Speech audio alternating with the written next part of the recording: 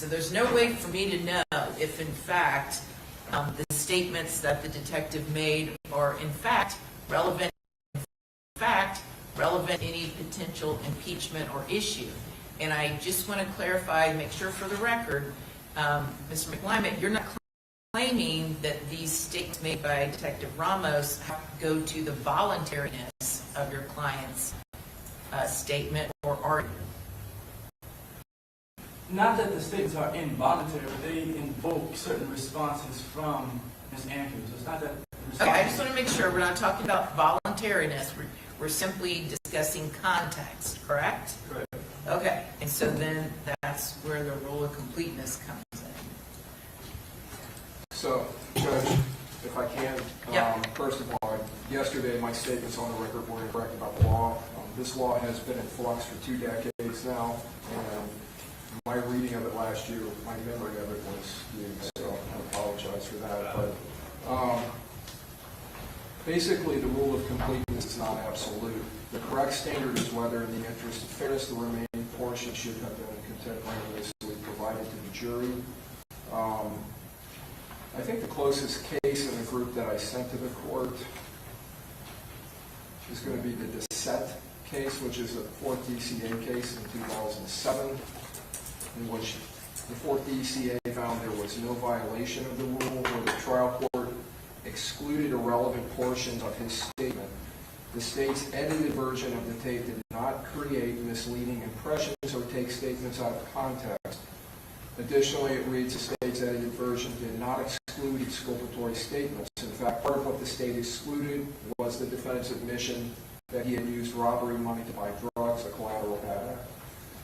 Similarly, in this case, Your Honor, the majority of what we're attempting to exclude are not the defendant's statements, but the detective's statements to her about completely irrelevant matters that are not only irrelevant to this proceeding, but would be misleading and confusing to the jury. Specifically, he is telling her, you are going to receive a life sentence if you don't tell us what happened, if you don't give us your version, if you were dragged into this gangland war by Mr. Chance or others, you need to tell us now. You're looking at life. And he doesn't just tell her you're looking at life. He fleshes it out in long narratives where he talks about the implications of life. Her life in the prison, that it's going to be her nursing home, that she's going to be woke up every morning and told what to do, what to eat, where to go.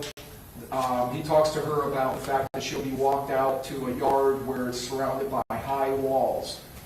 Then he proceeds to tell her all of the things that she will miss. She'll miss Thanksgiving dinner with her parents. She'll miss all the things that other people have in their lives, while the co-defendants may be out running around living the high life. His statements about the life sentence, number one, not only is that irrelevant, it's misleading to the jury and confusing to them because it's not something for their consideration. In fact, as the court's well aware in your instructions to them, you're going to tell them they cannot consider any potential sentence. And also, as the court's aware, normally jurors never know what the potential sentence is in a case like this. Excuse me, counsel, I would like to finish my argument. Okay, please step out, detective.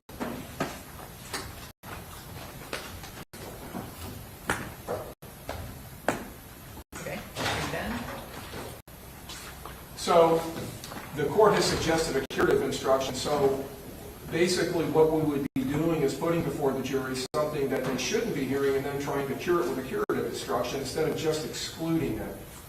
What her potential sentence is and what the ramifications of that potential sentence are irrelevant to these proceedings. Counsel said they put into context the defendant's statements.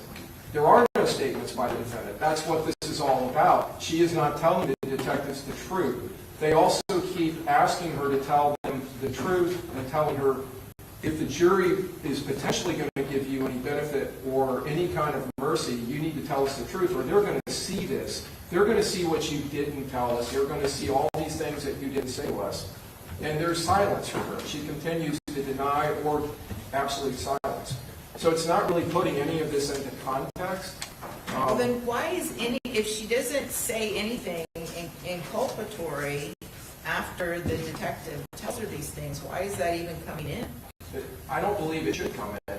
She does make statements, and they are obvious lies, and I think that's Is that relevant to go before the Detective Ramos makes those representations? Yes, I think the majority of her statements are made before he starts encouraging her to tell them what happened, to tell them the truth. I'd have to defer to Ms. Doherty. I don't know the statement as well as she does, but are there statements that, does she continue to lie after that? Judge, there are denials throughout, but I had originally proposed ending it a little bit earlier when she first says that she is done, which puts it, almost chops it in half, but there were still statements prior to that, but I think defense counsel wanted it all in until the very last point where she says she wants an attorney. But this is what I understand. So that only comes in, because these are all hearsay statements by the detective, okay? So anything that she says after that, what is the relevance and why is it admissible? Because if she's not making admissions, then it's hearsay. Anything she's saying is hearsay.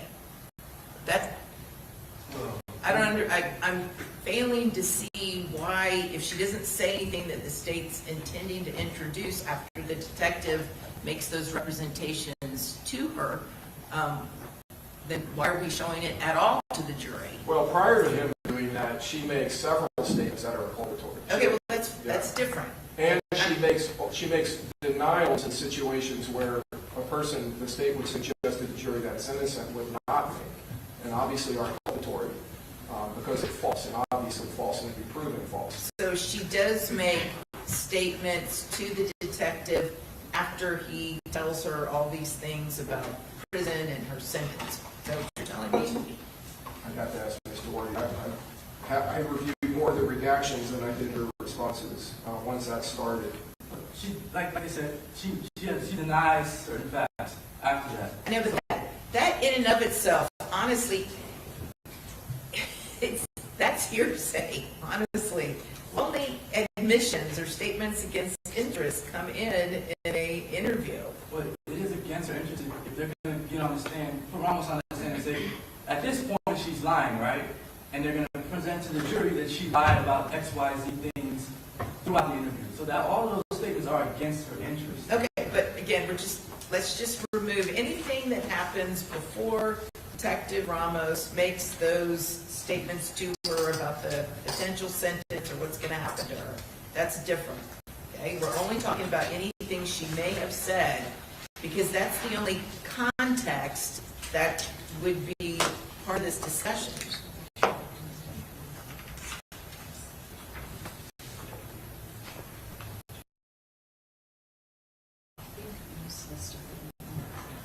She's saying that she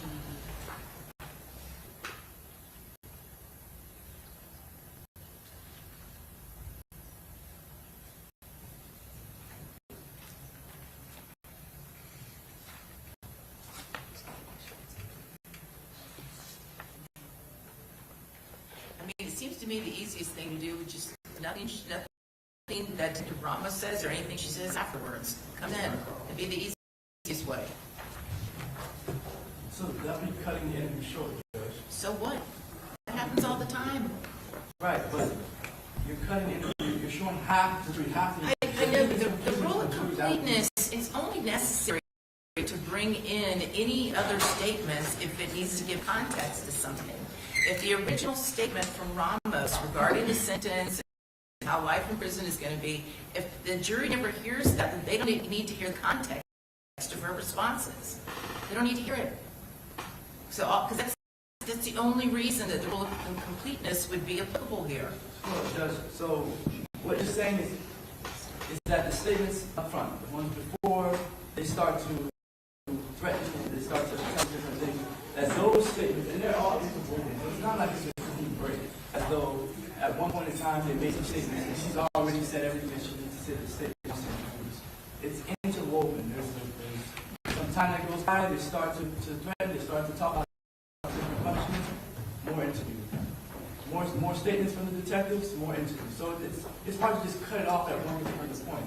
Like you said, if this was an issue that the state saw, this is a motion that the state should have filed prior to the trial. We filed our motion to suppress last year's December on this issue, and I was under the understanding that at 1:22, that's when the interrogation cuts off, because that is when she invokes.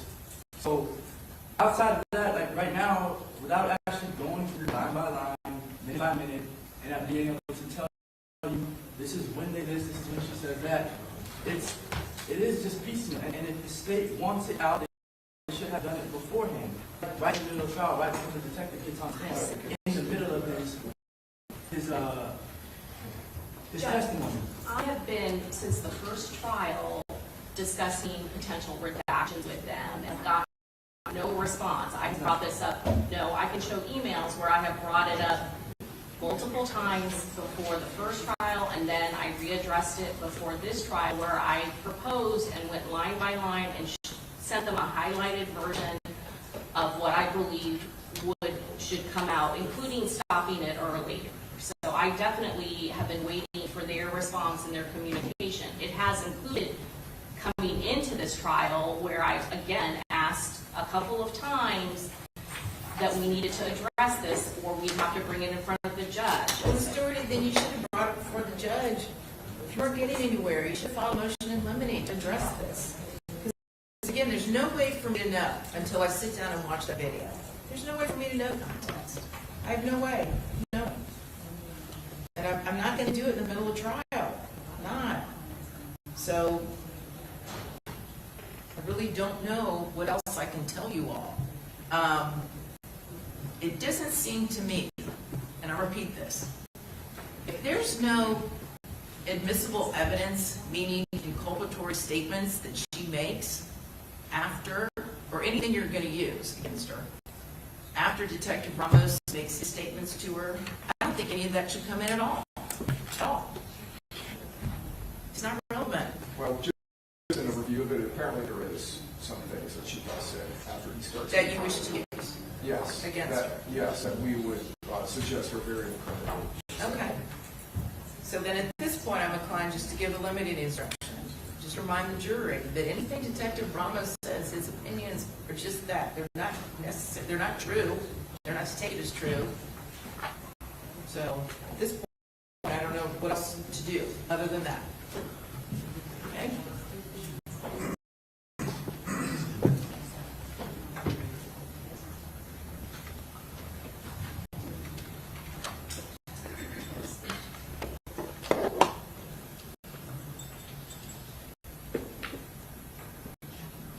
Just while we're talking about it, assuming that it comes in, I give the limiting instruction. I don't want anybody getting up in front of this jury and in cross-examination or closing argument or direct or whatever it may be, and ask a witness or have the defendant testify, and are you in fact facing life in prison? No one's going to ask that question or testify to that. The only reason this is coming in is to purportedly show the context of Ms. Andrews' responses, and that's the only way it can be argued in front of the jury. And just to be clear, I do not intend to ask Detective Ramos a question that would give the jury the impression that what he's saying or what Detective Cameron is saying is true, that she's actually going to face life in prison. Okay. But the statements that he makes, not just the life in prison, some of these other statements, I should have the ability to cross-examine him on the effect that would have had on Ms. Andrews at the time. Well, he can't testify to what's in her state of mind. You can question him about what he said to her. He can't guess what effect that had on her. So it's not just the effect it had on her. It also goes to our ability to cross the wide latitude that we do have to cross on motive, bias, and credibility of any witness, especially of the detective in this case. Well, we'll just have to play it question by question, okay? Okay. Your Honor, unfortunately, there is one other matter. Late last night, I became aware of the fact that several defense witnesses have been communicating with each other and watching the trial after the rule was invoked by the defense. So I am requesting of this court, or at least notifying this court that that's occurring, and requesting the witnesses be ordered again to stop communicating with each other and stop watching this televised broadcast. Could you say which witnesses are referring to? Ms. Enright, Ms. Lyle and Ms. Gathright or Nevega. We're not calling the big effort. Okay, well, Ms. Enright and Ms. Lyle have been communicating with each other, have been communicating with the co-defendant, giving daily updates up to yesterday as to what's happening in this trial, and speaking about their meeting together via Zoom, whether that's the truth or not, with the defense attorneys this weekend at the same time. So I'm not sure if that's accurate, but of course, if they are going to be testifying, I would like now for them to be instructed again to not be watching the trial if it's being broadcast. I'd like to address it. I just want to parse that out, because I want to make sure that we're saying it's accurate. You're saying that somebody spoke to a co-defendant. Which co-defendant are you referring to? Sean Gathright. All right, so I have no control over whether they speak to Sean Gaffney. I can tell them not to do that, but I have no control over that. And I did not know that was happening. You also said that there was a Zoom. You're talking about this coming weekend or the one before? This past weekend, they indicated that they were meeting with you, your office, the defense, about their testimony for witness preps together on Zoom. What I'm asking is, who is it? Who was meeting with us this weekend? I presume the callers, or at least the person on the other end of the phone. So Mrs. Enright and Miss Lyle, the co-defendant's mother, who were listed. All right, so I don't recall meeting with them, but if I did, there is no problem with us preparing our witnesses for trial the same way that the state prepares their witnesses for trial. The same way that the state talks to their witnesses outside, whether they're grouped together, whether they're separate. They spoke to witnesses. We speak to witnesses before trial. The court will give an instruction, a jury instruction at the end of the trial, which says that it is not proper for the attorneys to talk to the witnesses. Well, So- that is true. It's improper for them to be prepped together on what their testimony is going to be, and it's improper that the defense invoked the rule of sequestration and that those witnesses have been watching the trial ever since. So as we stepped out to instruct our witnesses, I'm just asking that the same be done and that the state be permitted to cross on that issue, which is not outside of the scope of relevant material cross-examination. Did you prep the witnesses together? No. And the only thing I would agree with is, of course, once the rule is invoked, they should not be, I guess, paying attention to the trial, watching the trial. But I have no control of that. I know. I know you don't. I'm assuming you told them, right? The rules of sequestration have been invoked. I know particularly, I told Sean Gaffney's mother. So I tell you what, before these witnesses testify, I will allow, out of the presence of the jury, state you can question them on exactly what their knowledge is, who they had conversations with, what the discussion was, and then that we will know. And then if you deem it necessary, you can use it in cross-examination. Yes, Your Honor. I would like the same opportunity for Detective Ramos. I want to know if he's watching a portion of the trial before he took the stand. Okay. Yeah, go Freeman, ask him. Are we ready to go otherwise? Yes, Your Honor. Okay. Oh, yes, and there's a, when Detective Ramos begins, I think we're getting into the testimony regarding the Uber driver. The first question I'll ask is we were talking about the Uber driver is what his name is, and we do not want that broadcast, and then I will just refer to him as the Uber driver. Okay, very good. Very good. The last thing I say is something we gotta be careful about phone numbers. So I'll tell you right now, there's been phone numbers that people have had to change. Well, listen, here's the thing. There are material facts in this case regarding phone numbers and emails and physical addresses, and this is a public court, and these are material facts, and they're part of the record. And I'm not going to put the burden on the media to scrub out every single phone number and every single email for particularly material facts. Now, someone like the Uber driver who's got no connection to this case, whatever, I'm comfortable with his identity not being disclosed. So, if they are individuals with addresses and emails and phone numbers that are of material relevance to this case, I'm not going to order that they be scrubbed. So there are people making threats to individuals whose phone numbers have been shown.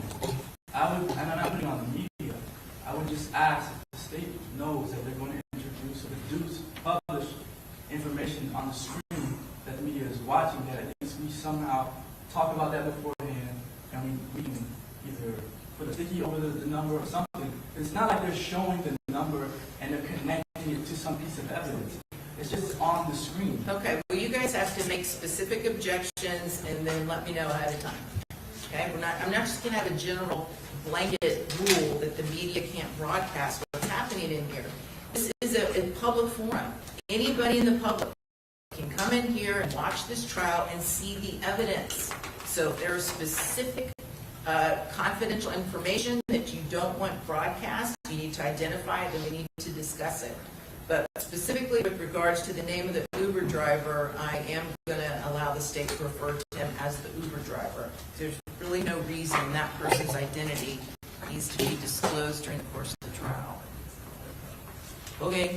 Judge, if I could ask, Detective Ramos is our last witness, and assuming we finish him in the next 2 hours, what is the defendant's lineup of witnesses so we know for preparation, since we've accommodated them throughout this trial with this? We don't have a problem doing that. I did that the other day. But you're saying your direct is getting 2 hours, or you're talking about? We still have probably a couple of hours, yes. So yeah, I mean, this afternoon, we have witnesses over here at 1. That is. So we have Joel Jordan, Jakayla, I'm not sure, Robinson, for sure, and Robert Howard. Tomorrow morning at 9 a.m. we have Thomas Pullen. I'm sorry, Thomas Pullen, our cell phone expert. Now, can I ask about Mr. Pullen? We were provided with cell phone tracking by him involving the defendant's phone. In deposition a couple of months ago, he told us that he's been asked to do the co-defendant's phones, and we've been asking for that all the way up to the day the trial started. Counsel's one response to Ms. Doherty was she was repeating herself and that it's not important to him, and if it gets excluded, it gets excluded. So I don't know at this point, are you using anything in addition to what we've been provided? If so, I'd like to have it for cross-examination. It's not one response. It was several emails back and forth, and Ms. Doherty and I were on Zoom together discussing this issue, or on the phone, one or two. So that's a misrepresentation. In addition to that, there are maps that he said he would create for the other individuals, like timing maps, that show the trajectory of where they were at certain particular points in time during the course of this conspiracy. He didn't create the maps, and so we're not using the maps. So whatever he's testifying to comes from the evidence, comes from the cell phone extraction. I know, but if it's an expert opinion, specifically, is he going to testify to anything regarding the cell phones of the co-defendants?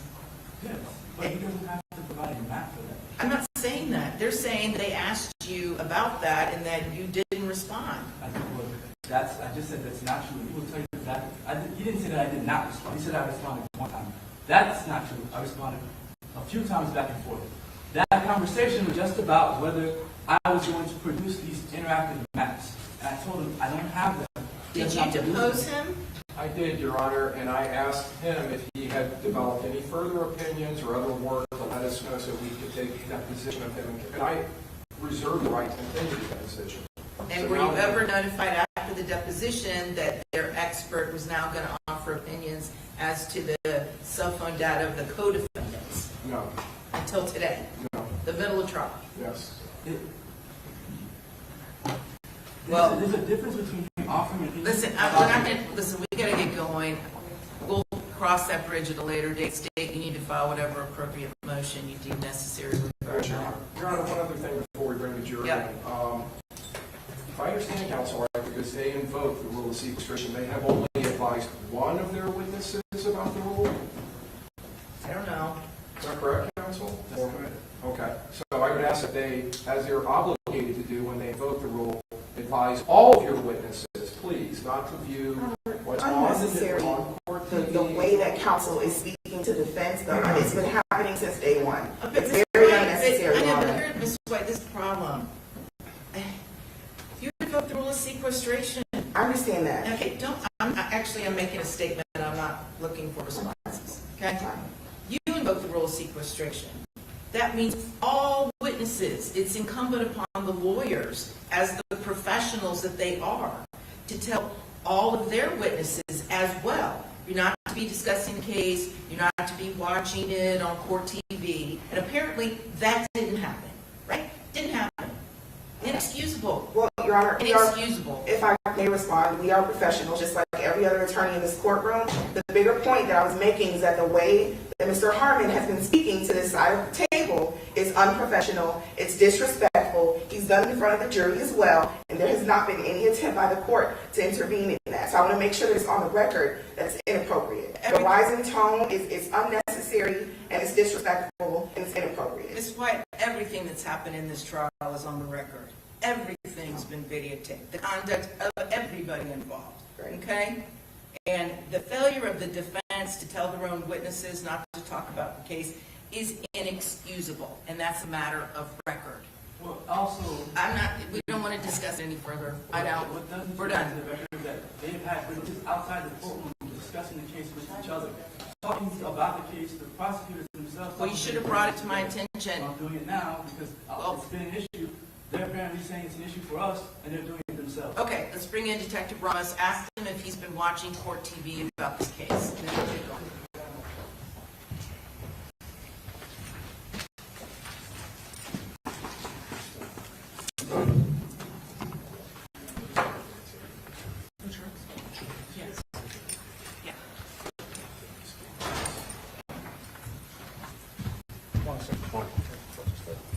Hello, good morning, Detective. You remain under oath, so there was an issue that was raised or an allegation that you've been watching this trial on court TV. Is that accurate? No. Okay. Any questions? But I didn't allege that. I just want to ask a question. Yeah, you did allege it. Oh, so, wait. So you told me that you believed you've been watching this on court TV, and now you're backtracking and saying, well, I didn't make the allegation. I Pardon did me? not say that I believe he's watching it. I don't know what he does in his spare time. Okay. They brought up the issue. I said I would like the opportunity to ask Detective Ramos the same question. I didn't allege that he was doing anything. Okay, so you said no. Any questions? I mean, you've asked the question. I was going to ask the question, but he said no, that's it. I mean, it's, Okay, very good. Let's go. All right.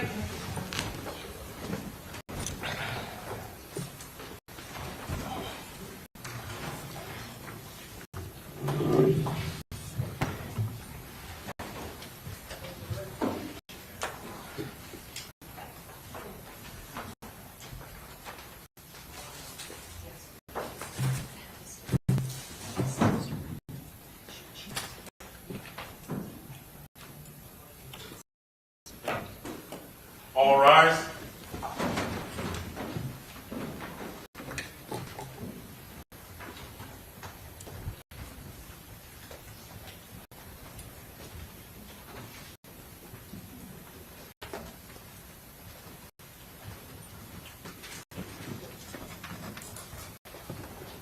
All jurors are in. All right, very good. Welcome back, members of the jury. We are ready to proceed. May continue. Thank you, Judge.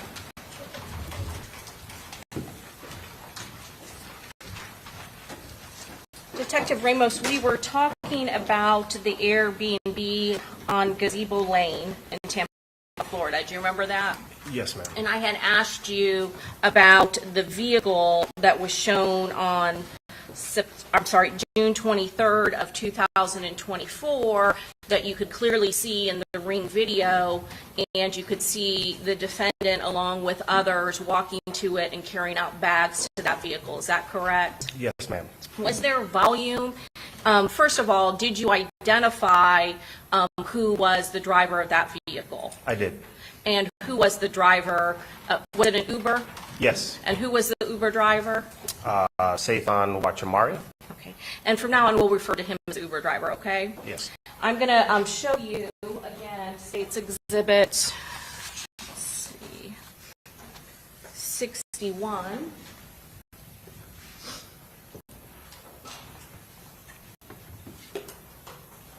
Was there volume on that Airbnb video? Yes, ma'am.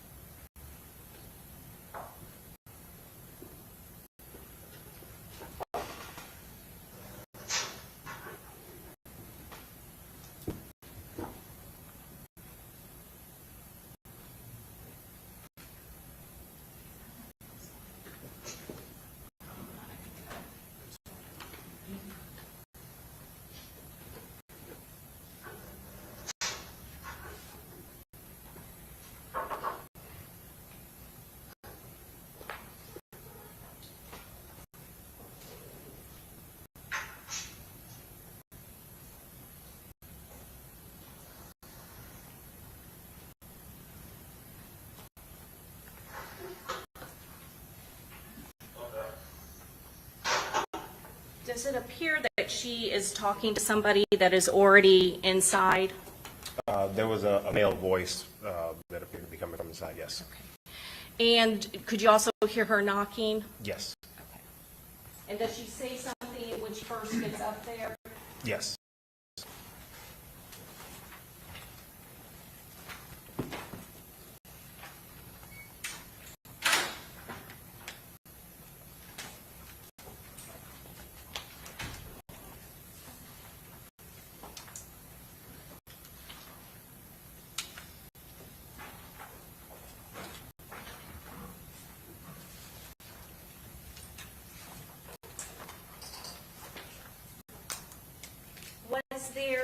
During the course of your investigation, did you come to learn that there was a locking mechanism with the Airbnb? Yes. And was there a code that was provided to the Airbnb user that they could use to access that door? Correct. And again, did you interview the Airbnb owner, Anthony Alava? I did. Okay. And did he provide that information to you? Yes. During the course of your investigation, did you have assistance with other detectives that helped to gather information early on when you were investigating this case? Yes. Was there a locking log that was provided to you by Mr. Alava? The locking log was sent to another detective and then forwarded to me. Originally, I missed that log. When did you finally receive a copy of the locking log? Approximately a month or two ago.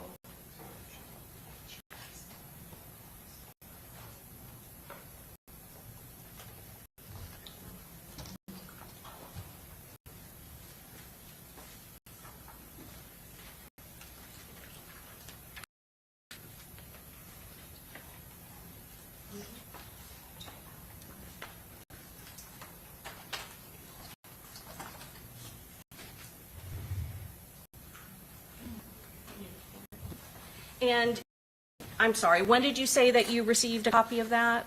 I can't recall, but it was within the last few months. It was more recent. It wasn't at the time of the original investigation in July of 2024. So you did not have the benefit of that when you first were analyzing this video? No. Okay. And at some point, you said that you had seen a vehicle pull up. Is that correct? Correct. Did you hear anything that was being said to that person in the vehicle? Yes, I heard what I understood to be the phrase, are you Nick? And then, do you have bags? Something along those lines. It was chatter that made me believe that that vehicle and that person at the driver's seat was an Uber driver or a hired driver.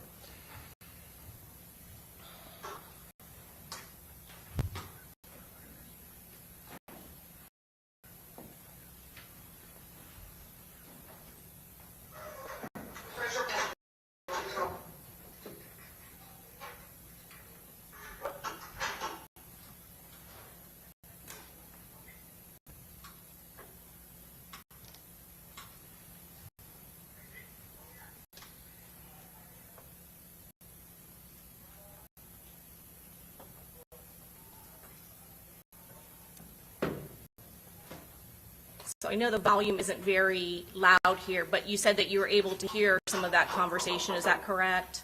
Yes, when co-defendant Isaiah Chance walks up to the driver door and he has it cracked open, there is some chatter. You kind of listen closely, but that's what I made out of the chatter.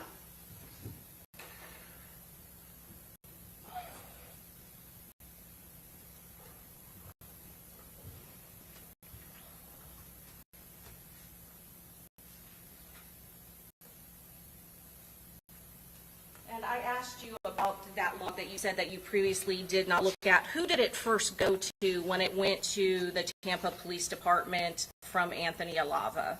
I believe Anthony Alava sent an email to Detective Nick McGill and my Sergeant Rachel Tolnick.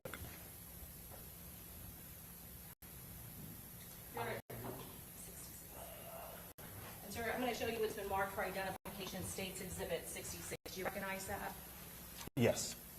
And is that please look at all the pages, is that the copy of the lock log that was provided to you by Mr. Alava? In that email, correct. At this time, we'd introduce into evidence States Exhibit 66. Any objection? Permitted.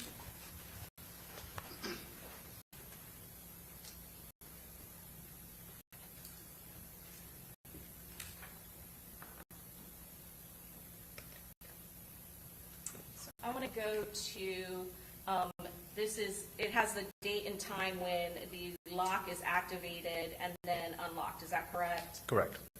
And so let's go to June 22nd of 2024. Let's make sure that's right. When is it first shown as being locked by a thumb turn? The first time it shows locked by a thumb turn is 7:55 p.m. And does this show whether or not it is by somebody unlocking the thumb turn, as opposed to when somebody is putting in a code? There is a differentiation between code and locking, yes. And so the first one is 7:59, is that correct? 7:55. And then what is the, I'm sorry, we're going down here, is that correct? Yes, correct. That, And- it works up. Works from reverse, is that correct? Yes. So when is the first entry of when it, for June 22nd of 2024, when it is unlocked?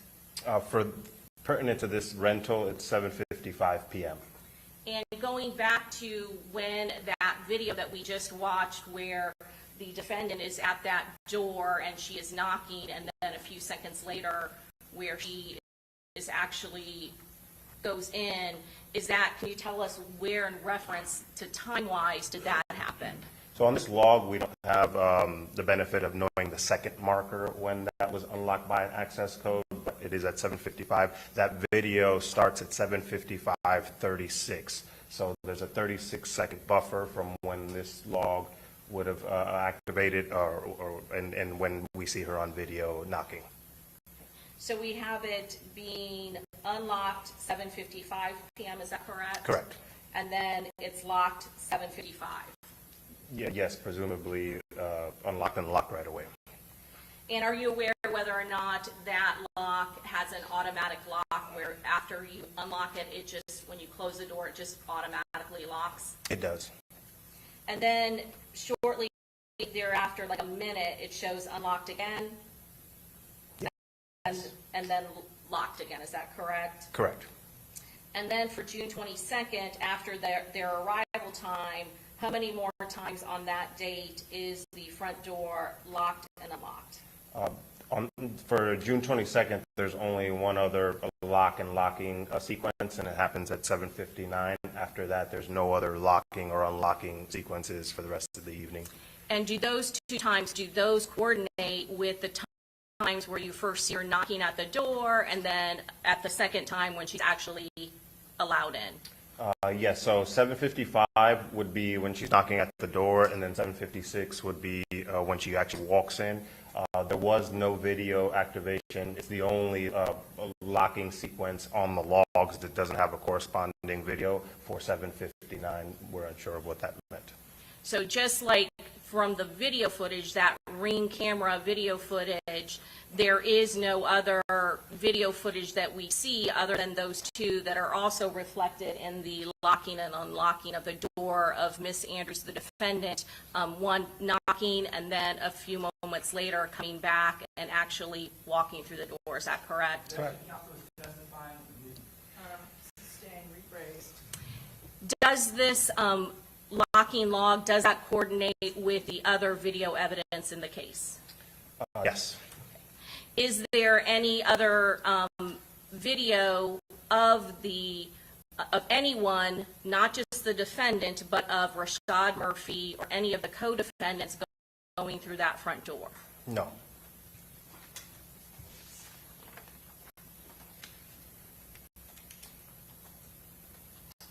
And then I'm going to show you June 23rd, is that correct? Correct. And again, is it working reverse all the way up? Yes, so you start from the bottom at 2:09 p.m. is the first activation on the 23rd. Okay, and here actually, let me go all the way until we hit the June 22nd again. Starting at down here, the earliest time, what time is it and what does it reflect? 11:01 a.m., and it reflects access code added by Leanne Cox. Which is different than unlock by thumb turn, is that correct? Correct.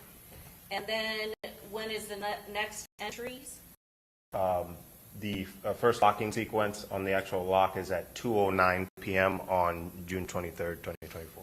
And what is designated, what type of, is it unlocked or access code?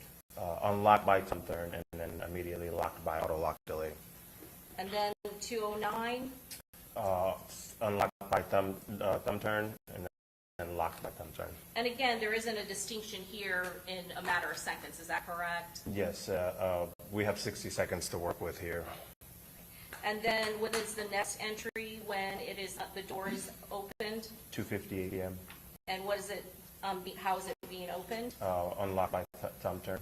Okay. And then what about up here? 2:58 p.m. again.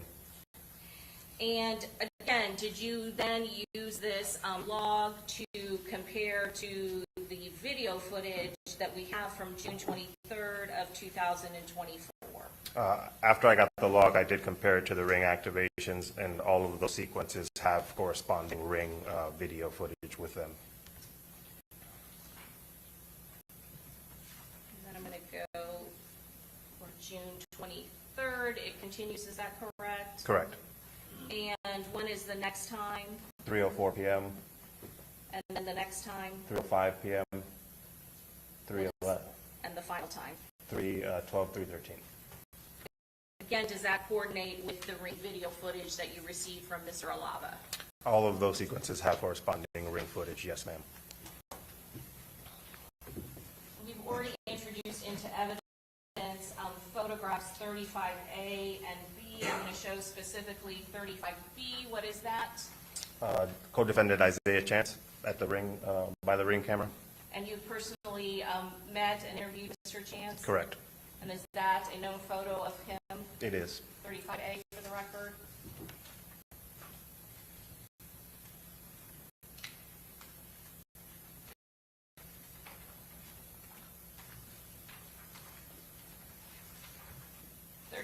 B, what is that? Co-defendant Sean Gaithright, as captured by the ring camera. Still from that ring photo? Yes. Ring video footage? 36A, no photograph of him? A prior booking photograph for co-defendant Sean Gaithright, yes. And he was interviewed by other members of the Tampa Police Department? Correct.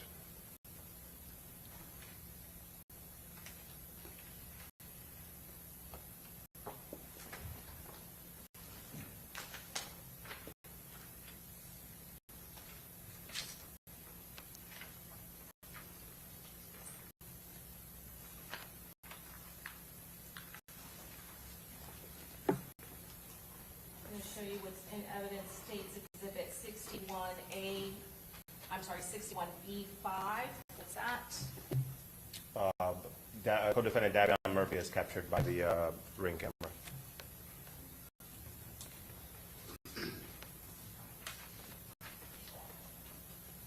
I'll show you 61B1. And who is that? Defendant Alicia Andrews is captured by the ring camera. I think I asked you yesterday, who was the only defendant who was not captured on the ring video footage in Tampa?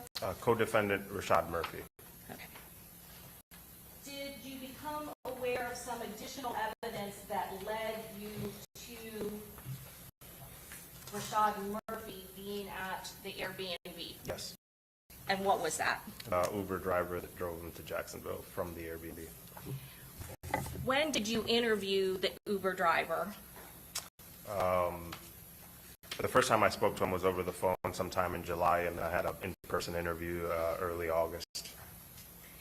Did you get some evidence from the Uber driver? Did he actually provide you with the route that he had taken? Yes. The first time we spoke over the phone, he sent me a screenshot of how the ride would appear on his app, which has a kind of a map view and then a total of how much was paid for the ride. And then I subpoenaed Uber Uber for the rest of the details. And you said the first interview that you had of the Uber driver was through the phone, is that correct? Correct. And did you send him on the phone? Yes, I sent him photographs from Sean Gaithwright's residential cameras. It showed 3 of the defendants arriving there in Jacksonville, and asked him if these were the same 3 people that he picked up at the Airbnb in Tampa. Did you also send him a photograph of him at the Airbnb? Yes. And did he confirm that that indeed was him? Yes. I'm going to show you what's already been introduced into evidence, States Exhibit 92A. Is this a screenshot from the video cameras that are at Sean Gaithwright's home in Jacksonville, Florida? Yes. And is this a copy of a screenshot that you sent him? Yes. And you did that initially on the phone, is that correct? Initially on the phone, yes. And when was your initial phone interview with the Uber driver? I can't recall the exact date, but it was sometime in July 2024. Okay. And then did you also meet with him in person so that you could have him sign and date other still images that you received from that video footage at Sean Gaithwright's home? Yes. And when was the time frame of the video footage that you collected from Sean Gaithwright's home on June 23rd of 2024? I'm sorry, when the video is recording that specific image? Yes, that these still shots were created from. Yes, so that footage is from approximately 6 p.m. to 7 p.m. on June 23rd, 2024. And the Uber driver, when he sent you the documentation of the Uber trip, did it show the path that they had taken from the Airbnb here in Tampa to the residence of Sean Gaithwright in Jacksonville? Yes, it did. I'm going to show you what's been marked for identification, States Exhibit 92B through C, and also 70A through K.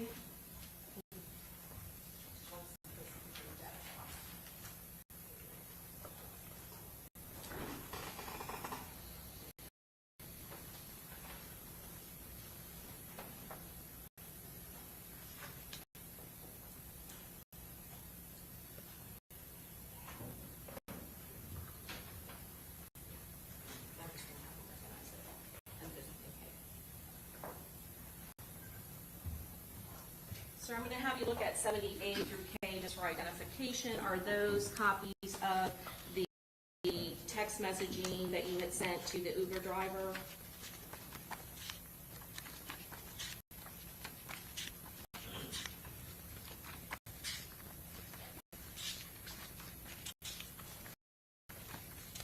Yes.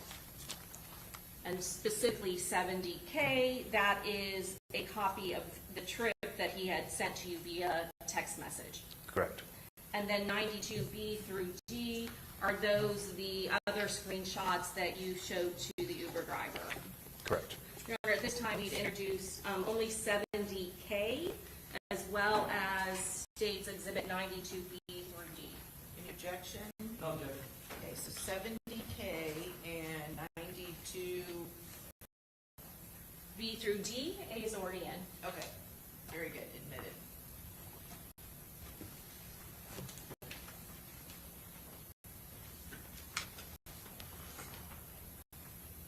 Detective, what is in 92B? This is a printout of footage from Sean Gaithwright's house from June 23rd upon arrival, and it was signed by the Uber driver and dated when we met in person, just as an acknowledgement that what he told me. Okay. And how many people did the Uber driver give a ride to? He said he picked up 3 people at the Airbnb in Tampa.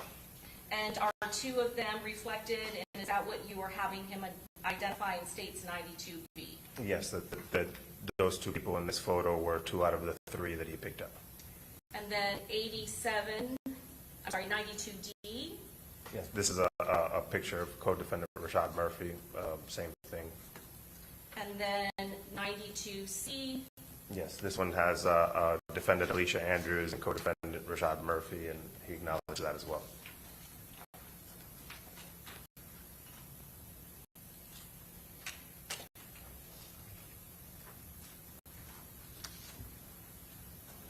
then 70K, Yeah, this was a screenshot from his Uber app that he sent me, confirming the details of that ride.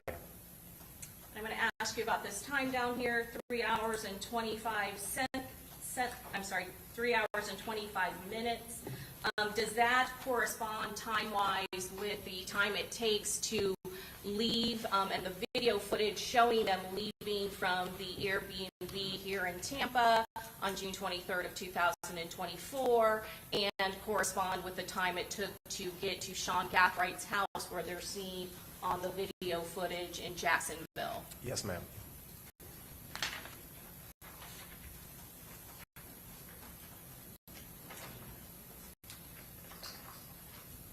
I'm going to show you it's already into evidence, States Exhibit 37A. Who is that? Co-defendant Rashad Murphy. And 37B, what two photographs are contained in 37B?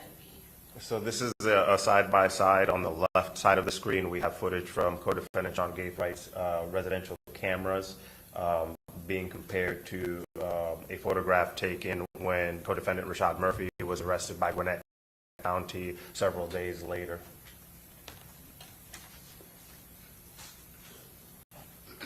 And did you obtain a search warrant to get the security video footage from Sean Gathwright's home in Jacksonville, Florida? Yes, I did. When did you get that search warrant? I have to look at the report for the exact Would date. that help refresh your recollection? Yes, please. July 8th, 2024.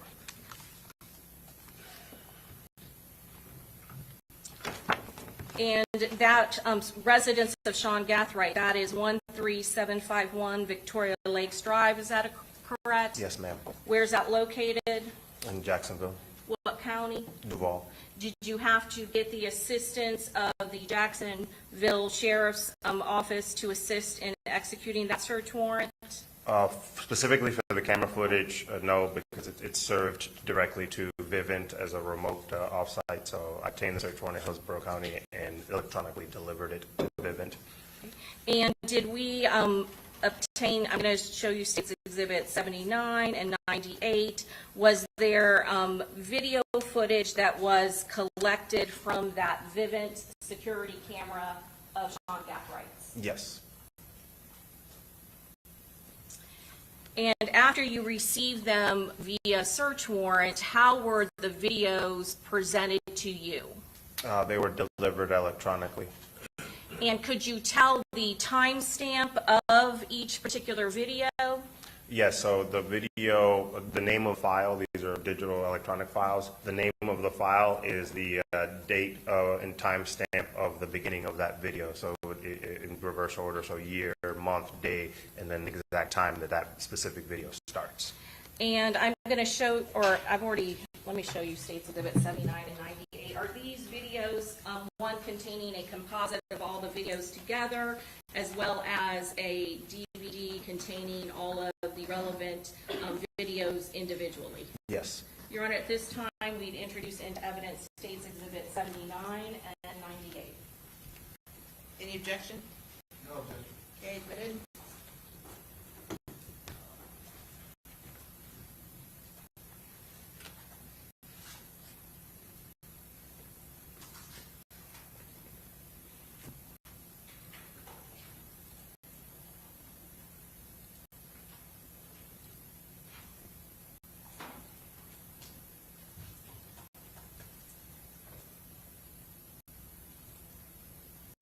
Before I ask you some questions, were there two time periods that you were able to locate on this video footage of Sean Gathwright's residence that were pertinent to this investigation? Yes. What was the first time period that you looked at? I looked at footage from when, before the group came down from Jacksonville in the afternoon hours of Saturday the 22nd, and then the second time period was their arrival when they got back from Tampa in the late afternoon of Sunday the 23rd. What was the date of when you first were looking at? What was the date you were looking at? It's Saturday the 22nd. That's the Saturday before the victim was killed, is that correct? Yes, And then the second date that you were looking at, Sunday the 23rd. and that is when they are being dropped off by the Uber driver? Correct.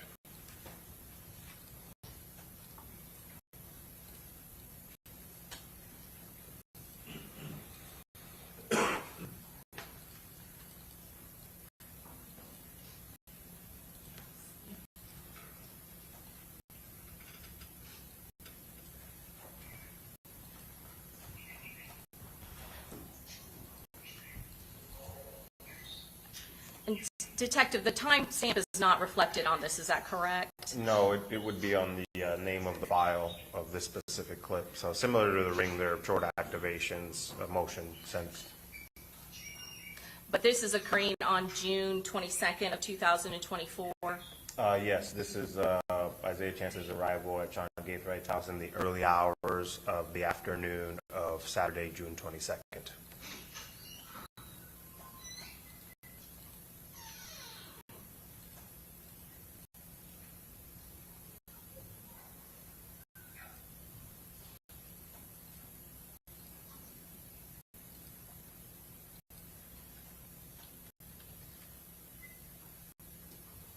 This a different camera view? Yes, Still on June 22nd of 2024? correct. And each of these small video clips, was the name of the file of the video clip, did it include the date and time of the video itself? Yes. And approximately what is the time range when we're looking at him at Sean Gaithwright's house on June 22nd of 2024? Approximately 2 p.m. On the 22nd.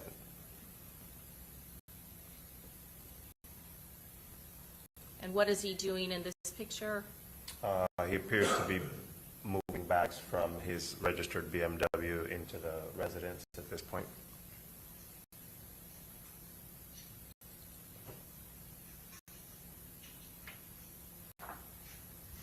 Again, same time period, but showing a different angle camera, is that correct? Correct.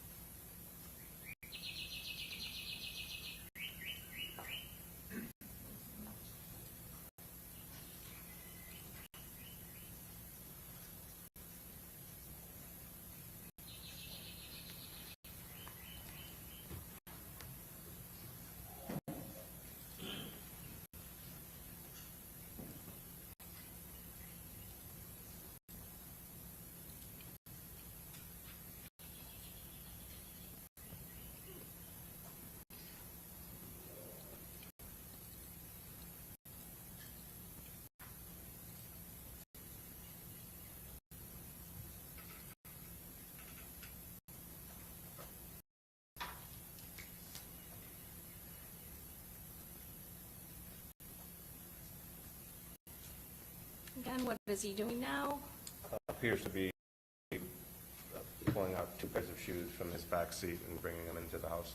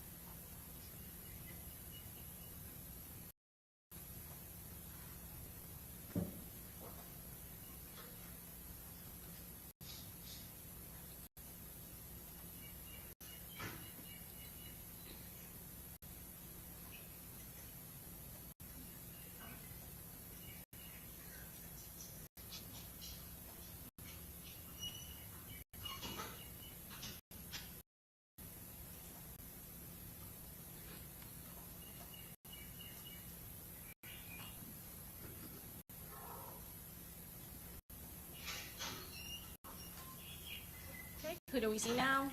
Co-defendant Sean Gaithright stepping out of his front door.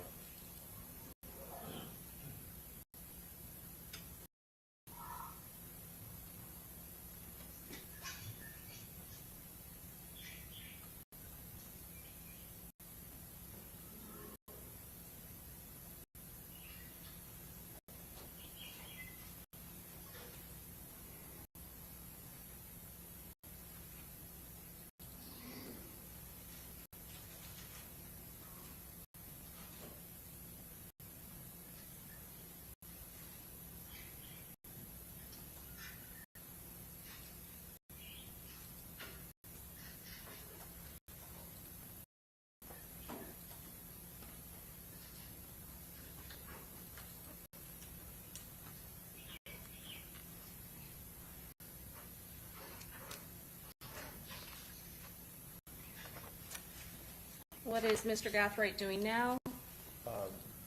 He's removing items from his trunk, bringing them inside. And what trunk is he removing it from? This is the suspect black Chevy Impala that was used in this homicide.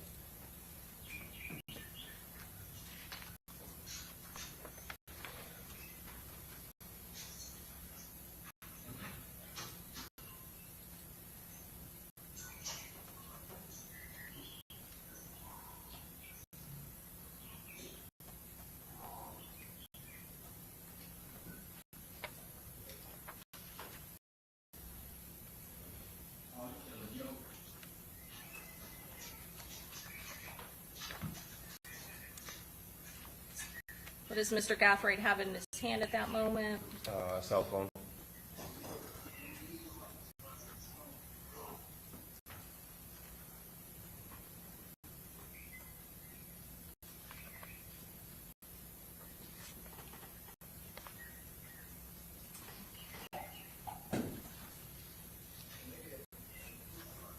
Again, reviewing Mr. Gathright's cell phone data and cell site information, did his cell site information put him at his house during this time period? Correct.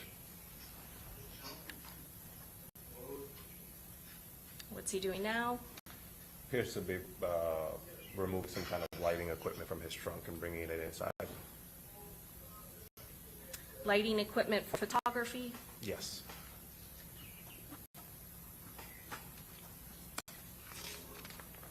So that is not in his vehicle.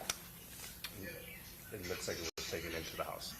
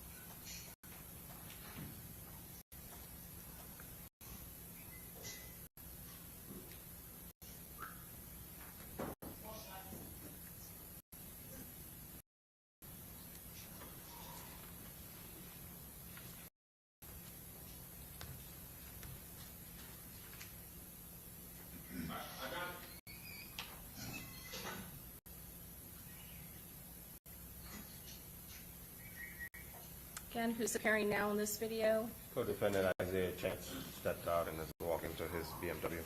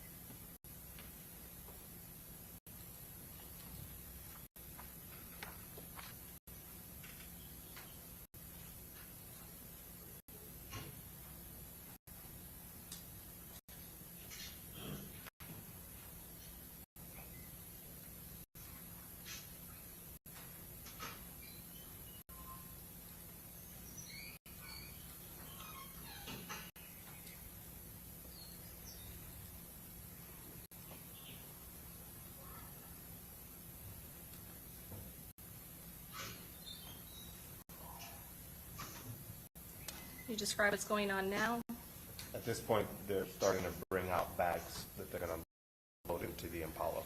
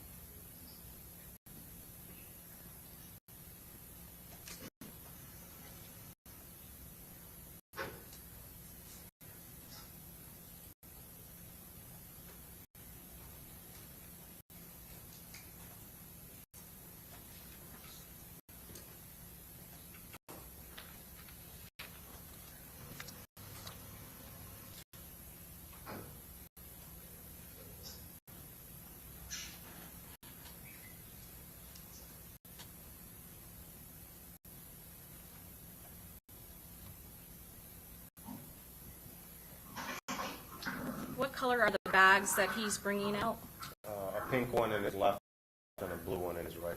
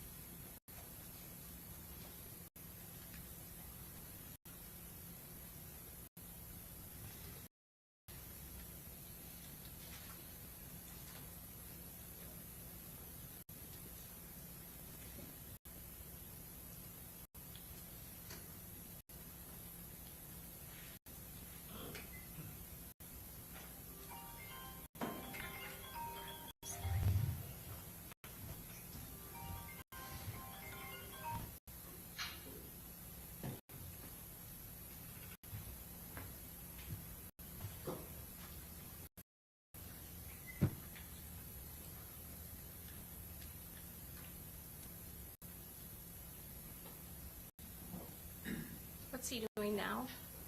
Opening up the front passenger door of his BMW. BMW carrying a blanket.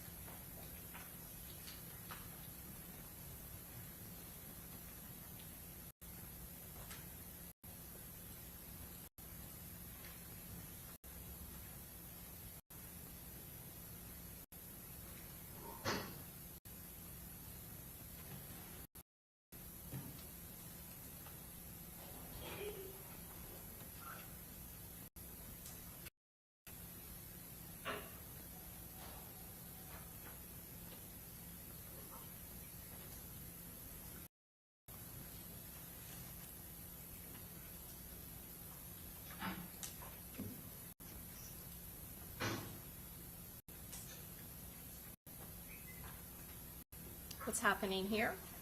At this point, co-defendant Isaiah Chance leaves to go pick up defendant Alicia Andrews.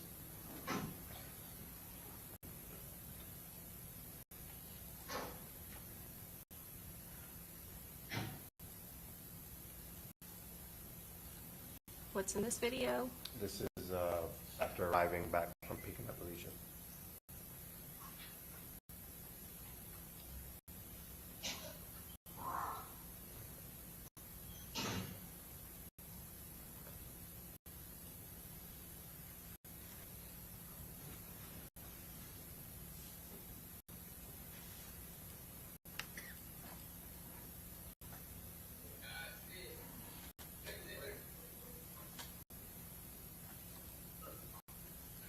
What's going on now?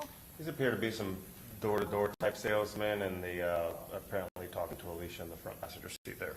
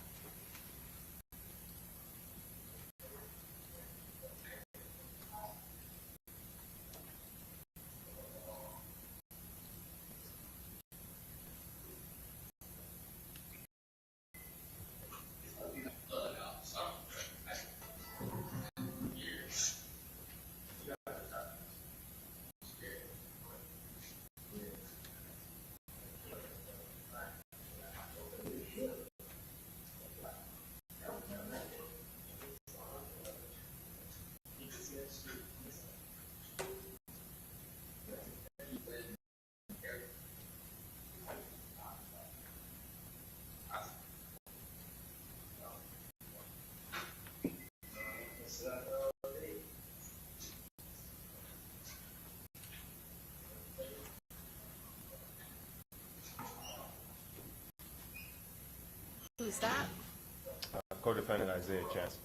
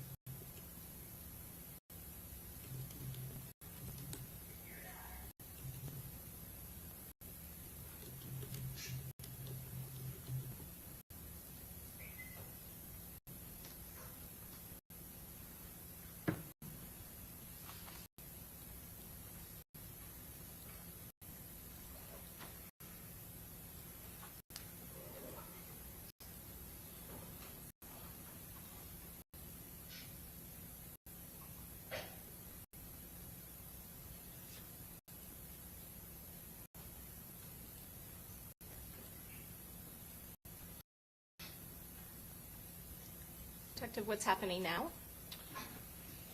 Sean Gaithwaite and the Apollo had left for a little while. He's returning now, and defendant Alicia Andrews is coming out of the front passenger seat of Isaiah Chance's BMW, and Isaiah Chance is coming out of the rear passenger side of his vehicle.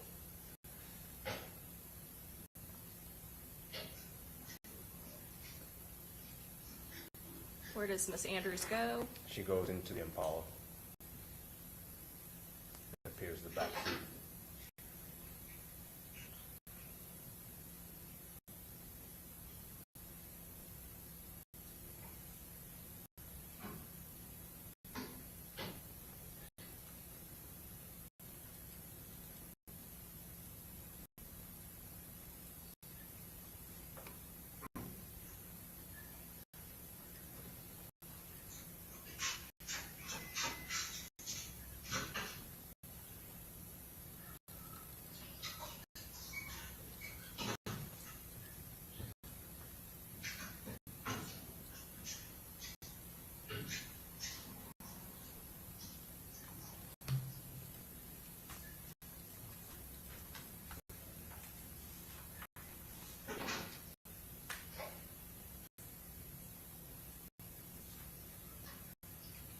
Okay, if we now jump to the next day, June 23rd of 2024, Yes.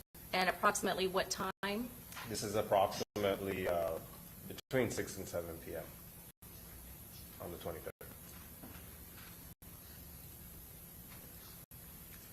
And is this the first time you are now seeing Rashad Murphy on video footage? Correct. Does he come out of that Uber driver's vehicle? Yes.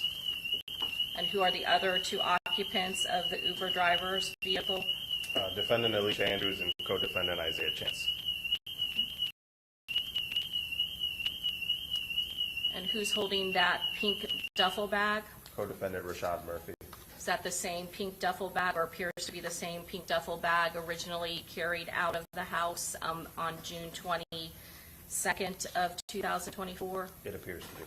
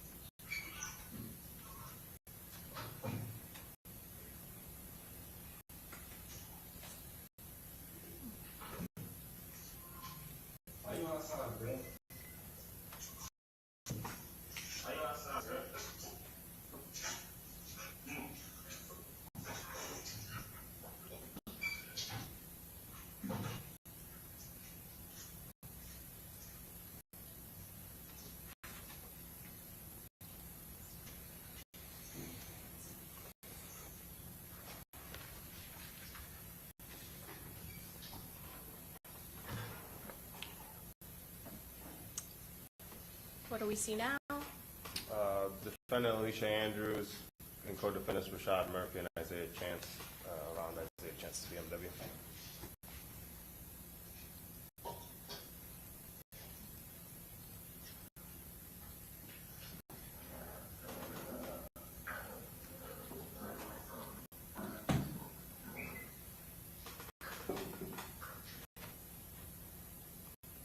And what happens to that pink bag? It goes back to Sean Gatebright's house. Does that appear to be the same pink bag that Alicia Andrews unloads from the Airbnb into the Uber? It does appear to be, yes.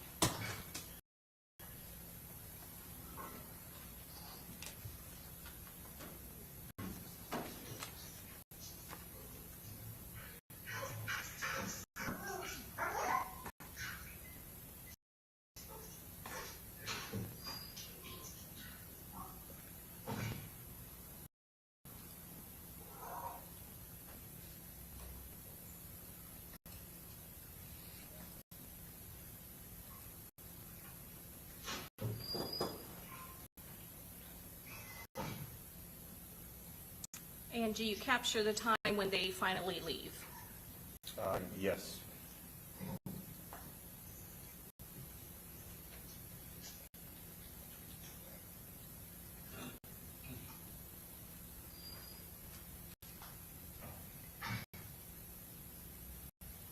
This time, who is in Isaiah Chance's BMW?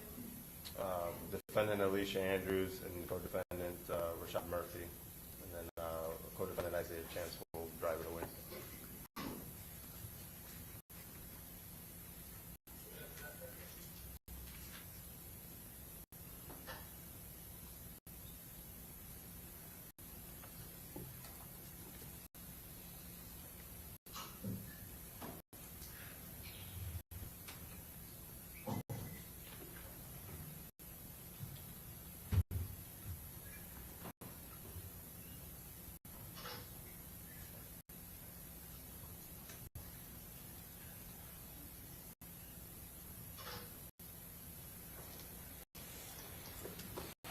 Was there video footage that was also recovered that showed Isaiah Chance later returning back to Mr. Gathrights' house? I believe so, yes. And I'll show you.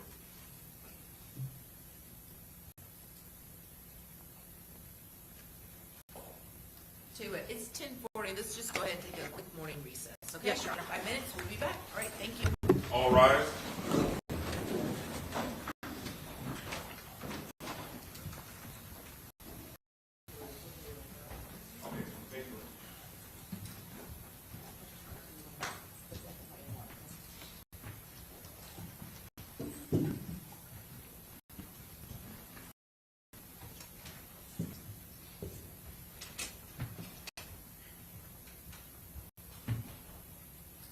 Okay, All we'll be good. back in 5.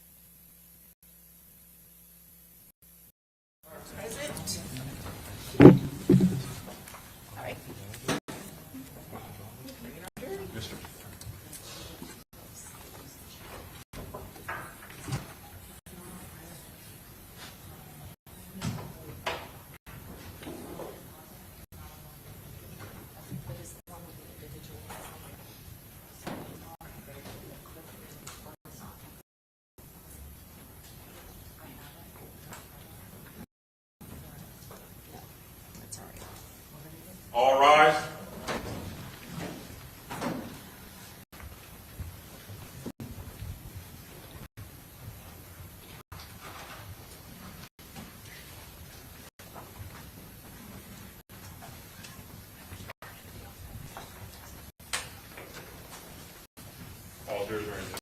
All right, thank you. Welcome back, and everyone have a seat, and you may continue.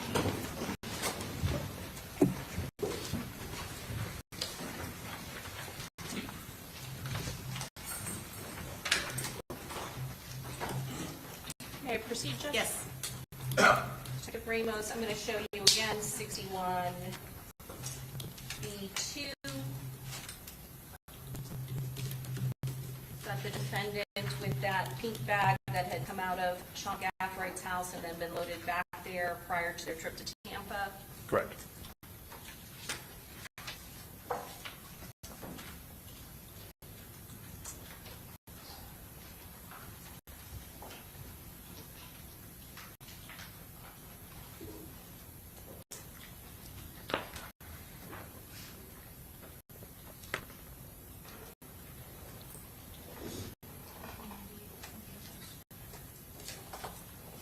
I'm going to show you State's Exhibit 98.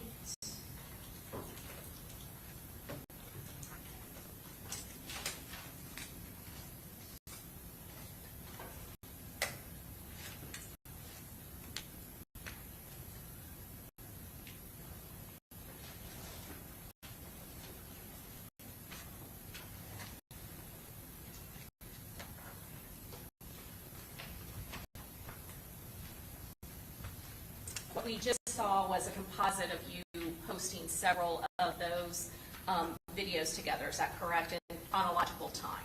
Correct. I want you to look at the screen. I know it's pretty tiny, but is this the way, the format, all of those independent video clips came? Correct. And then if you look at, we'll start at the top one, can you kind of go through and explain how that timestamp works? Yes, so the file name includes the entire timestamp of when that video begins or that activation was received by the camera and it started recording. So at the very top, the first clip that we showed in the composite is Isaiah Chance arriving at 2024, June 22nd at 12:28:32. So that has the year, month, day, the hour, minute, and second. And you got both the 22nd and the 23rd, is that correct? Correct.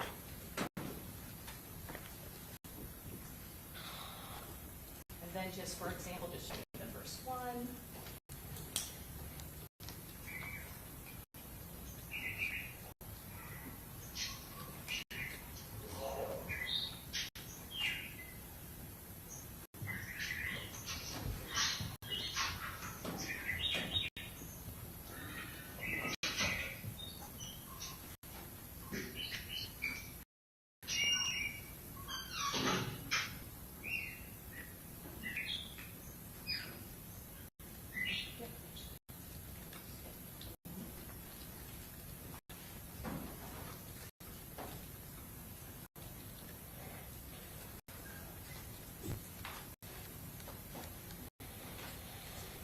I'm going to show you what's already in evidence, States 76B.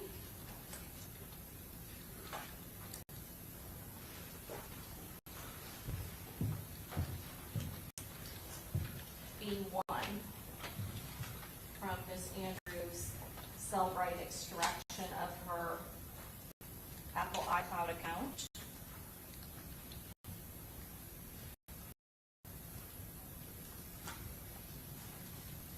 Did you recognize this messaging? Yes, I do. And it is from Ms. Adore, is that correct? Correct. Okay, is that one of Ms. Andrews, one of her usernames? Yes. Okay, and it's to a person named Kiera Marie, is that correct? Correct. Are you familiar with Ms. Marie based on your investigation in this case? Just what I was told to by the defendant. You had previously interviewed the defendant, is that correct? Correct. And can you give us the date and time when this messaging is coming from Alicia Andrews, the defendant in this case? It's June 21st, 2024 at 10:52 p.m. Okay, and what is she messaging this person that goes by Kiera Marie? Hey, could I book for a B&B in Tampa? And then what is the response? Hey, what dates you need? Then what does the defendant message? Tomorrow, but what date do you have available? Going to page 2 of State's Exhibit 76B2. What is the next response from Kira Marie? How many bedrooms do you need? It's at the I'm top. sorry. Yep. How many bedrooms, question mark? And what is the defendant's response? Like 2. Okay. And of course, this is not in Eastern Standard Time, is this correct? Correct. This is in UTC time? Correct. So what would you have to do in order to make it Eastern Standard Time? Subtract 4, so the first message sent at 10:52 would actually have been sent at 6:52 in our time frame. Okay. And then what is the response from Kiera Marie? Hey, I only found tomorrow-Tuesday. And again, this now says it's going into 6/23 of 2024 at 12:13:41 UTC time. What is that in Eastern Standard Time? That would have been approximately 8 p.m. on the 22nd. They would have already been in Tampa. So I'm going to go back to the first page of this. When this message is sent, you said that you did the conversion. So this says 10:52 p.m. UTC time. What was it in Eastern Standard Time? 6:52:25 p.m. And this is coming from the defendant's Instagram. I'm not sorry, her iCloud account. Is that correct? The backlog for her phone. Yes. Was her actual phone that was used during this incident that is seen on video at the Airbnb in Tampa, was that ever recovered by law enforcement? No. Why not? She got rid of it. And when she did, Explain, go ahead, you predicate for how he knows that. was that a device that you were looking for in this particular investigation? Yes. Were you requesting the assistance of the Jacksonville Sheriff's Office to assist you with executing search warrants in this particular case? Correct. At some point, were you aware that her device had been located by the Jacksonville Sheriff's Office? Yes. Were you apprised of the circumstances of when that happened and where it happened? Yes. When did that happen? June 27th, 4 days after the murder. Okay.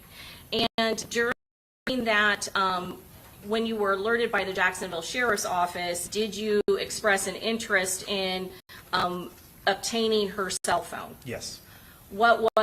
Did she have it at the time when they came into contact with her? She had a cell phone in her possession. And what was the circumstances of that cell phone when Jacksonville Sheriff's Office came in contact with her? The cell phone she had in possession on June 27th when JSO came in contact with her was a new cell phone. It was not the same device that sent these messages days prior. And when the Jacksonville Sheriff's Office came in contact, detectives that were assisting with you, did they say what in particular was happening with her new phone? That it had been updated, like set up brand new. And Renew my objection to speculation about the old phone being gotten rid of. Okay, so I'll sustain it as to that assertion that she got rid of it, okay? where was she at the time when she was located? Isaiah Chance's house. Was a search warrant executed on Isaiah Chance's house at that time? Yes. Was there a search warrant that was done independently for the Jacksonville Sheriff's Office? Yes. And was there a search warrant that was done for this investigation? Yes. During that search warrant, when Ms. Andrews was on premises, was there any other device that was located that belonged to her? No. In particular, on this time frame of June 21st of 2024, when this message was sent at 6:52:25 p.m., did I ask you to look at her cell site data and her timing advance data of her cell phone for her device to determine what her location was at that time? Yes. And what was her location at that time when it was sent? At 6:52 on Friday the 21st, she was approximately in the area of Interstate Center Drive and Clark Road. Yes, Interstate Center Drive and Clark Road in Jacksonville, Florida. And did I also ask you to, and is that located in Jacksonville, Florida? Correct. Duval County? Correct. Did I also ask you to take a look at Isaiah Chance's cell phone data, his cell site information for his device? Yes, Did you do that? I did. And where was his location when this Instagram, I'm sorry, I keep saying Instagram, when this message was sent from a device that had access to the defendant's Apple iCloud?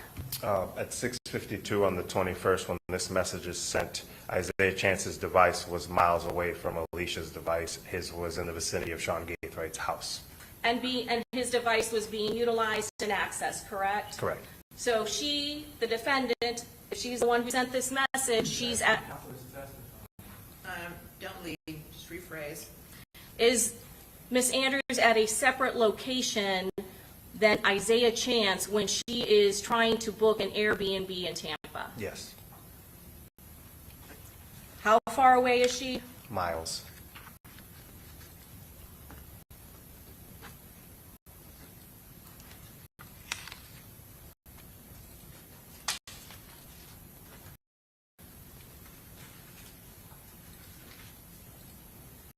I'm going to show you 110.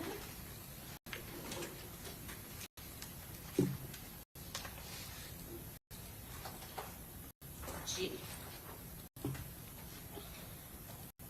This is from the extraction of the phone found in Rashad Murphy's possession. Do you recognize that, detective? Yes, And again, this is a message within the Airbnb application. Is that correct? App. correct. And did you know when this was sent to try to get the Airbnb, to actually book the Airbnb that was utilized in this case? Yes, When was it sent? 3:55 a.m. on Saturday, June 22nd, 2024. And did you have other evidence that when this Airbnb actually was confirmed? Yes, And when was that? around that same time. Was it within minutes of when this message was sent from Anthony Alava to Rashad Murphy? Correct. Did I also ask you to look at the cell site information for Rashad Murphy, the phone that was in his possession that is utilized both by him and Charmaine Steiger? Correct. And where was it, what vicinity was that cell phone in at the time when this message is happening to book the Airbnb here in Tampa? At the Murphy residence, near the Murphy residence, 301 Caravan Circle in Jacksonville, Florida. Is that located in Duval County? Yes.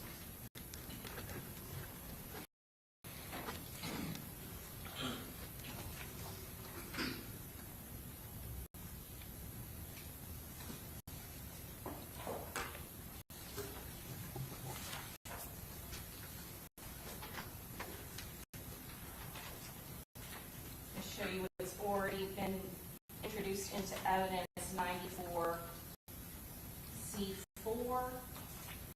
Did you also do a search warrant to access the Apple iCloud information of Sean Gathright? Yes. You are aware or familiar with the Cellbrite tool that allows you to look at what was contained on his Apple iCloud backup? Yes. Before I ask you directly about these questions, were you ever able to get the cell phone of Sean Gathright that he had in his possession and that he used during the perpetration of the crimes here in Tampa? No. Did Sean Gathright also have a new phone? Correct.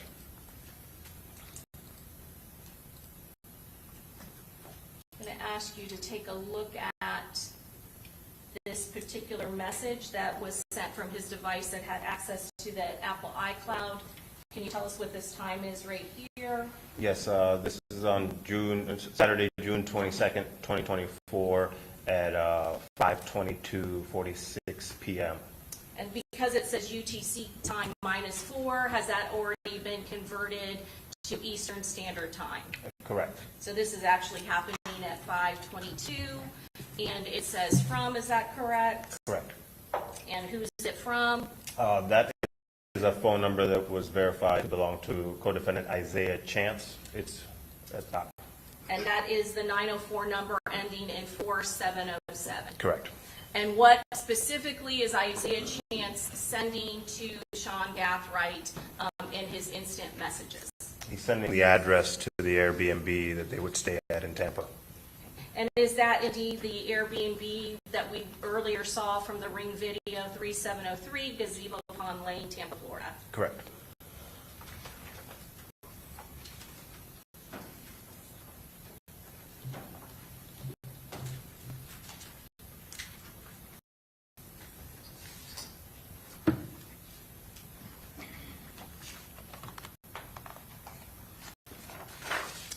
Now, we've talked about some of the cell phone already. Did you, during the course of your investigation, do subpoenas as well as search warrants to obtain the cell phone data from Alicia Andrews? Yes. Did you also do the same thing, obtain a search warrant as well as subpoena for the cell phone information from the cell phone provider for Isaiah Chance? Yes. Did you do the same thing for Sean Gathright? Yes. For Davian Murphy? Yes. What about Rashad Murphy? Did he have a phone other than that phone that was confiscated in Georgia, in Gwinnett County, that was in his physical possession? The investigation revealed that phone was left in Jacksonville during their trip down to Tampa. Could you find any other sort of phone that he may have utilized while he was down here? No. But did you look at the cell site data for that phone that was confiscated in Gwinnett County from Rashad Murphy? Yes. And based on the cell site data, was there any sort of information showing that that phone traveled to Tampa? No, it did not.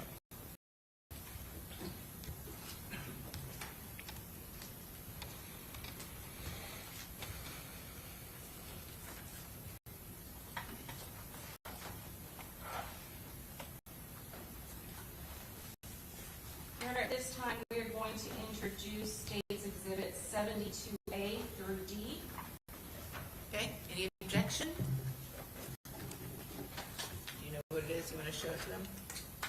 Oh, we showed it to him, but I'm going to show him again. Yes, Judge.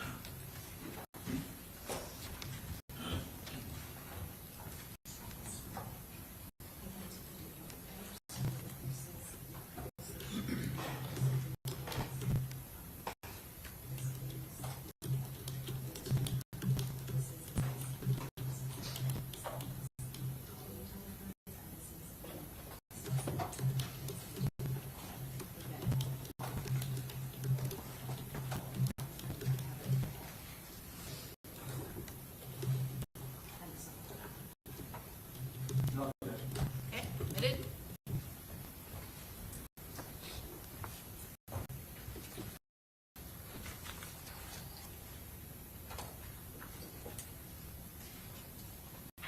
You said, I'm sorry, the 72A through D. D, okay?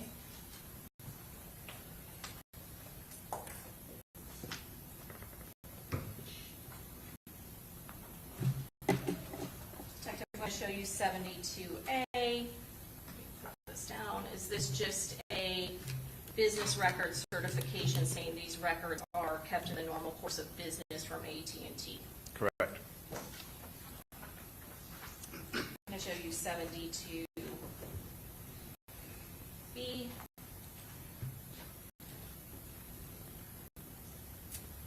Are these the AT&T subscriber records that you received when you did a search warrant for the phone records belonging to Isaiah Chance? Yes, ma'am. And does this show what the subscriber, what his name and address is? Yes. And can you, for the record, state what that is? The name is Isaiah Chance, and the credit address is 2534 West 28th Street, Jacksonville, Florida, 32209. And then does it also,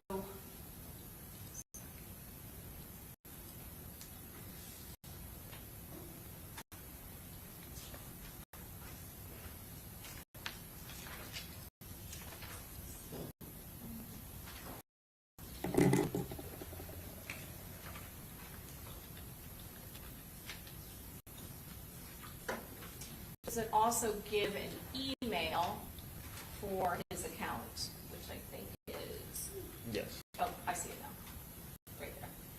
Yes, Isaiah Chance at yahoo.com.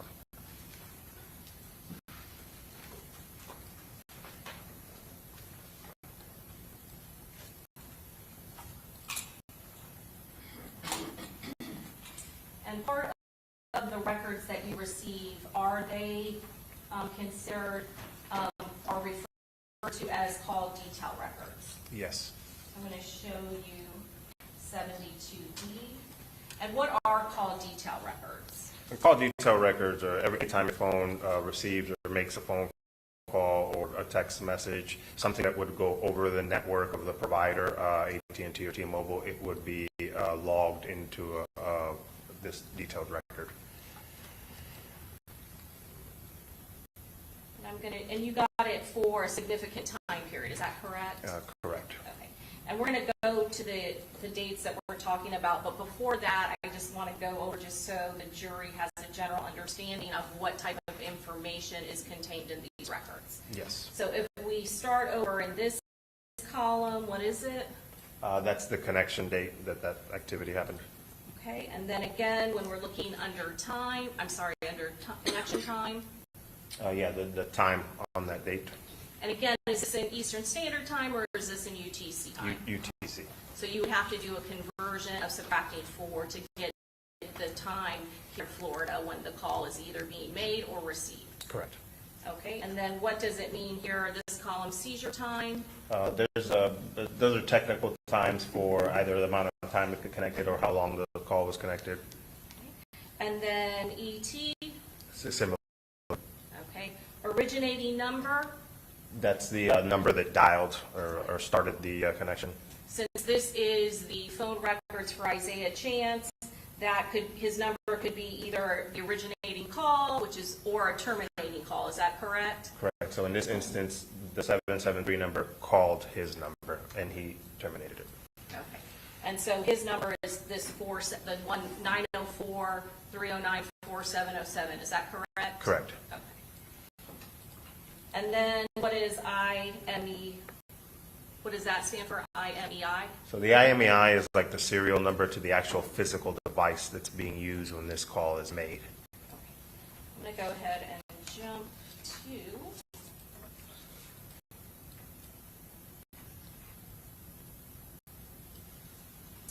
so on June, do you see where the time is right here? Correct. Let's start up here. June 22nd, 8:45:59. Can you do the conversion for us? That would be 4:45 a.m. on Saturday the 22nd. And what number is calling him? Appears to be a 904-898-9800.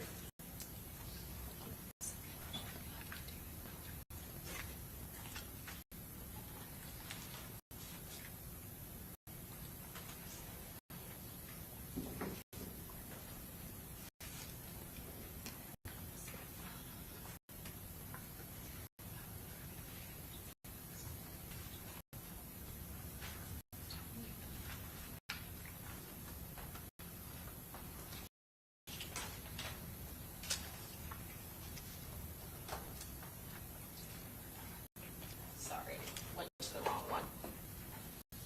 I'm going to go down here to 622 at 1949. Do you recognize this number? Yes. And whose number is that? The 945-3825 number that's calling him is the number registered to Sean Gaithright.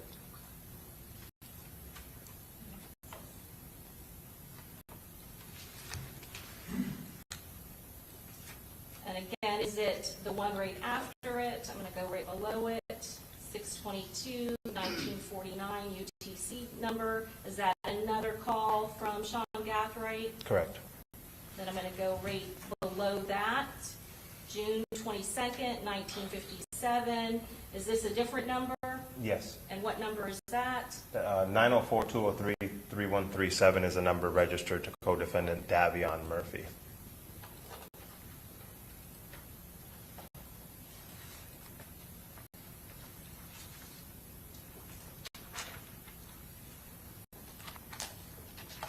I'm going to go to the next page.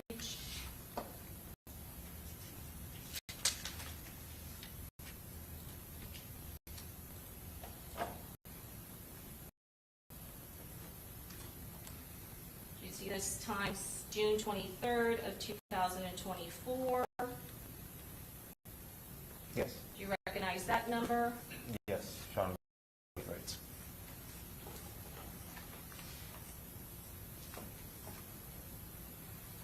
And the one immediately underneath it, again, 623, 1910, 53 UTC time. What time is that? Eastern Standard Time. 3:10 p.m. Okay, and again, is he receiving a phone call from Sean Gathright? Yes. I'm going to go immediately below it. June 23rd, 1951, 47 UTC time. Davion Murphy. Davion Murphy. Then I'm going to go to June 23rd, 1951, 48. Again, is that a call from Davion Murphy? Yes. And then June 23rd, 1952. Is that another attempted call from Davion Murphy? Yes. And then June 23rd, 2024, 1952. Again, what phone number is that? Davion Murphy's phone number. Then 623, 1952. Again, who is making a phone call to him? Davion Murphy.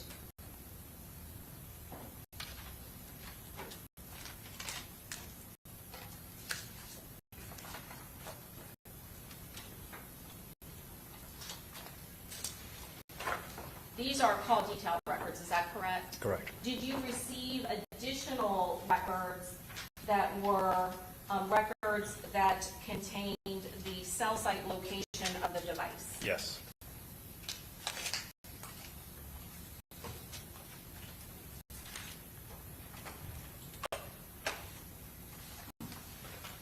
And what's contained on 72C, is that the cell site information, the data provided by the company AT&T that contains all of the corresponding cell site information for all of those listed calls? Yes. Does the call data record, does that only record calls that are coming to and from that device that are utilizing cell phone towers? Correct. On any sort of Apple device, is there communication, phone calls that could be captured on the, or made on the device that would not be captured in call detail records? If it uses the iOS network, it would not be captured on your provider, like the AT&T call detail records.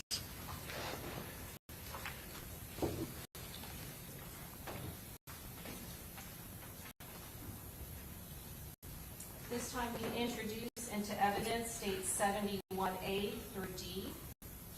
Any objection? Yes. No objection. Okay, admitted. And 71A, assists the business certification for the phone records belonging to Miss Andrews. Yes. And she's with T-Mobile? Correct.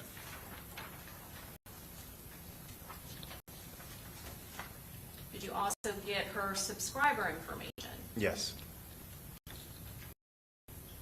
And for this phone, does it indicate the name and address of the subscriber? Yes. And what is it for the record? Alicia Andrews. And what?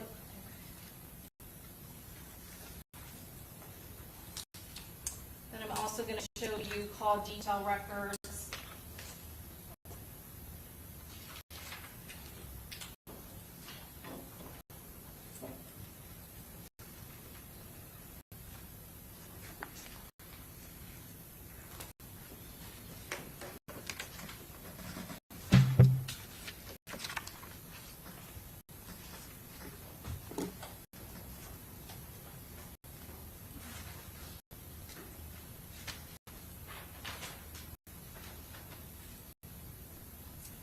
show you June 23rd.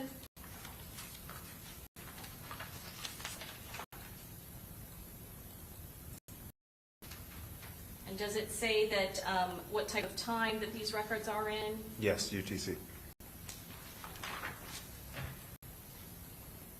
So going to June 23rd at 6:08 UTC time, what would that be in Eastern Standard Time? 2:08 a.m. on June 23rd. And is there an incoming call? Yes. And who's that from at that time? That is Sean Wright's number. Okay. And based on the video footage, where is Alicia Andrews at approximately that time? At 2:08, she's en route to Teasers.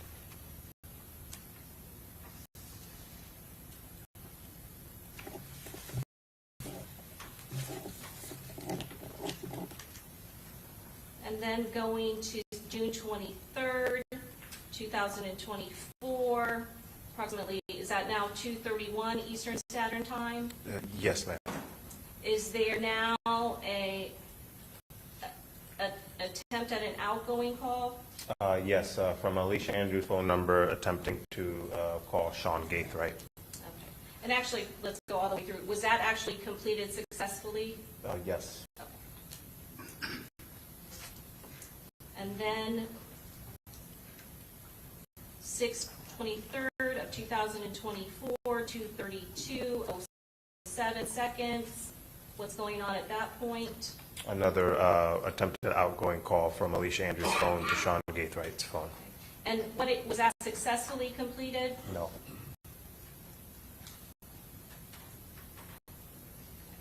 And were there any other incoming or outgoing calls during that time period that were captured on the call detail records? No, not outside of this. Was there another source in the records where you saw communication between Alicia Andrews' phone and Sean Wright? Yes.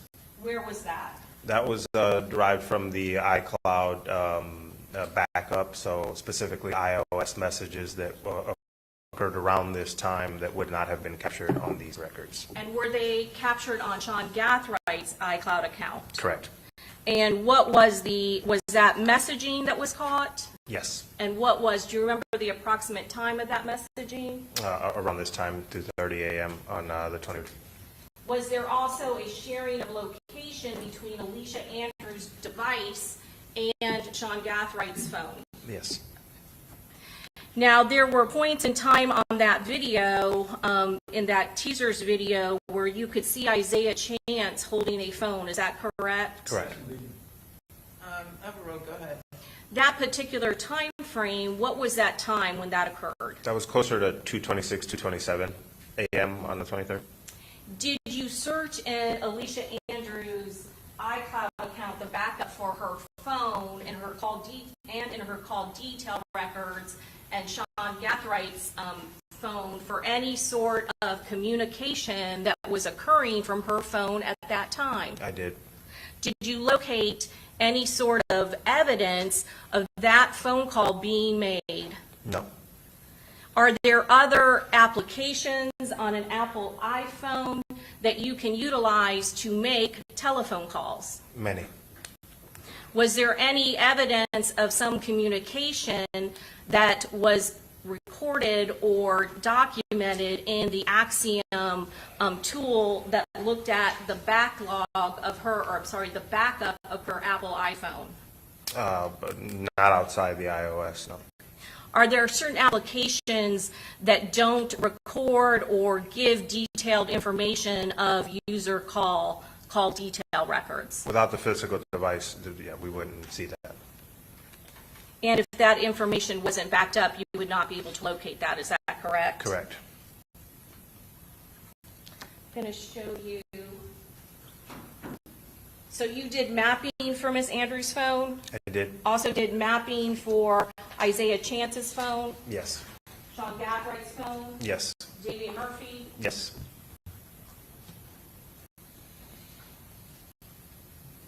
I'm going to show you 71C. The disk containing the data for Alicia Andrews' phone. So if you take a look up there, are those the different type of files that are sent to you for doing cell phone mapping for Alicia Andrews' phone? Yes. Can you tell us what these files are and what's contained within them? These are basically Excel sheets that have all of the activity that's recording location, specifically latitude and longitudes in different variations. So you have the CDRTs, actually like the call detailed records that we just looked at, but this version includes the latitude and longitude for each connection. And then there's 5G data, and the one that has the most amount of data is the timing advance.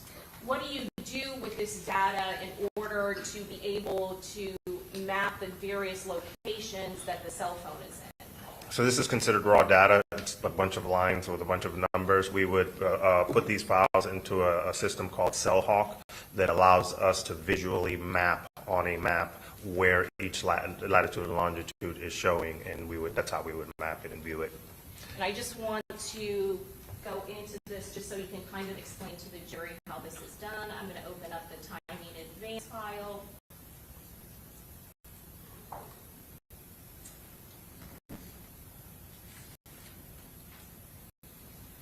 So Detective, when we are looking at this, you can see when the phone calls are made, is that correct? This is so the timing advance is specifically any activity that your phone is having. It's data that measures the distance between your device and a cell phone. So these don't all necessarily have to be calls. So not necessarily when she's making a call, is that correct? Correct.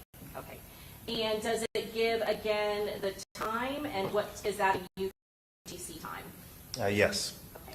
Now you said that this gives a corresponding longitude and latitude. Can you point out where that is reflective in the records? Yes, on the left side of the screen, we see the latitude and longitude of every connection the phone is making with a tower. And the records are starting at 6/20 of 2024, is that correct? Correct. And that goes all the way, including our time period, is that correct? Yeah, I got from the 20th to the 25th to make sure we captured our time period well.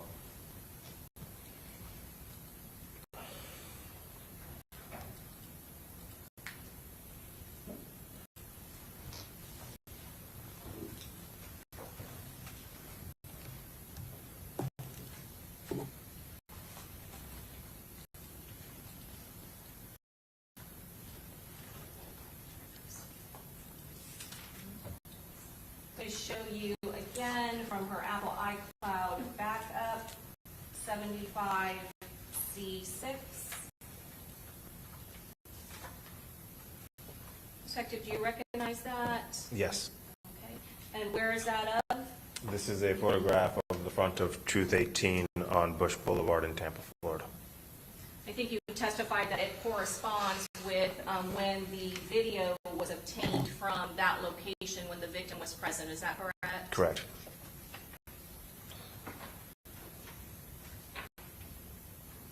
I'm going to show you what's already in evidence, 75C5.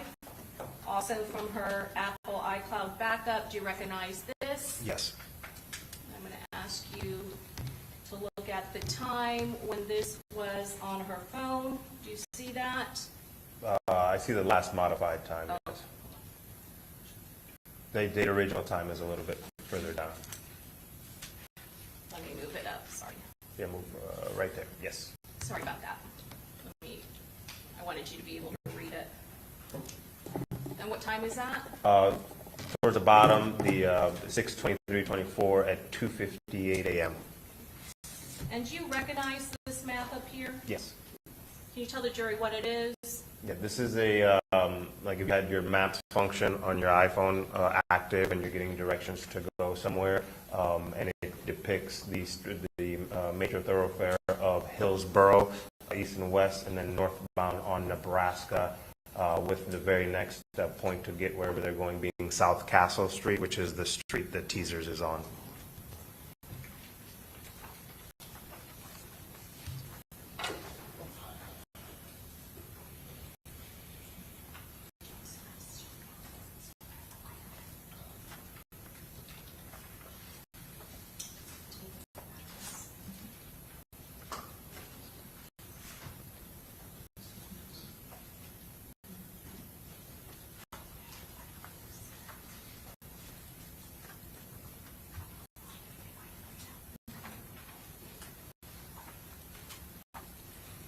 at this time, we've introduced into evidence States Exhibit 74, A through D. Any objection? Okay, admitted.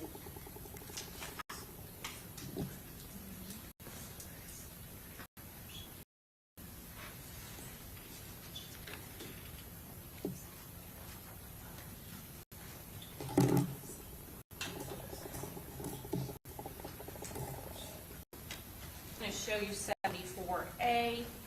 Again, is this a business certification showing Damian Murphy's cell phone is kept in the normal course of business? Correct.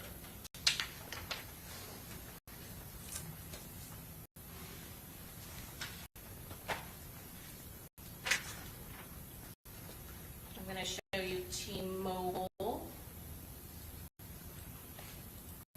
So let's say what the subscriber name is for Mr. Murphy's, what he put in as his subscriber name. Shug Spaz. Do those two names mean anything to you? Yes. Please tell us what they mean. They're street names for members of his a group that were killed in this gang war previously. Anything from T-Mobile where they require some sort of identification to open up an account with T-Mobile? You can put whatever name you want there. And then again, 74D, did you get the corresponding call data records for Davian Murphy from T-Mobile? Correct.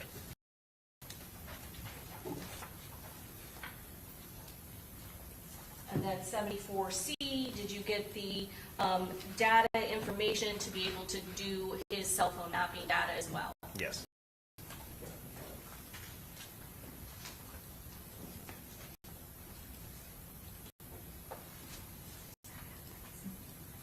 Your Honor, this time we'd introduce into evidence States Exhibit 73A through D. No, Judge. Okay, admitted. Detective, I'm going to show you 73A.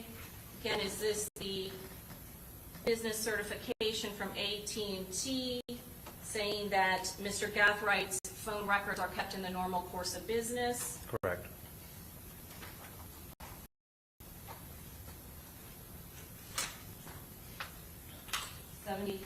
D, call detail records for Mr. Gathwright's phone. Yes, And subscriber information. this, the first page is subscriber information. Yes. And who's the financial liable party? Damali Lyle. How is she related to Mr. Gathwright? She's Sean's mother. Okay. And then down here for name of user information. Sean Gateway.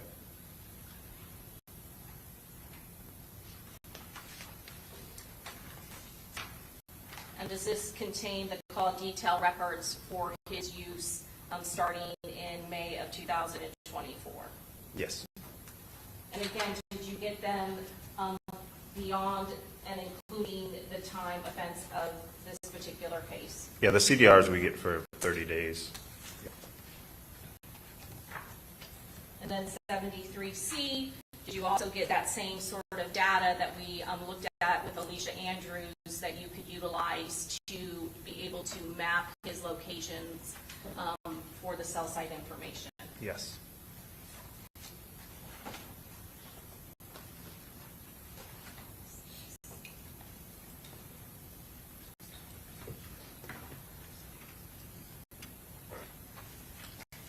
There was also a search warrant for Sean Gathwright's iCloud backup, is that correct? Correct. I'm going to show you 94C1.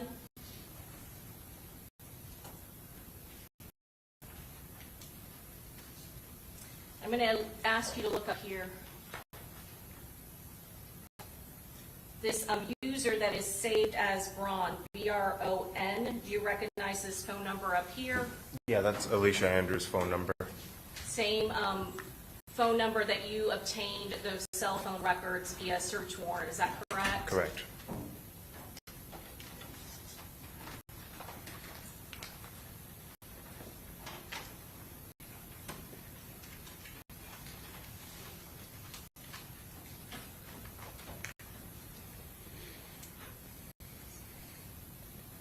Can you tell us what we're looking at up here in this first blue box? Yes, this is Alicia Andrews' phone numbers is sharing a live location with Sean Gaithwight's phone number.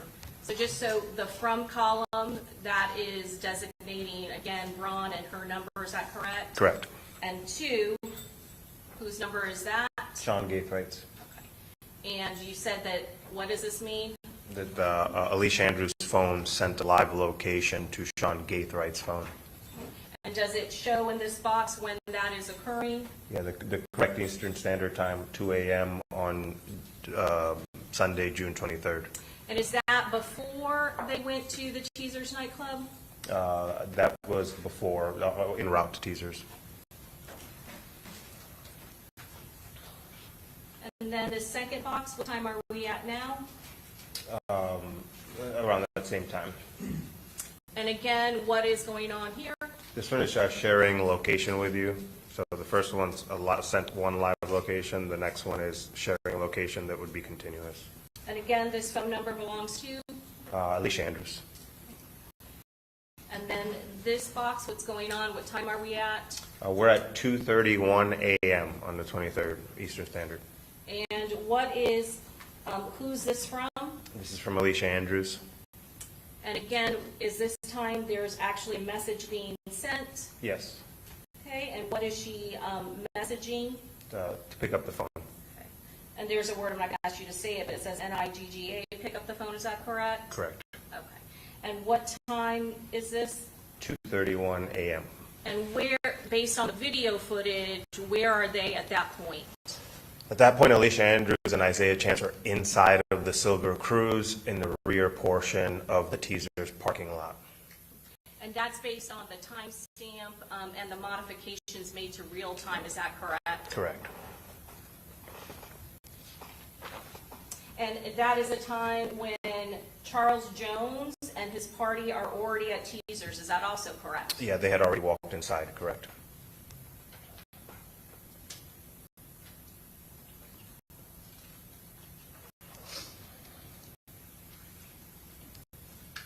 So that was at 2:31:19, and then I'm going to ask you about this time up here at the top.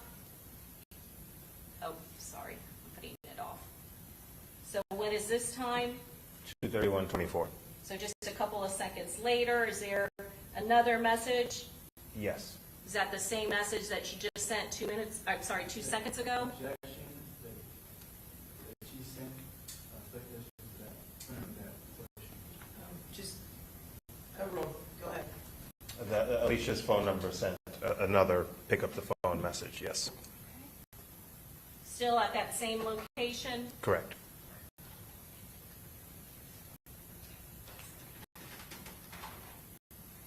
Okay, and then let's go to the second box. What time is this occurring? 4:25 a.m. Okay, and what is going on at this time? This is Alicia's phone sending a live location of Sean's phone. And then let's go down to this box. What time are we at now? 4:25 a.m. Where is that silver Chevy Cruze at? Around the intersection of McKinley and Fowler, near the Homestead Suites. And what is going on at this time? This is approximately 1 minute after the victim and his entourage arrived at the Homestead Suites parking lot. And what is going on? This is Alicia Andrews' phone sending a location to Sean Gaithwight's phone. So now we have jumped where they are close to the time when the victim is killed. Is that correct? Yes, this is approximately 15 minutes before the shots are fired.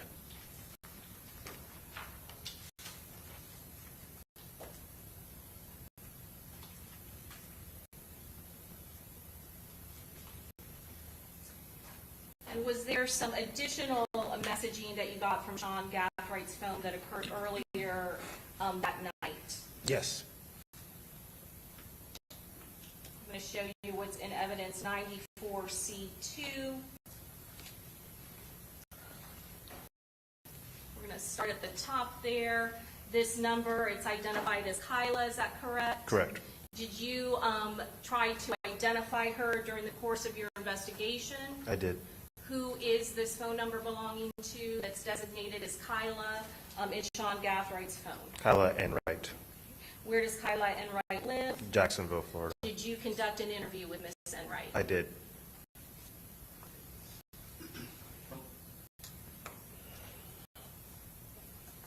I'm going to go to the first green box. Can you tell us what time period we're at? We're at 12:32 a.m. on the 23rd. And who is sending the text and who is receiving it? Sean Gaithwright's phone is sending a text to Kyla. And what is the message he's sending? I need y'all text Fat Boy. During the course of your investigation, was there anyone with the victim's party, Charles Jones' party, that had a nickname or was known as Fat Boy? I wasn't able to identify a person. Go to this. Is this a response from Ms. Enright? Yes, And when is it sent? on June 23rd at 12:32 a.m. And what is she messaged back in response? About what?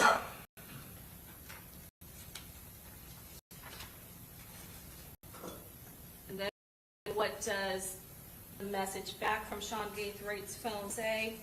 Hey sis, I need ya text Fat Boy and tell him you trying to pull up and trying to see him tonight.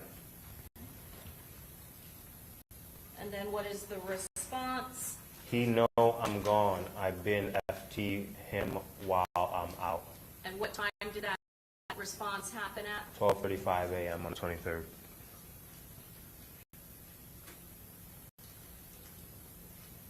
What does FT mean? I have no idea. And let's go to this green box. What is the response? He in Tampa right now. Okay. And what time does he send that response? 12:36 a.m. on the 23rd.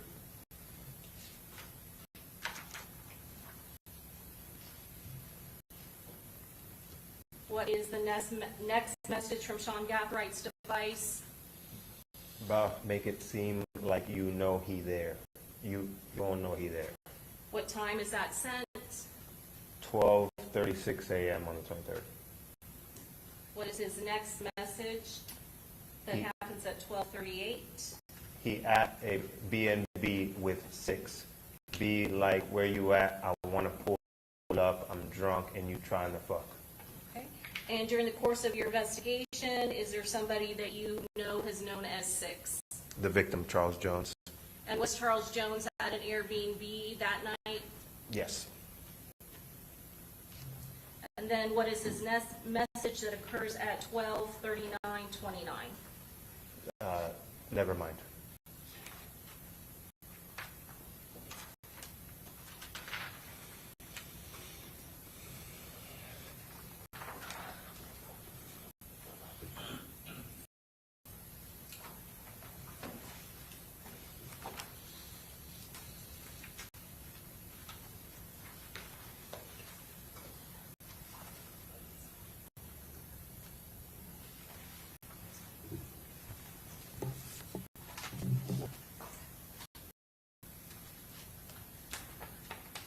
Sorry, going back to 94C2, what is the response from Ms. Enright or Ms. Enright's device? You want to come to B&B with us? Sorry, I needed to go down one. We at Tierra, the club. And what time does that occur? 12:40 And a.m. then what is the next one at 12:40:37 from that device? You want to come to the B&B with us? And then what is their next response at 12:40? Question mark.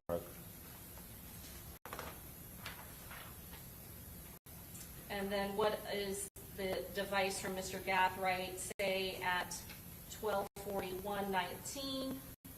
No, I'm in Tampa trying to see where his B&B at. And then what is the response from Ms. Enright's phone? Who B&B? Question mark.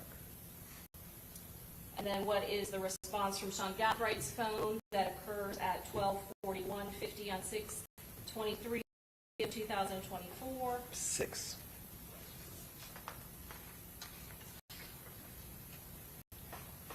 And then what is his next response at 12:41:53? Fools. And then his next response at 12:42:02. It's his birthday and fat boy with him.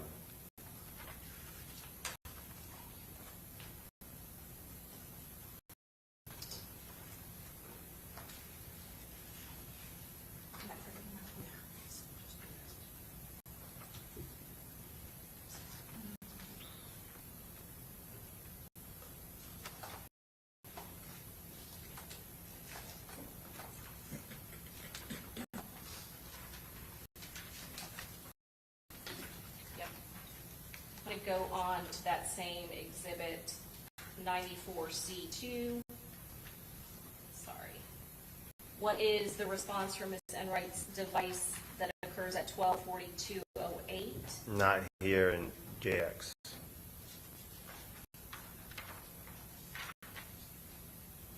And then the device belonging to Mr. Gathright sends a message in response at 12:42. Nah, they in Tampa. And then the response back that occurs at 12:42:29. What question mark? And then 12:42. Let me FT.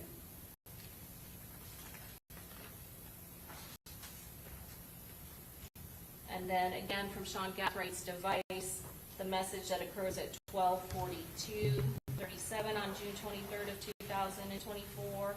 Bro, play like you don't know it. And then the response, FB going to Beezer's tonight or some shit like that. that's the response from Ms. Enright. Correct. And then the response from Sean Gathwright's device that occurs at 1:25:25 a.m. Is he there yet? Question mark.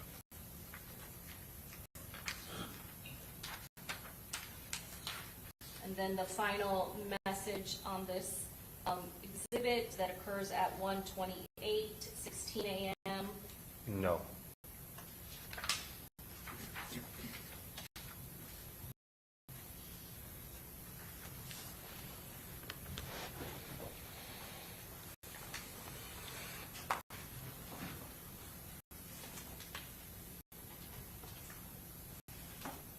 I'm going to show you State's Exhibit 77.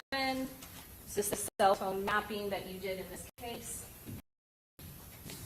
And did I ask you to take a look at all of the cell phone mapping that you had done, and then initial and date the CD that it was placed on? Yes. And do you recognize your name, I'm sorry, your initials and the date? Yes. And does this fairly and accurately reflect the cell phone mapping that was done? Yes, it does. Your Honor, at this time, we'd introduce into evidence State's Exhibit number 77. Any objection? No objection. Okay, admitted.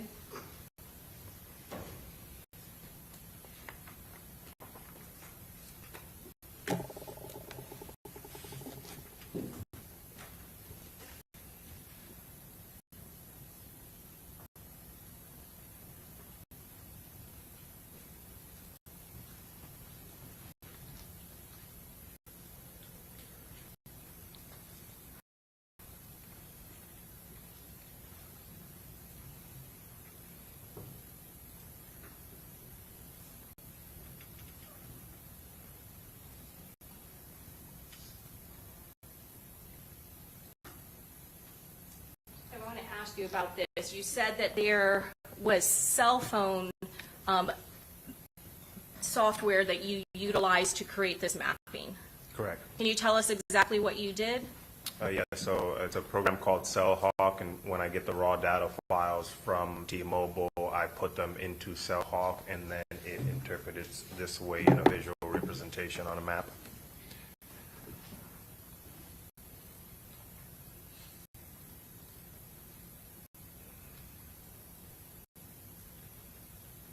Okay. Can you kind of explain to us what that guide means at the right of the screen? Yes, so when we want to establish or look at it in a chronological timeline order, it would open up this box on the right, and what you can see on the right there is the date and time that the data is showing for, and as you scroll chronologically, you'll see the corresponding hits on the map. So you could actually work it as a slider, fast forward it, pause it, to basically go back and forth and look at the chronological timeline. And can you control how fast the timeline moves? Yes. And I want you to look at that cluster of brown that is in the center. Yes. Okay. Are those different dates and times that are all overlapping over one another? Yeah, this is from the timing in advance, so every little connection the phone's doing with the tower almost every 10 seconds. And does the time and date, does it pop up in the location on the map that corresponds to where that device is? The latitude and longitude of the actual device, yes. And how fast are you having this time elapse to show the movement of the device belonging to Alicia Andrews? Every second in real time represents 5 minutes in the display.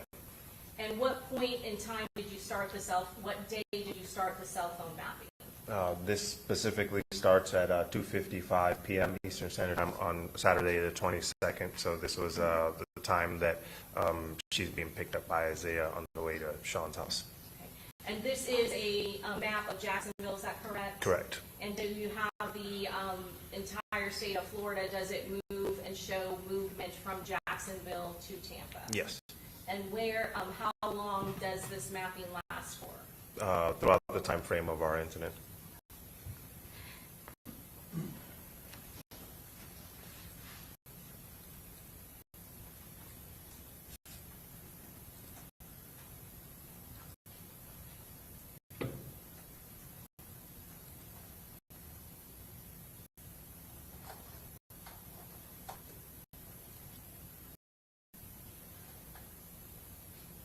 And again, is the date and time reflected to the right as the same corresponding time is popping up on the map? Correct.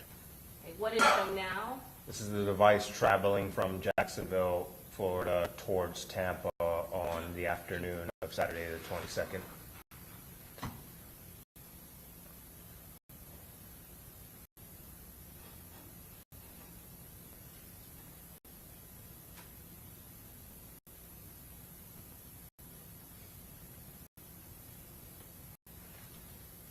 Do you also have the locations that are involved in this incident mapped out on the map? Yes, I specifically highlighted the Airbnb where the defendant stayed at, the 2 clubs that the victim was at, and then the scene where the homicide happened. Okay, approximately what time period are we at now? We're at 8 p.m. now after they arrived at the Airbnb.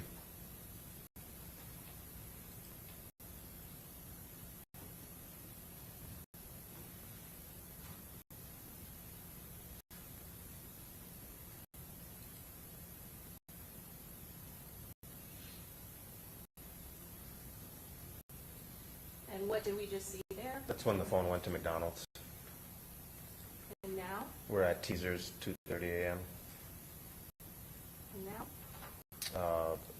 Between 2:30 and 3, they went to Hillsborough and came back to the Teasers area. And now? Back to the Hillsborough area between 3 and 4. And where is it now? 4 at Truth 18. And now? 425 near the Homestead Suites.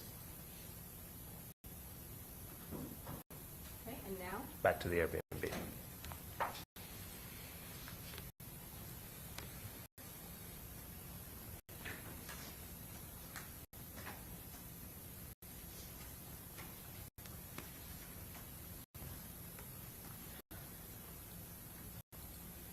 Okay, and this next slide, is this a freeze frame of the cell phone mapping? Yes. Okay, can you tell us what time and what we're looking at? Yeah, we're looking at 7:55 p.m. and some change, and on the right, that's where the device is showing near the Airbnb. And one of the ways we corroborate the accuracy of the data that we're getting from the cell phone companies is finding things like video evidence where we can see that there's a phone in conjunction where the device is showing at.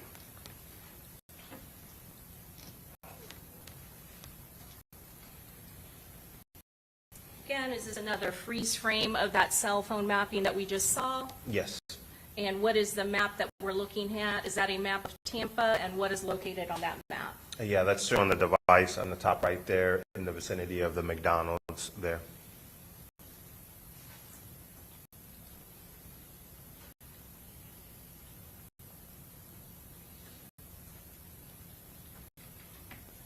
Did you place the video clip taken from the McDonald's from June 23rd of 2024? Yes. And that's that silver Chevy Cruze? Correct.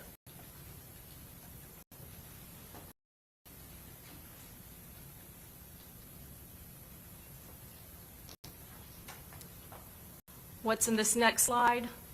What we have here is a device showing in the area of teasers at 231:56 and the corresponding call detail records around that time.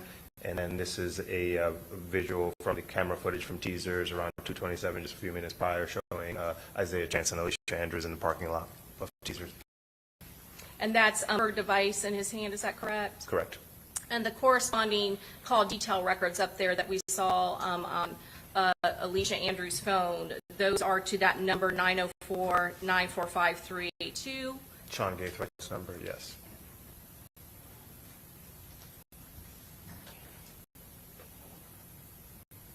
And what about here? This is the device showing in the area of actually, I'm not quite sure where this specific photo is at. Oh, I'm sorry, 15th and Hillsborough, yes. Okay. I had a brain part there. 15th and Hillsborough, and then we cooperated with the license plate reader at 15th and Hillsborough. And again, that's one of the license plate readers that is capturing which vehicle? The Silver Cruise. Okay. And then when we're looking at, since we have a still photo, a still shot of the cell phone mapping, can you kind of explain the diagram and what exactly it's showing? Yeah, so the diagram is showing what you see, the triangle there, that's the quadrant of the tower that's in the direction the device is at, and then there's a line that comes from that onto a circle, and the circle has different levels of accuracy down to the smallest circle, trying to show exactly where that device is at. So there's data for the tower that it's communicating with, and data for the physical location of the actual device.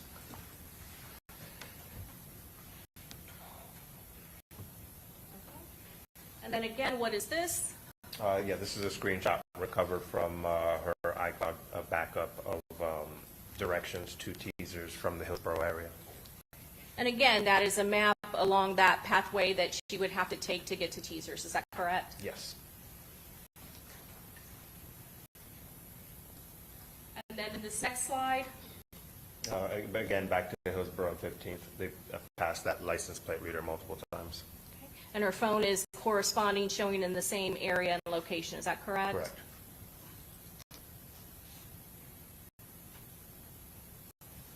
This next slide. So this is Alicia's phone in the vicinity of Truth 18 and corroborated by video surveillance footage from Truth 18. And what time are we at now? Approximately 4 a.m.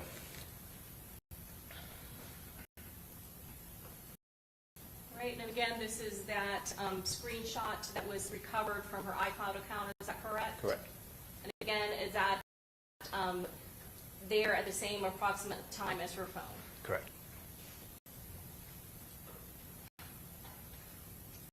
And then what is this a photo of?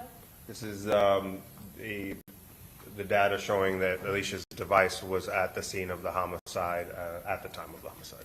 At the same time, that silver Chevy Cruze is seen circling around the parking lot and passing the victim twice. Correct. And this slide? Alicia's device at the Airbnb at 2:59 p.m. at the same time that she's seen on camera coming out of the Airbnb.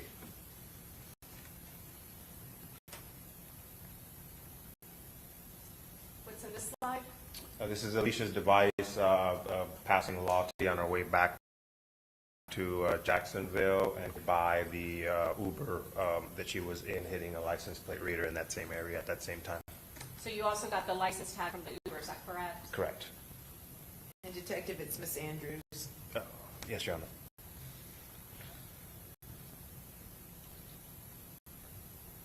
And what is in this slide? This is Miss Andrews' device in the area of Sean Gaithwright's house, at the time corroborated by the video surveillance footage from Mr. Gaithwright's house. Did you also do the same cell phone mapping for the data from Isaiah Chance's phone? Yes, ma'am. And is that what is now plotted on this particular video? Yes, ma'am.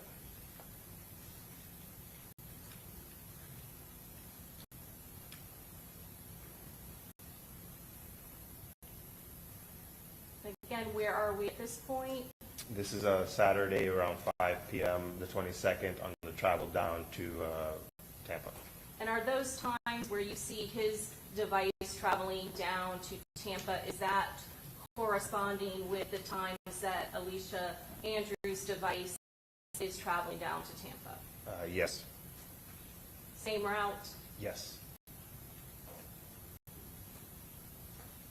Again, the same 4 points of interest plotted on this map? Correct.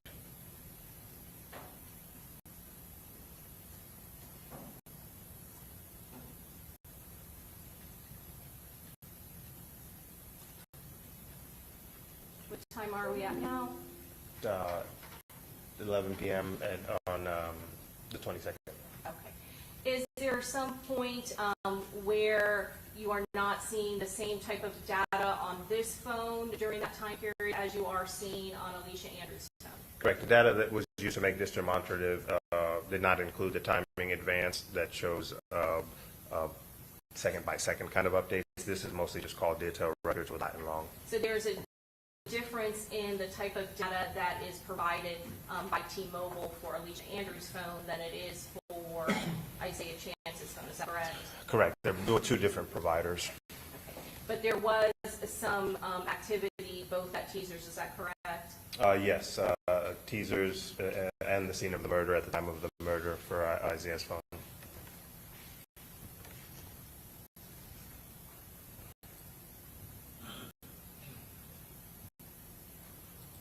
Did you do the same sort of verification and confirmation of the times provided by the cell phone data provided by AT&T of Isaiah Chance's phone?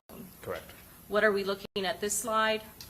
This is Mr. Chance's phone in the area of Hillsborough and 15th at the time that the Silver Cruise is sitting at a license plate reader there. Here in Tampa? Yes, ma'am.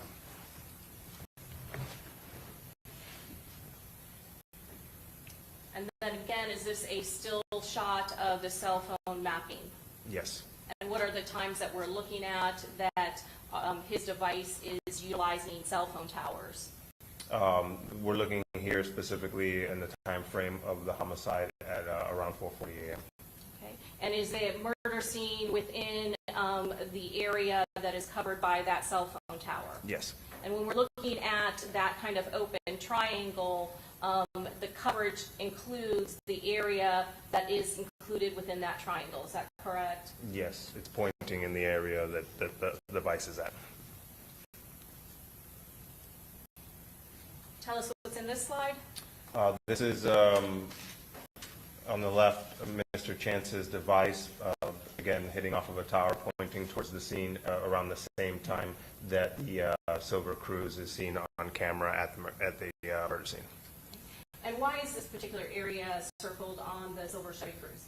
It was one of the ways we were able to verify it was the correct cruise. It had some unique damage, kind of like a scrape or scuff mark from a prior collision in that circled area. And that was confirmed when eventually that vehicle seized? Yes.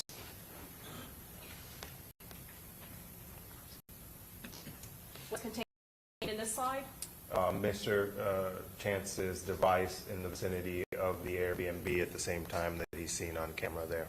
And what time is that? This is in the afternoon of the 23rd, 3:08 p.m.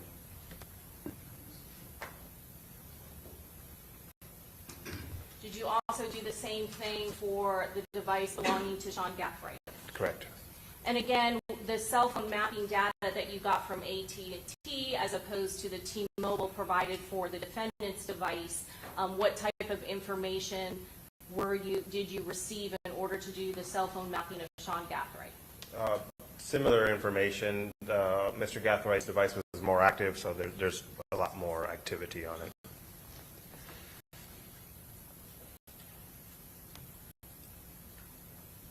And did you do the same time period? Yes.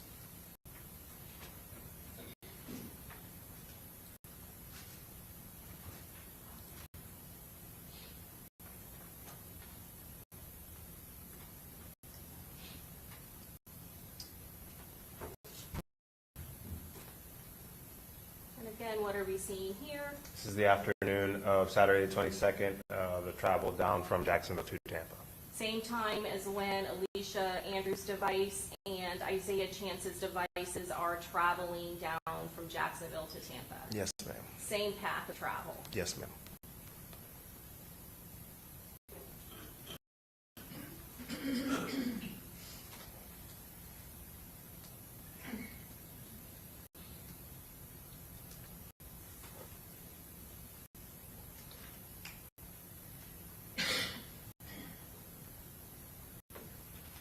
Approximately what time is his device showing up near the Airbnb? 7:52 p.m.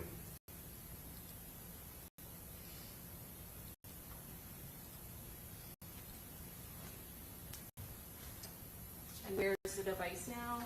Between 10 and 10:30, it drove up and down Nebraska near Teasers.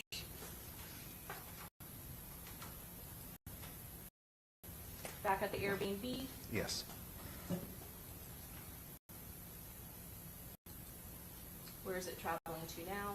Around 2 a.m. back to Teasers.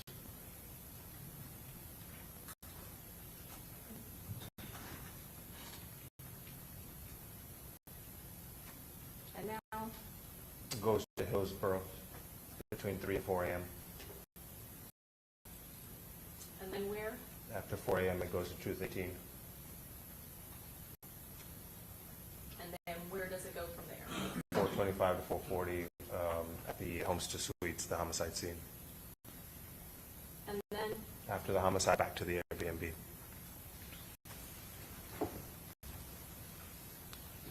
you do the same sort of verification and cooperation? Yes. Tell us what's in this slide at 2:45 p.m. on June 22nd of 2024. Mr. Gaithwright's device is hitting off the tower in the vicinity of his home in Jacksonville at the same time that he's seen on camera at his home in Jacksonville. So that's what's being shown in that video? Correct. And then now, what is in this slide? A message from Mr. Chance to Mr. Gaithwright with the address to the Airbnb in Tampa.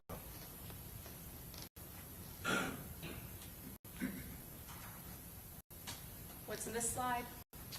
The messages between Sean Gaithwright's device and Kayla and Wright trying to solicit information from Fatboy. Okay, and at this time period, where is he at? Specifically, he's at the Airbnb in Tampa. What's in this slide? The messages between Mr. Gaithwright and... The continuation of those messages? Correct.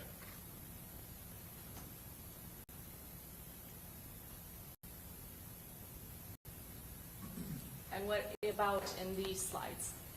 The messages from Alicia Andrews' device to Sean Gaithwright's device. And again, I think you told us the time frame, but again, if you look up, and this is an Eastern Standard Time because there's UTC -4. Correct. And the first time frame is 2 a.m.? Correct. And where is he at that location at that time? Leaving the Airbnb to start the route to Teasers.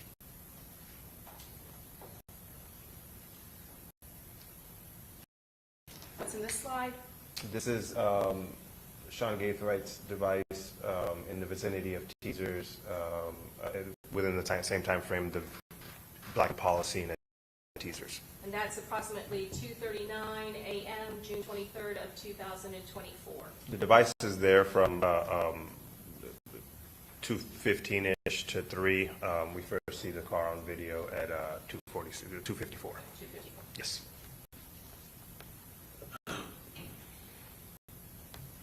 And then what is being shown here? The device of Mr. Gaithright in the vicinity of Truth 18 at the same time that his black Impala is also seen in the vicinity of Truth 18. And what is the time period we're looking at for the cell phone mapping? Approximately 4:15 a.m. What's in this slide? The messages from Miss Andrews' device to Sean Gaithright's device. And is there also her sharing the location? Correct. And when does that occur? For Objection to counsel testifying version of the location. Rephrase. What is happening in the screen? Alicia Andrews' device is sharing a location with Sean Gaithright's device at 4:25 a.m. What's happening in this screen? This is a mapping of Mr. Gaithright's device in the vicinity of the homicide scene in a similar time period that his black Impala is caught on camera at that scene. Can you give us all the different time periods where it's popping up at the homicide scene? Yes, his device was tracking there from approximately 4:34 a.m. till a couple minutes after the shots are fired.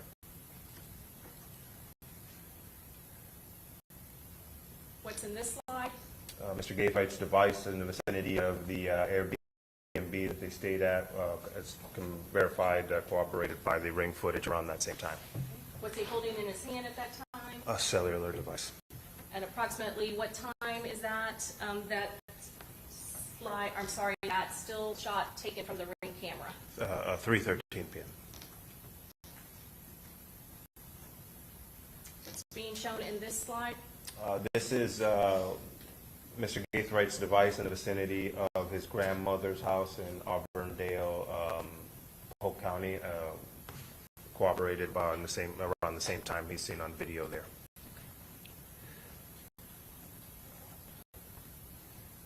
And then what's being shown here? This is showing communication on the call detail records. Mr. Gaithright's call detail record shows communication to Isaiah's phone and also the defendant Alicia Andrews' phone. And on what days is that communication happening in times? Can we start with the 4707 number belonging to Isaiah Chance? Up top on Saturday the 22nd, June 22nd. And what time? 1949 UTC, so it would be 4 hours minus that. And then Alicia Andrews' phone, 904-405-6758. Yes, on the 23rd, 6:08 UTC, so starting at 2:08 and then 2:31, 2:32. What are we looking at in this photo? We're looking at mapping of Gaithright's device showing in the vicinity of a nightclub called Night Club. I believe the name is in the top left there. At the same time that a picture was taken, found on his download, his Apple iCloud download. And where is this in Florida? Do you know? This is in Orlando. Orlando. Yes. And the picture up in the right, is that a photo taken from Don Julio, the company, showing what their bottles look like? Correct. And what time was this posted on June 24th of 2024? 1:39 a.m. Is there a significance to Don Julio in this investigation? Yes, the victim's rap name is Julio Foolio, so it's a play off of that name. And then did you do the same cell phone mapping for Davion Murphy's phone, 94203-3137? Correct. And again, what type of data did you get for being able to map Davion Murphy's phone from T-Mobile? Location data along, yes.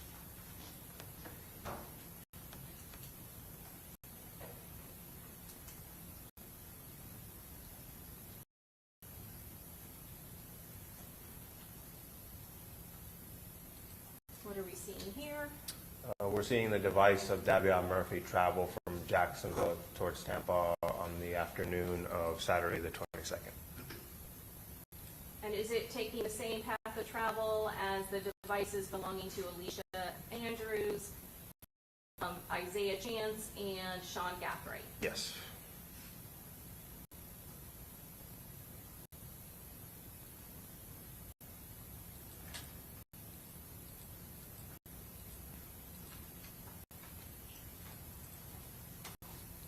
What is the approximate time when his device shows up at that Airbnb on Gazebo Pond Lane in Tampa, Florida? 7:57 p.m.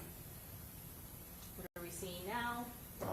Between 10 and 10:30, his device also drives up and down Nebraska near Teasers. Is that at the same time when Sean Gaathright's device is going to that area that is in the vicinity of Teasers? Correct.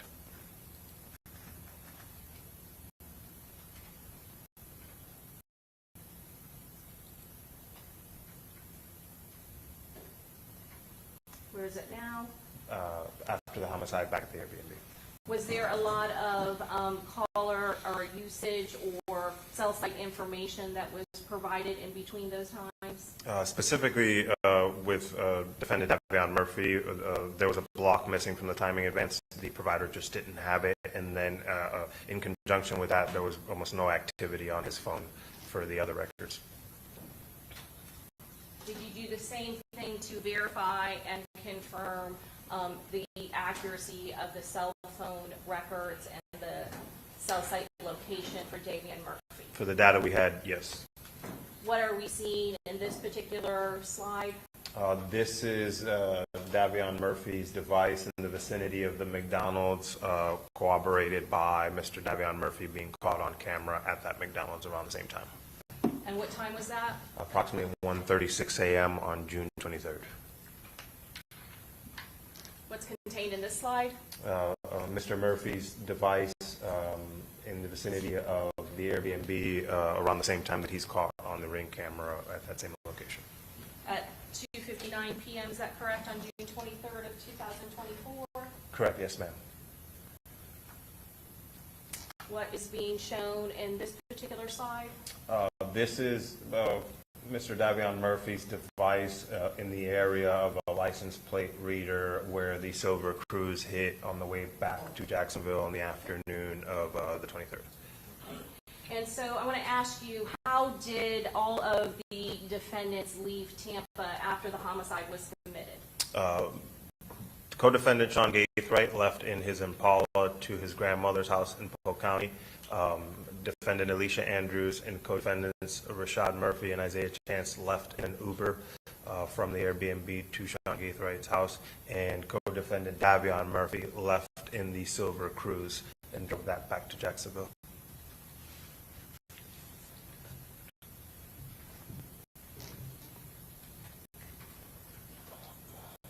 All right, this is probably is this a good stopping point? Yes.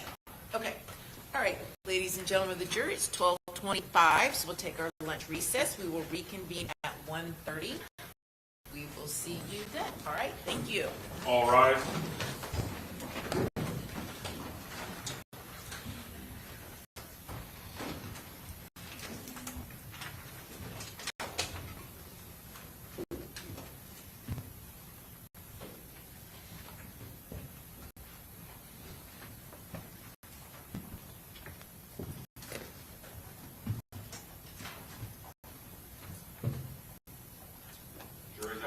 Okay, very good.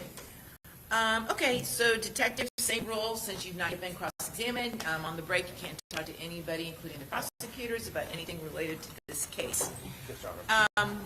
So, what's the name of the cell phone expert again that you guys are intending to call? Fulton. Did he travel here from out of town? Or is he local? Is he traveling from out of town? Yes. Is he flying or driving? Okay, can you find out, do you want to depose him before he testifies? The information first to review it before I propose it. Okay, I understand that, but I'm asking you. Yes, I would like an opportunity to. Okay, so you need to contact him and see if he can be here today. Get him here today.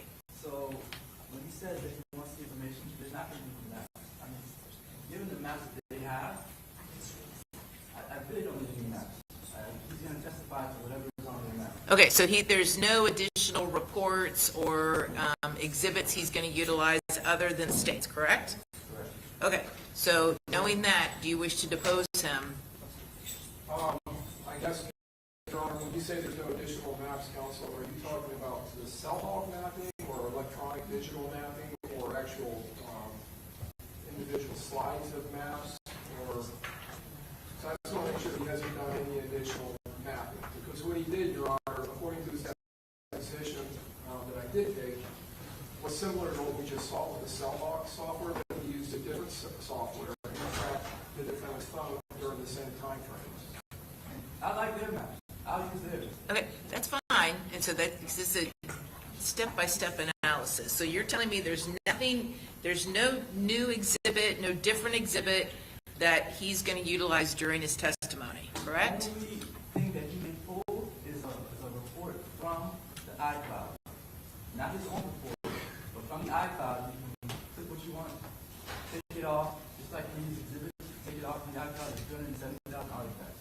You take out what you want, it comes in a PDF format. The same Axiom report that they're using throughout the trial.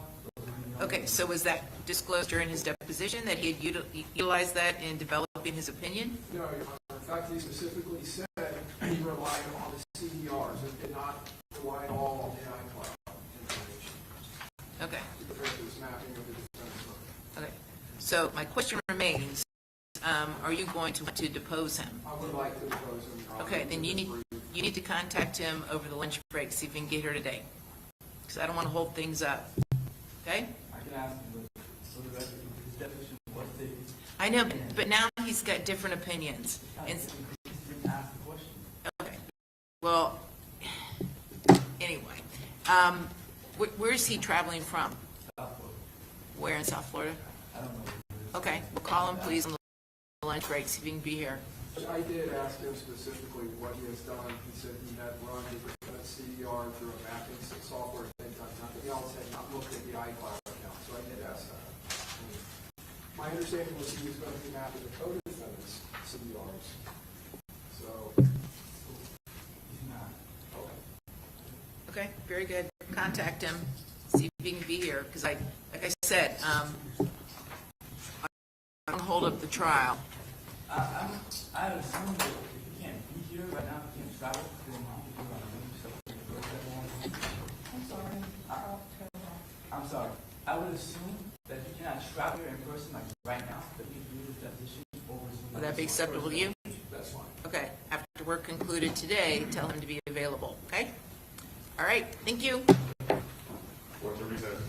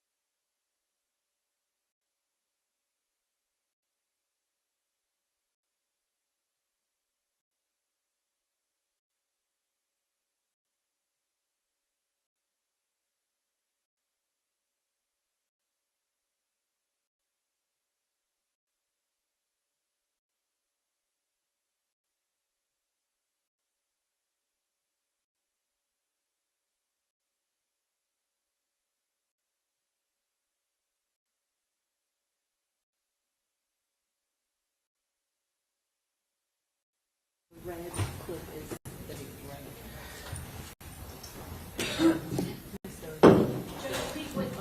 Sorry, the red clip is the big stuff, right? Yes, yes, ma'am. Thank you. And Judge, before we play the video, can we get the instruction, read, the limiting instruction? Yes, that's fine. Let me just look something real quick. And Judge, we have looked at the redacted version on the disc, and it appears to be that, but we noticed that there are other videos on that, so I need to. It's just software data. It's software, yeah. Okay. I just wanted to make sure. But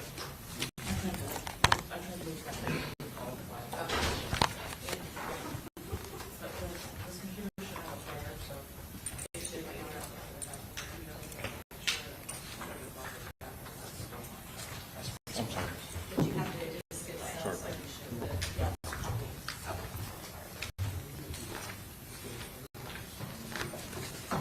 Yeah, it's right here.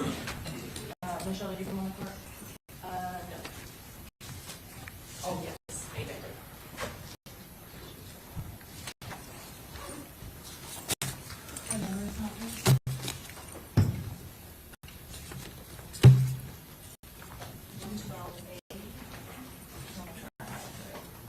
B and C.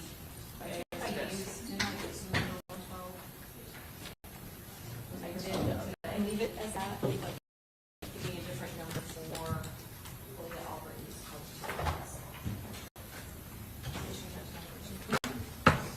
Not yet. Nope, it's not.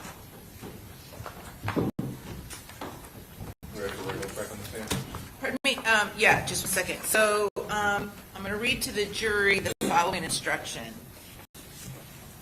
You are about to watch a recorded interview that contains opinions and statements by Detective Ramos to Alicia Andrews. In particular, there are statements made by Detective Ramos as to his opinion regarding the defendant's guilt and any potential sentence or punishment she may receive.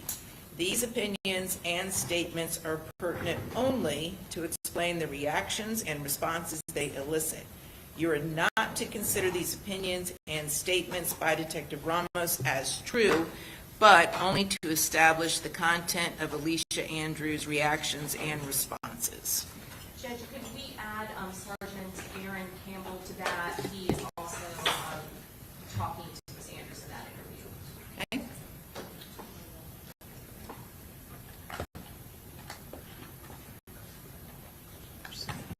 Correction.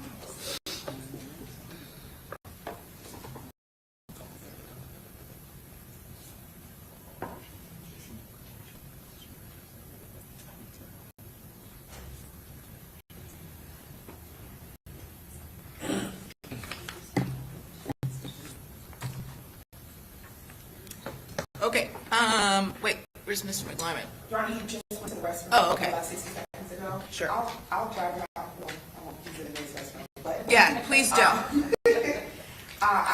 I don't know if he'll have an issue with this. I'm just anticipating that he did make arguments related to Detective Ramos's credibility, motive, and bias as it relates to those statements as well. So, Okay, but I'll Sure. make that argument to this. sure.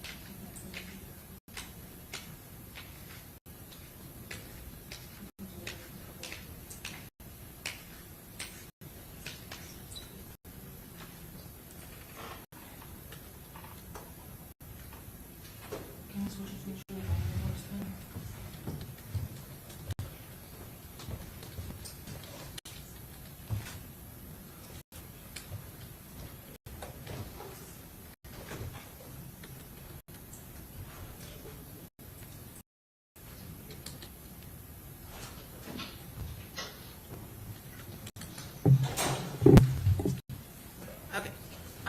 Mr. McLyman has returned, and the state's getting ready to play the defendant's interview, so I'm going to read the following limited instruction before he, for the video show. It's based upon 2.8 recorded interview, effective law enforcement statements on the defendant.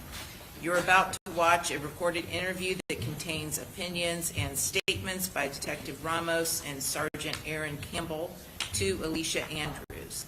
In particular, there are statements made by Detective Ramos and Sergeant Aaron Campbell as to their opinion regarding the defendant's guilt and any potential sentence or punishment she may receive.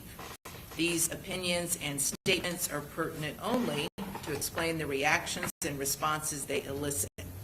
You are not to consider these opinions and statements by Detective Ramos and Sergeant Aaron Campbell as true, but only to establish the context of Alicia Andrews' reactions and responses. Okay?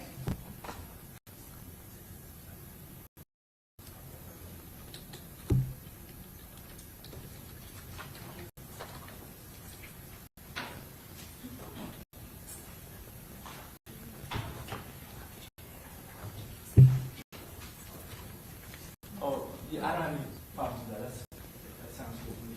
Okay, very good. Okay, let's bring him in and get the detective on the stand.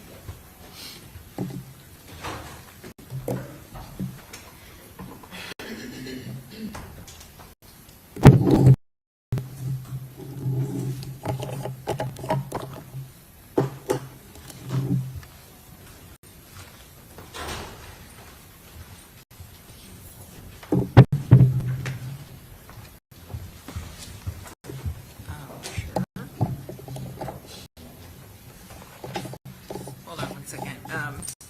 Yeah, so I don't think we should send Mr. Howard back. Well, we have to. Well, There's no reason to back. Almost 2, I don't know if they were for the entire hour and 20 minutes, and I have to cross, I have to back to put on.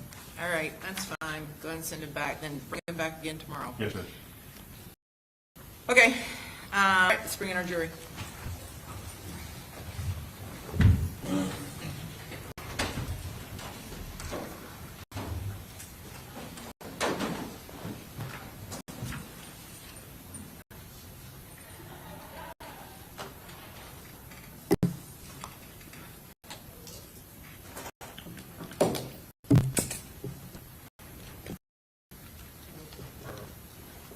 All rise.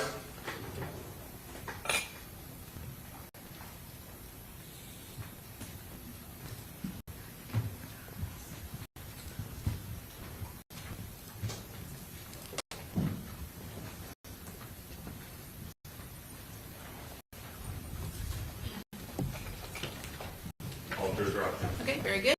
Welcome back. Have a seat, everybody, and you may proceed. Detective, when did you make contact with the defendant? July 9th of 2024. Where did that take place? At the Jacksonville Sheriff's Office headquarters in downtown Jacksonville. Who was present? Myself and the second lead, Detective Aaron Campbell. Was it video recorded? It was. Did you read the defendant her Miranda warnings? I did. Did she agree to speak with you and Sergeant Campbell? She did. I'm going to show you what's been marked for identification, states Exhibit 59.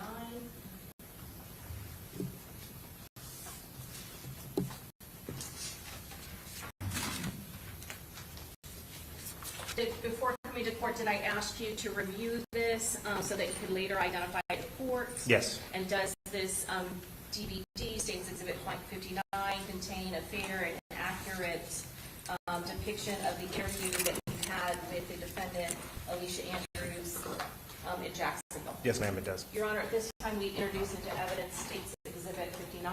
Any objections? Okay. And you're ready to publish? Yes, Judge. Okay. All right, I have an instruction for you all before that happens.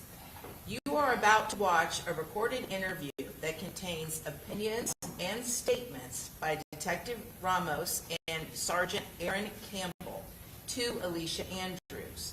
In particular, there are statements made by Detective Ramos and Sergeant Aaron Campbell as to their opinion regarding the defendant's guilt and any potential sentence or punishment she may receive. These opinions and statements are pertinent only to explain the reactions and responses they elicit. You are not to consider these opinions and statements by Detective Ramos and Sergeant Aaron Campbell as true, but only to establish the context of Alicia Andrews' reactions and responses. All right, you may proceed.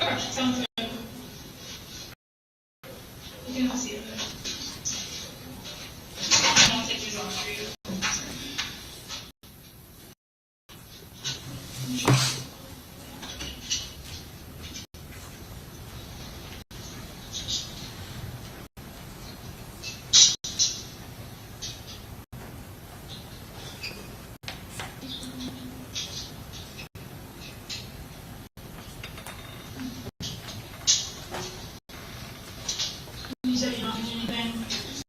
Are you sure? Yeah. We're good? All right, hang tight for me for just a second. If I have any other information, get back on. I'll be right back.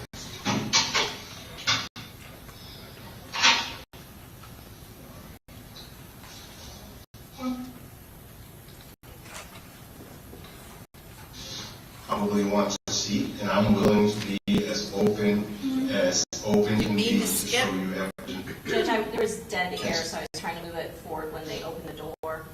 Okay, we'll just play the whole thing. Oh, okay.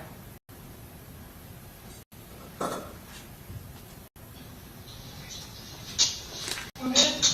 All right, hang tight for me for just a second. If I have any information, get back on. I'll be right back.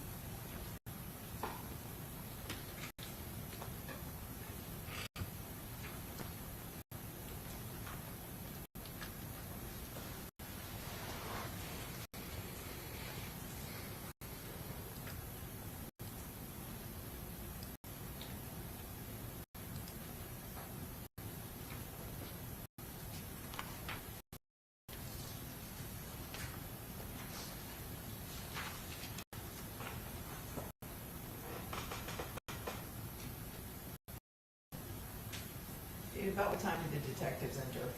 About 7 minutes and 46 seconds. Where are we now? 6:40.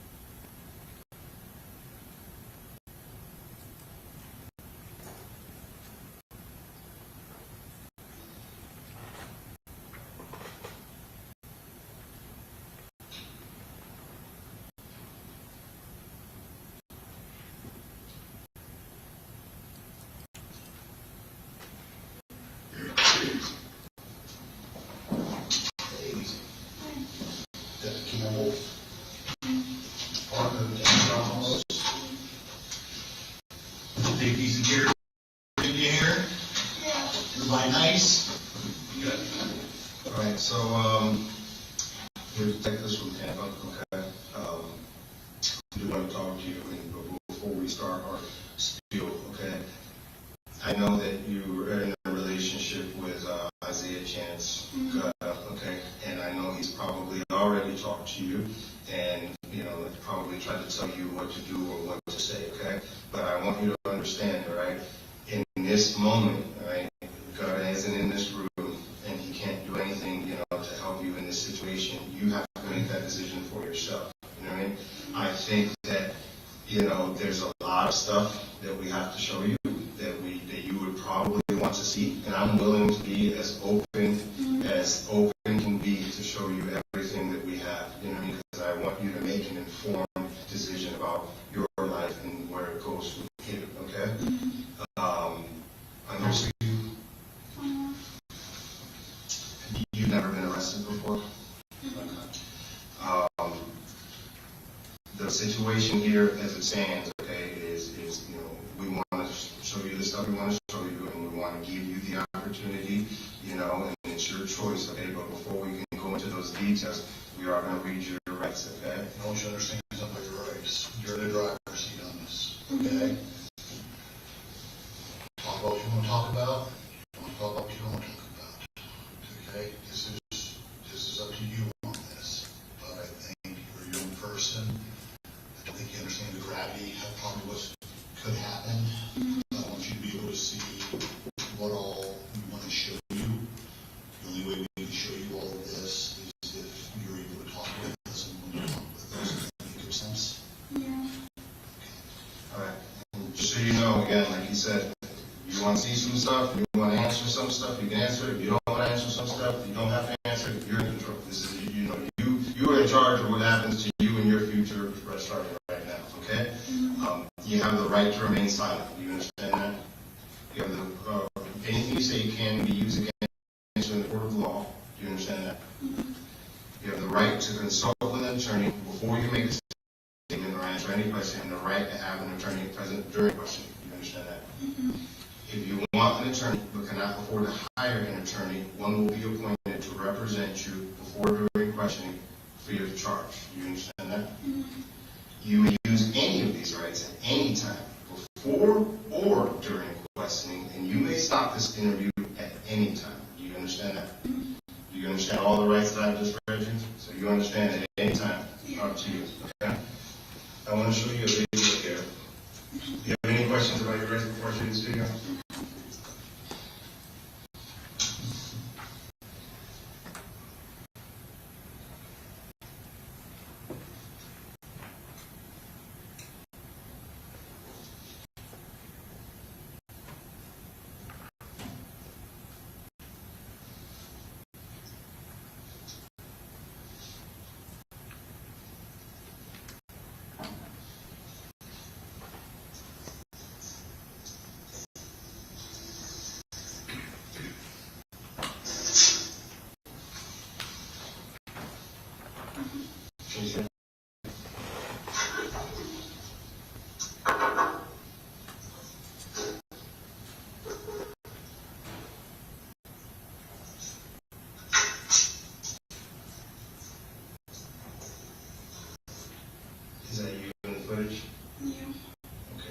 us what's going on here? Wait, I'm not the door. Where are you at in this video? I see. Do you remember what town you were in? Yes, Can you tell us what you're doing down there for that? Here's the be honest. I had to wait to remember what it, so he asked. Who's he? My boyfriend. Got him? Yeah. Why did you call me? What do you call Sorry, him? is there a way to turn up the volume? Zay? I'm having trouble Zay? hearing. Does he go back? You don't call, you never call him that?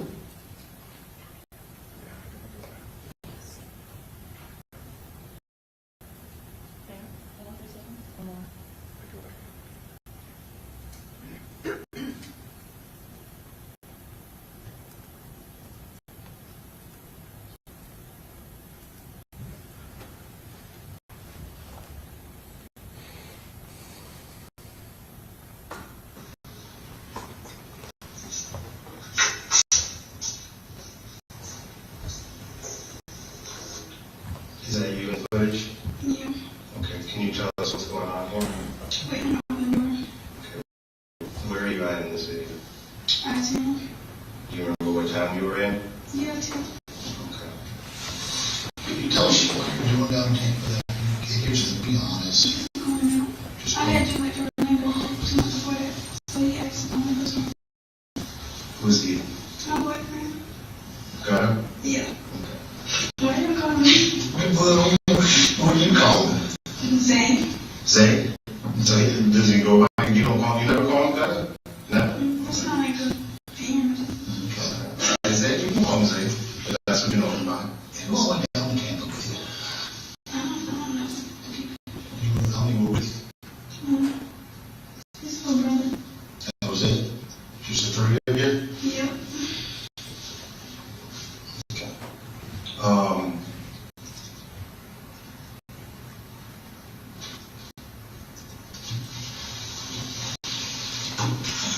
You remember going to McDonald's while you were in Tampa? I was hungry. You were hungry? Okay. So that's you in the car? Yeah.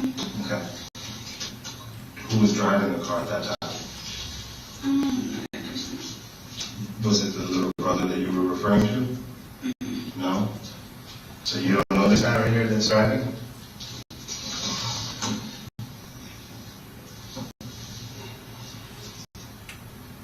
What's he called, little brother?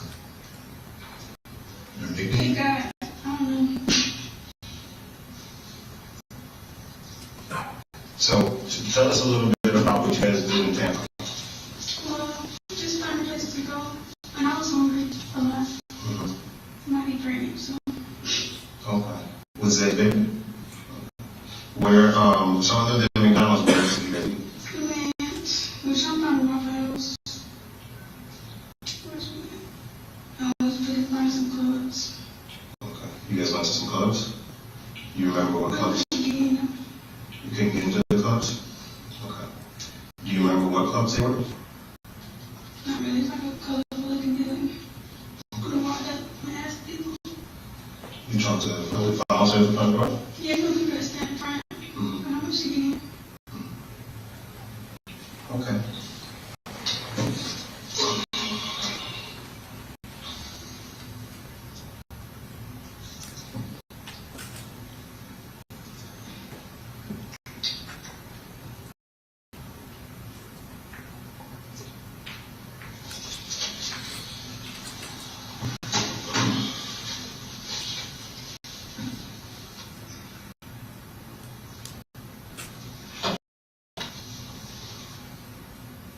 Is that one of the clubs you try to get into? Is that you? Yeah. And that's it? Mm-hmm. Okay. Do you know the name of that club? I really want to live here. I'm just find something. Okay. So, you tried to get into this club, but you couldn't get in? Well, these ones are surprised, but they passed. So, You guys didn't want to pay for it? Or it just looked too bad? yeah. Okay. Did you talk to any bouncers there? Yeah, it was a big car. What's going on here? Is he using your phone? Yeah.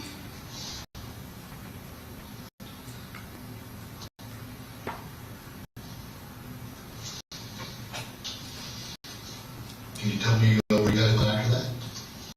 Look, it's small places.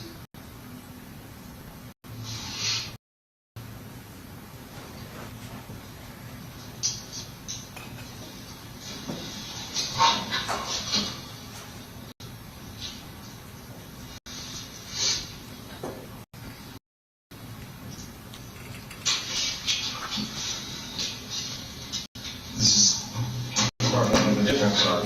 You guys also try to get in this, but Think we're gonna go, who's that? think we're gonna go, you don't like that places? You know, like what kind of places? You don't like packed places? Who's he talking to on the phone? I don't know, Chris. Who was in his little brother?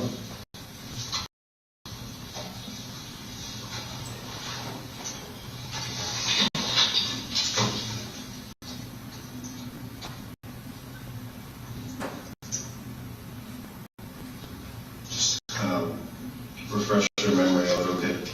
I think back to McDonald's, that's the gentleman driving. You never met him before? Was he at the Airbnb with you guys? How are you in a car with him and your boyfriend's not there? He's in the back seat? But it's for me mainly, I just wanted food. Okay. So how did this gentleman join you guys at some point in the evening? I didn't know, I just found my boyfriend. I know, but did he come to the Airbnb? Did you guys pick this guy up somewhere?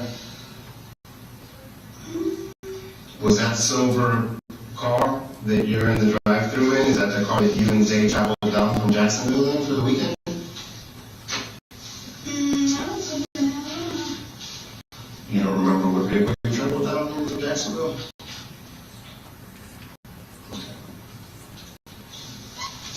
I really was following him. What's that? I really was following him. You were following Zay? He was kind of leading the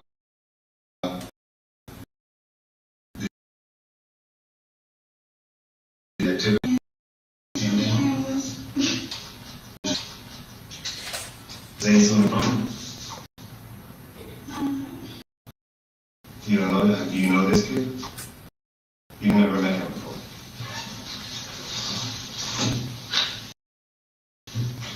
I'm just on top of two things. Alright, so you, at the end of the day, okay, if you are just on the sidelines, alright, you need to tell us that, right? You didn't necessarily, Isaiah's leading the activities, he's on the phone, he's telling you where to be, right? You're with him by his side, right? But obviously, something big happened that weekend in Tampa, right? Do you know? Can I ask you something? Are you excited about being pregnant? I don't know. I lost the message. You did? No. Would you like to have a baby at some point? No. No? How long have you and Zay been together? Like 4 years on and off. 4 years on and off? Okay.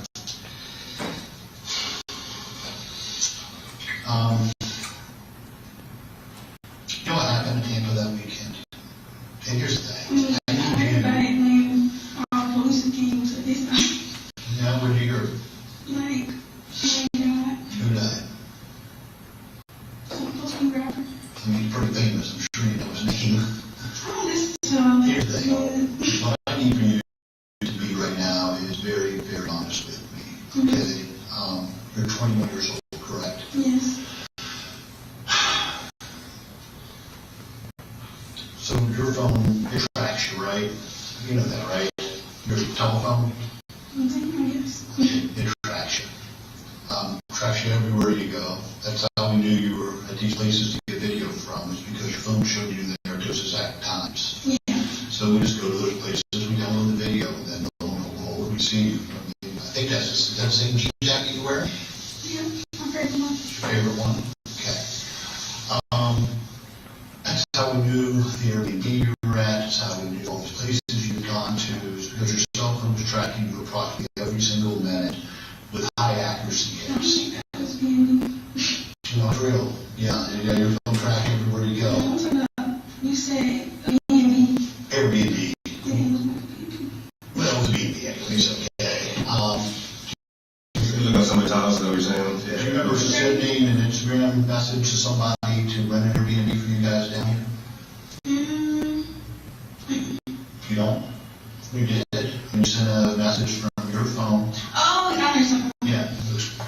half Yeah, hours? she do like half-offs whenever you do them. She does what? She does half-off. Like, you can rent something for half a price. Okay. Who did you send a message to? Do you remember? I'm already used to texting her. Like, she did from home, she's supposed to be Instagram. Okay. Did she end up booking the Airbnb that you guys did? Do you know who She booked said it? she wanted to text back. Do you know who booked the Airbnb that you guys did? I just asked, and the one I was like, I'm still going. Was the guy who was driving the cruise while you were at McDonald's, okay, who you hadn't met before, was he at the Airbnb when you guys left the Airbnb? You don't know? Like, I'm the first. Like, I'm when you got the car. Okay. Like, I arrived. What car did you get into? Your ride? Your ride was it? I go with Was it Uber? On the Uber app? I think so. Who booked that one? You was it? You probably did. I know I did. Okay. And then you guys take that Uber Look at him. all the way back to Jacksonville. So you drove down in a car you don't remember, and then you took it I'm Uber? telling you, I follow him. Okay. All right. He said go, I'm ready to go. And I was already ready to go anyway, and he kept arguing. Is this the gentleman that was driving the cruise at McDonald's? I don't know who it was. Yeah. He's going into the Airbnb at the same time that you guys are coming in and knocking ready to leave that your Uber, right? Yeah. But I don't know. Do you remember any conversations with him at all? Did he introduce himself in any way? Street name? Talk about anything? You don't? No. No. Probably that once, twice, but I never said no.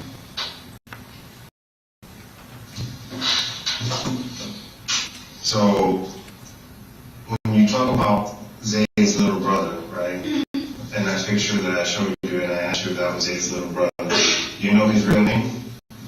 Do you know Zay's little brother's real name? Have you spent Twin, I don't know. Have you spent any time with him? Probably once. Okay. At his house. I don't know him. When did you go to his house? I don't know what month it was. It was for, what holiday was that? I don't know, they had a little cookout or something. I just went and that night. Okay. Other than that, you've never been to his house? Like, I probably did, I don't know if it's his house. And I probably never got a car. going back to that Airbnb video of when you're coming in, okay, to the Airbnb. Where's everybody else at? Where's they and little Victoria? Because they don't come in at the same time. How did they get in? I went through front. Yeah, but this camera goes off every time somebody passes it, and in order to get in, you have to put in a code, and that code gets tracked on the app. I spoke to the owner of the Airbnb. Nobody else went in. How did they get in? I'm not sure. Can you open another door? Is it possible you could open the back door? No. Were you either by yourself at your Airbnb? Well, it can't be you and Ann because you're the only one that goes in the front door. Nobody else comes in that front. We're every single person that comes in that front door and uses that code. When you guys come out to McDonald's, did you go front door? You don't know? Or did you go out the back door? Which door did you go out? I'm not sure. So I'm sure. Do you understand what I'm talking about? That you're the only one that went in the front door? Nobody else went in that front door? So how did Zay get inside if you were the only one that went in the front door? I did not. Huh? I don't know if I did not.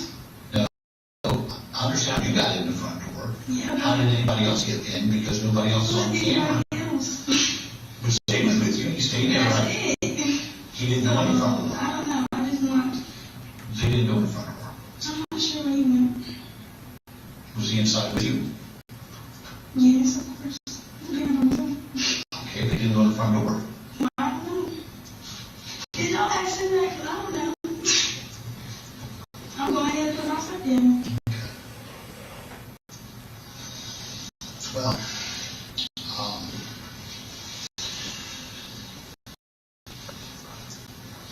So you know your cell phone tracks everywhere, right? Mm-hmm. So where you were, rule out. I think it should speak for itself. You see these little dots here? Right? That's your phone, right? That's ping. This is, we labeled the Airbnb, okay? See that? And every single minute, your phone is pinging off. You see all those little bubbles there? That's your phone pinging off, okay? That's your phone pinging off, right? Let's get back to the very most important time period.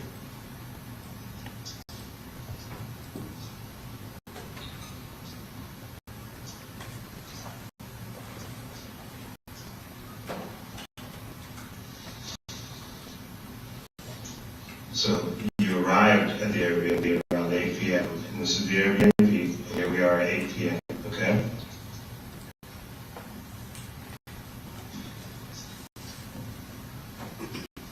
You stayed at the Airbnb up until the point where you were hungry and you needed to get some McDonald's, right? And this is how we found that McDonald's food. You gotta watch this. You gotta watch this, okay?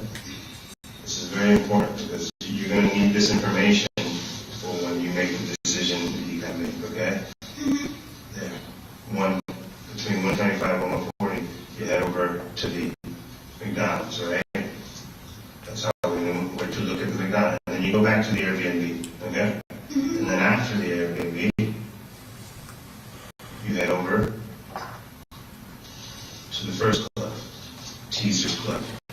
Do you know who else was at Teaser's Club while you were there? The rapper from Jacksonville, Julio, that died in Tampa, right? He was at Teaser's as well, and we have him on footage at Teaser's. After he leaves Teaser's, no, that's fine. You gotta watch this because you gotta know, okay? After he leaves Teaser's, he goes to Truth 18, right? Where's that part? Which he posted on Instagram, walking up the stairs. Guess who else shows up at Truth 18 after Julio shows up at Truth 18? You show up at Truth 18. It wasn't that crowded, so. Okay, no, but there's one place that wasn't a club, right? So there's one place that wasn't a club that you have to come up with a reason why you were there. It's a hotel where Julio was shot and killed at. I never said that in the hotel. So you didn't say, we know you didn't stay at that hotel. We know you didn't stay at that hotel. You went to the parking lot. But you were at the hotel where Julio was murdered at the exact same time that he was murdered. Okay? So the reason we're showing... No, listen, this is a time where we're going to... I understand, I want to make it, because you've never been arrested before, right? And you might not understand the gravity of the situation you're in, okay? You're familiar with Zay's old friend Tilly that was shot and killed? No? You're not familiar with that? His killer had a girlfriend by the name of Diamond, okay? And Diamond helped set Tilly up, lured him to a location where he was shot and killed, okay? Now, Diamond was not at the scene where he was shot and killed. Diamond did not pull the trigger, okay? All she did was send a few messages on the phone, okay? And they put the case against her, and now she's already been convicted 20 plus years. She's in jail right now. She's not getting out for decades. And she wasn't even at the scene where Tilly got killed. You understand what I'm saying to you? I'm not making any threats to you by any means, but this is damning evidence. This is the murder scene, and this is your device present at it. Okay.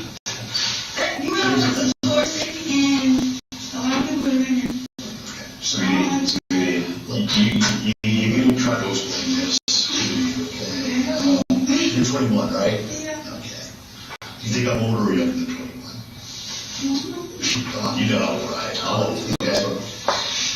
I've been doing this job and doing homicide as long as you've been alive, okay? I did one homicide about 24 years ago. It means I've worked a lot of them. This means I've been in this chair, talking to a young person sitting in your chair, hundreds of times. what you don't understand is this is the perfect case for a homicide detective. I have your phone. I have your phone everywhere.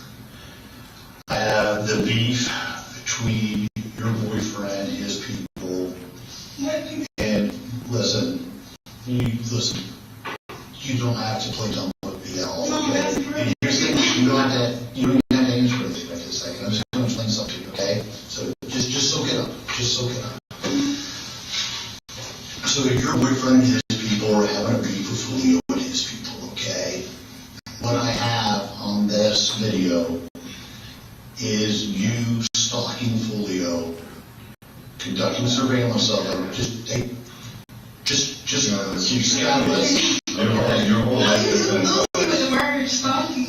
okay. I don't know him. Now, you're conducting surveillance with your boyfriend going to teasers, which is already performed. Then we have your car, your phone, everything else in the parking lot of Truth 18. Then we have the car you're in going into the parking lot where Julio Foolio is killed. We also have the black Chevy that was traveling with you. We also have you guys on about a dozen license plate readers in tandem, driving together, following each other from Jacksonville all the way down here and back. This is the car that the three shooters came out of. And this is the car that you can say are on scene and video at teasers and seen on video at Truth 18. This is high definition footage, okay? You're there. You're there. You're part of the murder for Julio Foolio, whether you want to be or not. Now here's the thing. I know one thing for sure. I know you're not a trigger person, okay? We know that. Is that a fair statement? You're not a trigger person? Have you ever shot anybody? You didn't shoot anybody in Tampa when you were there. Did you shoot anybody in Tampa? No. Okay, all right. Here's the problem. A bunch of people did. And I think they got you in way too deep. The problem is your phone kills you. The charge on this is first-degree murder. The sentence is going to be life in prison. Now, I mean, life means life. It means it becomes your nursing home. It means you never get out. You don't have relationships anymore. You don't have a child. If you have a child in prison, it goes to somebody else, and you don't even get to hold your child. You never get to see your family again unless they come to visit, and it's through class. It means the moment my partner and I walk out of this room, your life changes absolutely forever, and you can never, ever change it back. All right? Right now, so far, what you've done is lie to us, minimize your involvement in this, and it only makes the case that much stronger against you. The only thing that might help you out is complete truthfulness and honesty from you, and it's telling the whole story, because I'm telling you today, your life forever changes. It's never the same after today. That's happening right now. You're not going to be spending time with your family. You're not going to be doing any of those things. If you think your boyfriend loves you, your boyfriend used you in this. He knew. He's smart on these things. Okay? You know he is smart. He had you. He was on your phone. He had your phone. Use your phone. Open. It means we have you everywhere. That is Forensically. No. I tell you what you can't do. You can't travel to Tampa and then travel to the only two locations that Julio Foolio was that night, walking around the parking lot. I can tell you something else. You didn't go up and talk to a bouncer, so we know you fly about that. You did not go, because Julio Foolio was in the parking lot when you got there. I can tell you that's certainly not on video, so you can't get to a bouncer. I know that you love Zay. I know that you love Zay. See, I know that you love Zay. I know, and I know that this is a very difficult situation. The question you have to ask yourself in this room right now is, are you willing to throw the rest of your life away for sake? Because that's what you're facing right now. That's what you're facing right now. The only possible chance that you have to get out of this situation is to be honest. Because at the end of the day, listen, you're not being honest. You're not being honest. At the end of the Just say it told me I love He just showed you a bunch of pictures of people. Okay. Don't focus on that. Don't focus on that. I want one honesty from you. You ready for my one honesty? Did you open the back door to let other people in the Airbnb? That's an easy question. Then how did they get in the Airbnb? Because they did not go in the front door. What they gotta do with me? No, it's asking you for one honesty. All I did was walk up and knock. And you see how big they is. So what they gotta do? You opened up the front door and you got in. I didn't open up. You didn't open up the front door of that place? How did you get it? Obviously it was open. Nobody else knew the front door but you. I'm just asking one thing that I know is 100% truthful. And you can't answer that. Has to give you the code over the ring. It's actually just audio of that.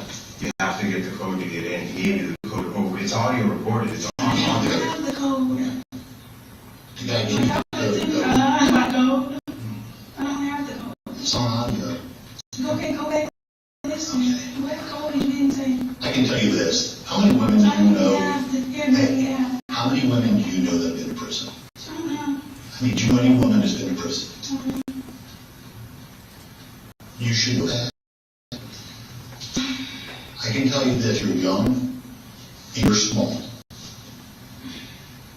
And where you are likely to end up without the truth statement right now is a horrible place. I gave you a truth statement. No, you have not. I have, whether you believe or not. Let me ask you something. Do you think I'm probably good at my job or probably bad at my job? I don't know. What do you think? You talked to me a few minutes. Do you think I'm probably good or probably bad? I can tell you this, I'm good at it. Extremely good at it. Detective Ramos is extremely good at it. I can tell you he and I are partners, and we have never had an unsolved homicide that he and I have worked together ever. Not one time. Okay? What we do for a living, we do it at a highly professional level. I can tell you right now, with the statement you're giving us, you're going to be in prison, and you're never going to come out of it. You're never going to see the outside of prison. That should scare the hell out of you. There's no day in your life after today. Here's the reality of the situation, okay? I want you to understand. We normally don't present discovery to I just want you to understand how this works because you've never been in this, okay? We normally never present discovery, meaning the videos and the cell phone data on cases where we're not quite at the point where we can charge them yet, or what we don't think we're going to get there. The only reason we have shown you what we've shown you is because what's going to happen. No.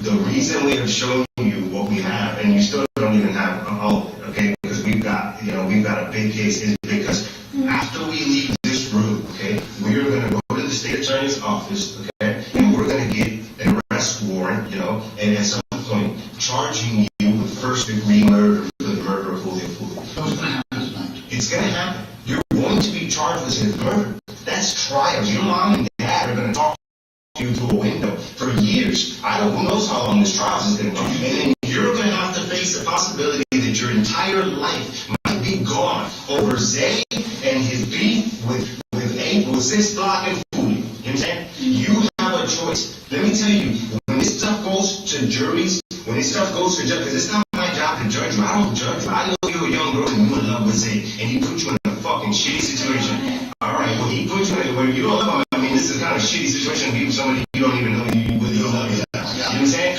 But he put you in a very shitty situation. He put you in a situation.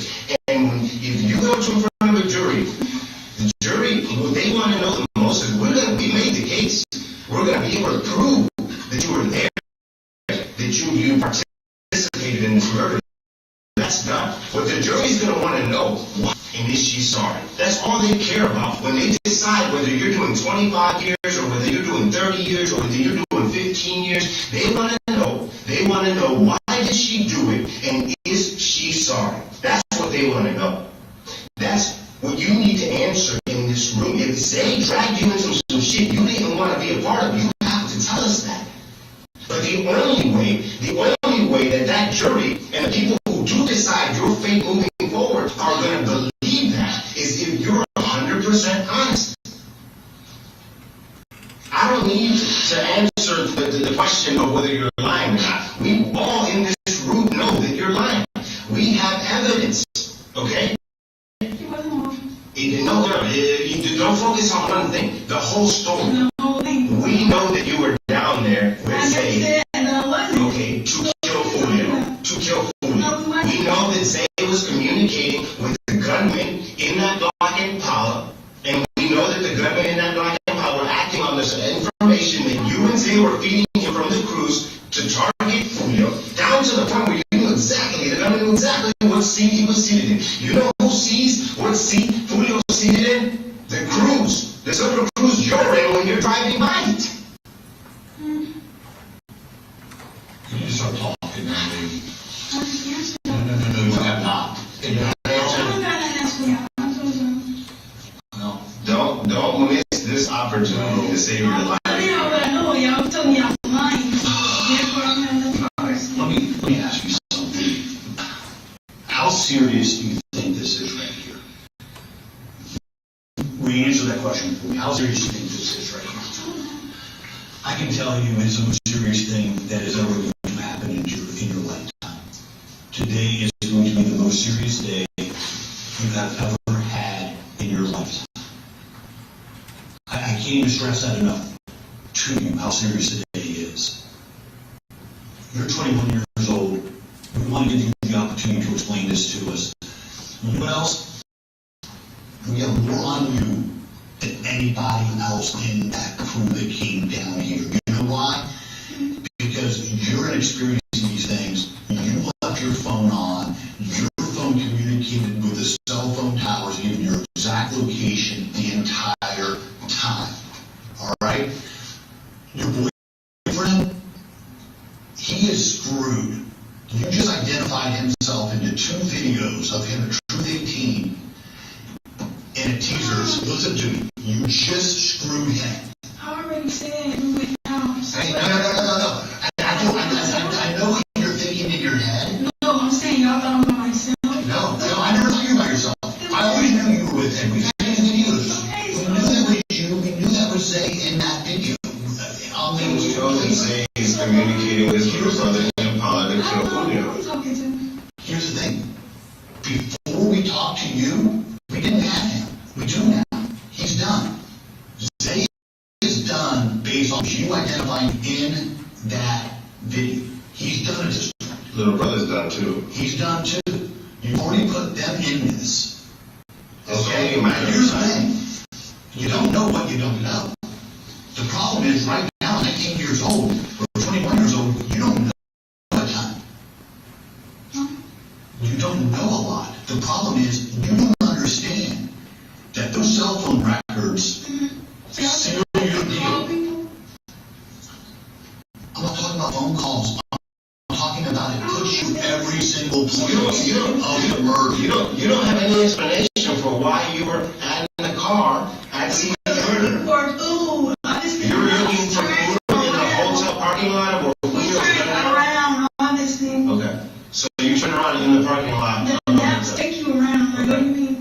You don't find that, you don't think that, like, I know you're not experienced in our court, but you know, again, the jury judges, you don't think when they hear the story that you and Zay are in the silver car in the parking lot, feet away from where Julio gets gunned down?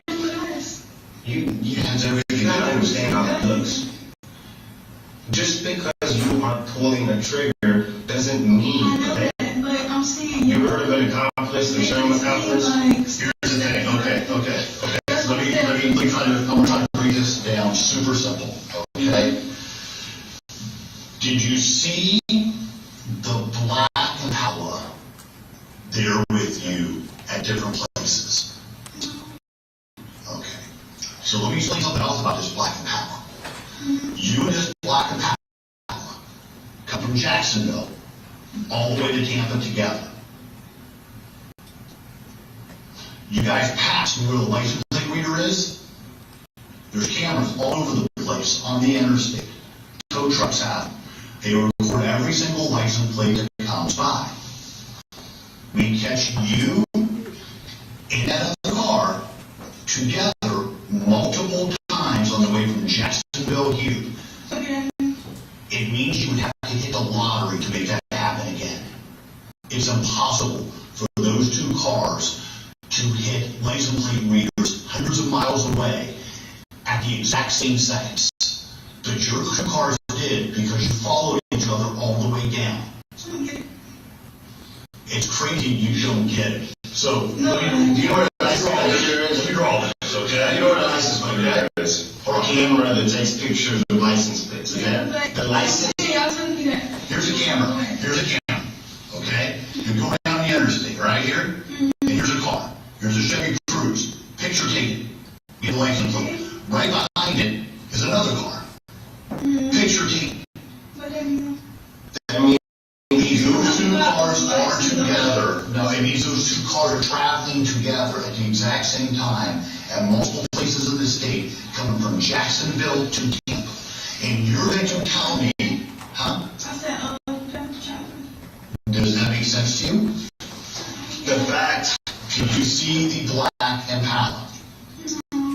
You know anything about Black and Power? You know anything about a black car? Was anybody staying in your Airbnb that had a black car? You're not sure. Was there anybody staying in your Airbnb other than you, Zay, and Zay's little brother? Was there anybody else staying in that Airbnb?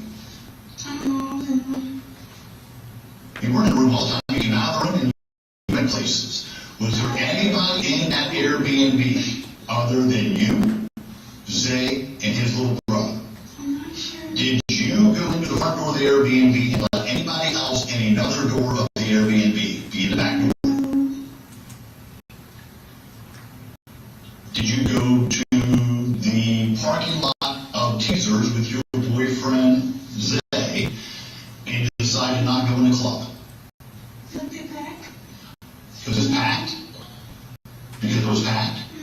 Can you tell me why you were wearing a COVID mask in that parking lot? I'm sick, I'm pregnant. People drinking, smoking. Can you tell me why you don't have a mask on in other places? I'm not. You're in a car with a guy you don't even know in the McDonald's drive-thru and you don't have a mask That's on. not which people were smoking. If you go into a club, perimeter. Your first one was I don't want to get sick because I'm pregnant. That's what Could I a guy you don't even know a foot away from you in the McDonald's drive-thru Okay. get you sick? Cool. You were I actually, dropped the way over here. before you left Jacksonville, you stopped at Isaiah's little brother's house, okay? And we tracked from his house, all the way from his house, all the way on the highway, past the license plate readers, the Silver Cruze, and the Black Impala, all the way to the Airbnb, all the way to Teasers, and where Julio's performing his first show, all the way to Truth 18, where Julio's going for his after party, all the way to the homicide scene. Look at this. All the way. No, but explain it to me. Explain to me how Black Impala in your car, all the way from Isaiah's little brother's house, from Jacksonville, all the way to here. You think that's a coincidence? That Isaiah's little brother's car, because that's his car, traveling with your car. I'm supposed to know who car it is. I don't know. That's a lot. Not my people.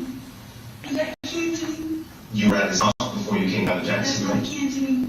You were at his house before you came down to That's Jacksonville. not kin to me. Were you at his house before you came down to I just Jacksonville? said that's not kin to me. That's not answering the question. It's a yes or no question. Were you at his house before you came down to I know Jacksonville? who Pastor was. So you were at a house. Was it Black Impala there? No. It's other car driving.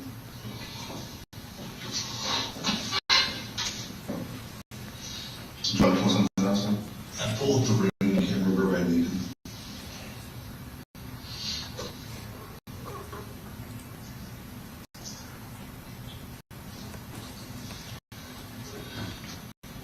see how important this was. I really do. I see it is. I don't think you do. I do. No, you didn't. No, you don't. If you knew how important this was, you'd have tears coming down your face. You'd be telling everybody everything that happened. You're not. All y'all do is tell me This is everybody leaving Airbnb. That's Isaiah, right? He's talking to the Uber driver, right? You answer, is that with you, your boyfriend?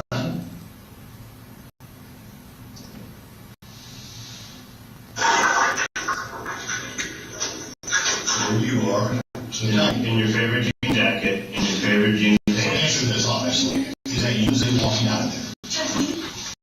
Is that Zay in front of you? You don't know? Let's get you a better picture.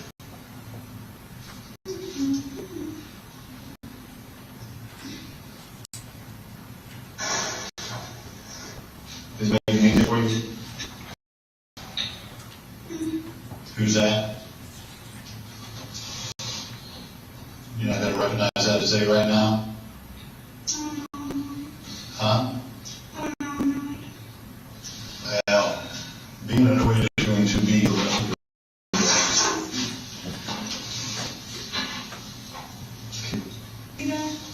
Is that Zay's little brother? I don't know. He asked me the same stuff. Yeah, we don't ask you the same things because they're simple questions. I'm answering. No, you're not. No, you're not answering. You're not answering at all.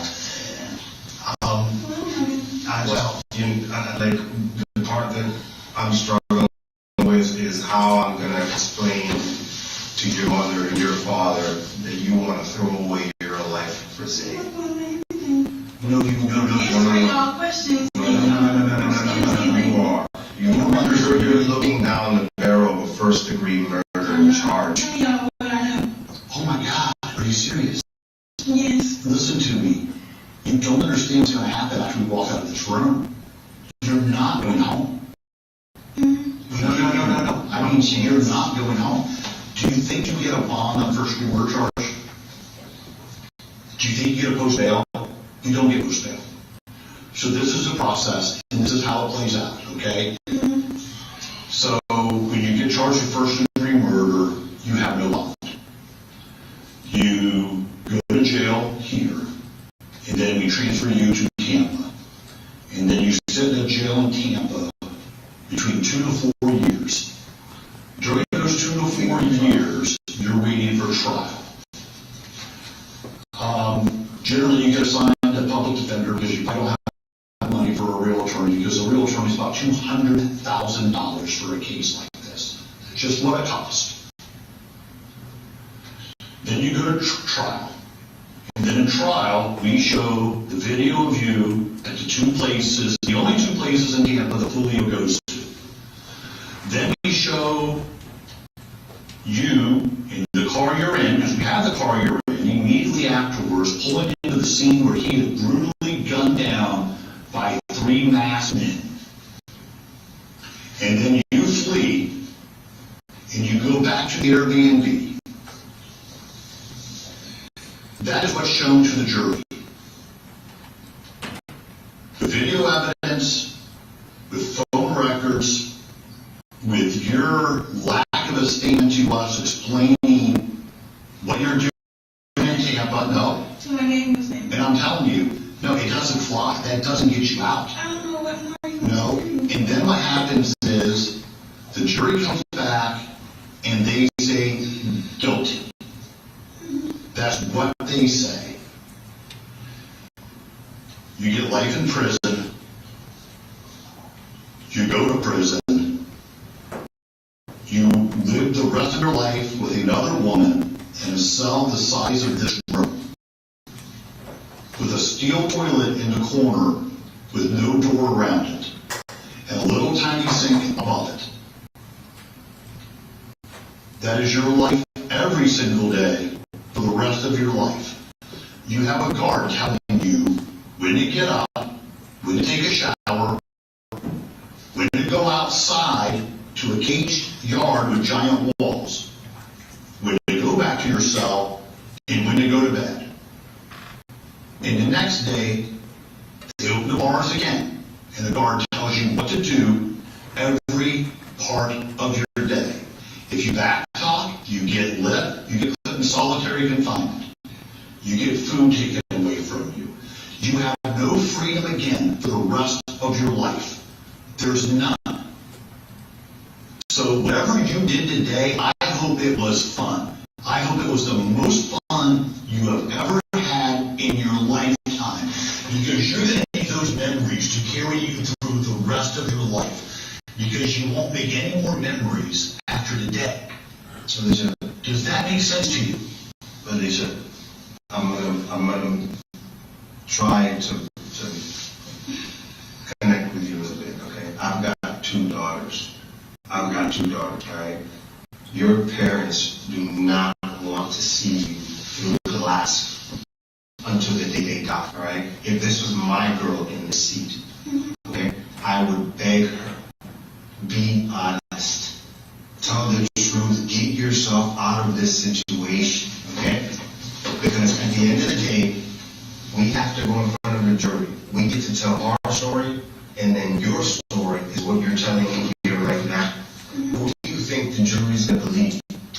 I went down, I don't know what car I went down in, I don't know really where we went, you know, we didn't really want to go in here, you know, I only did this. No, your story, listen. This is your one opportunity. So this is, if you don't care, I mean, if you're the type of person that can participate in a ruthless murder, whether the guy deserved it or not, okay? No, but that's the thing, just because you don't pull the trigger doesn't mean that you didn't participate.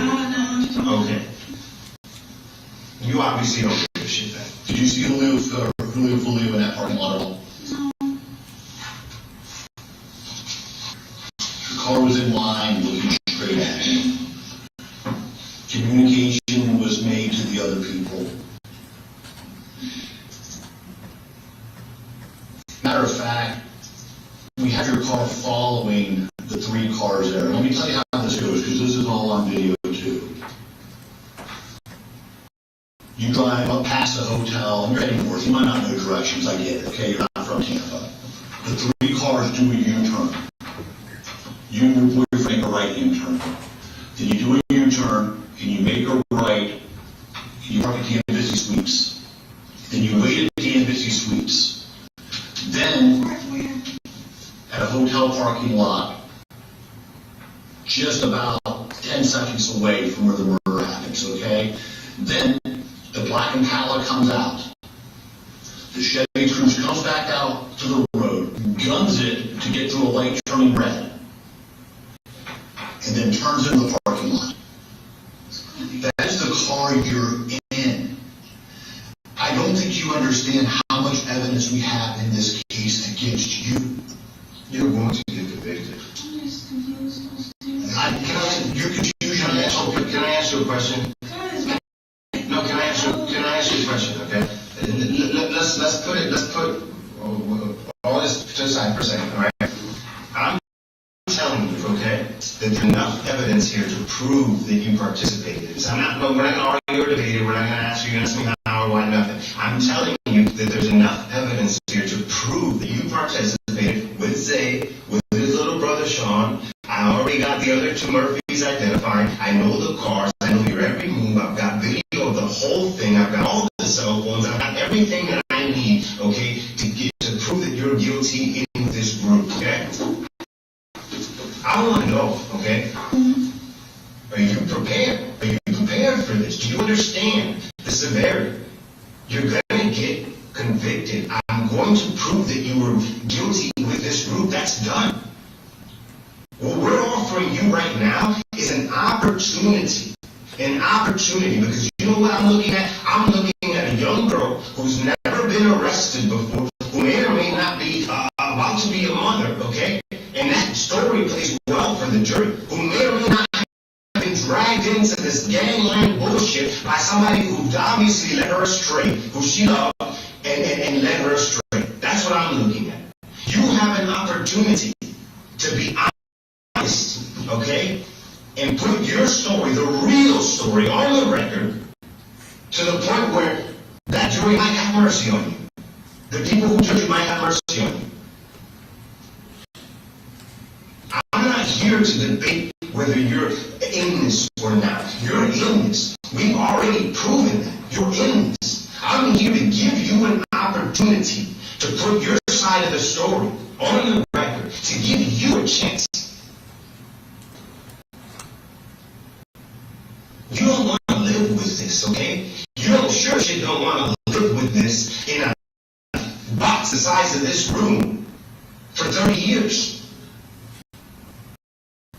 Your hair getting done, your nails getting done, going out to the club, being with your friends, Thanksgiving dinner with your parents, all that shit is gone. This is it. Wall for 30 years.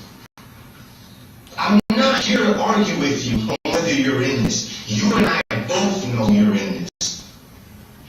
I gotta ask, are you gonna take the opportunity to give yourself a chance to be honest? So you saying what I said was wrong? Yes. Yes. I'm calling you a liar. Yes. Then tell us the I'm truth. going down nonchalant, but it's not a lie. Okay, then tell us the truth.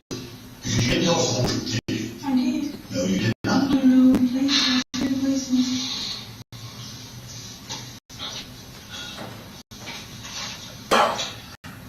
I'm telling you right now, your life is going to forever change and you're never going to be able to get it back. I mean, never. Your parents love you.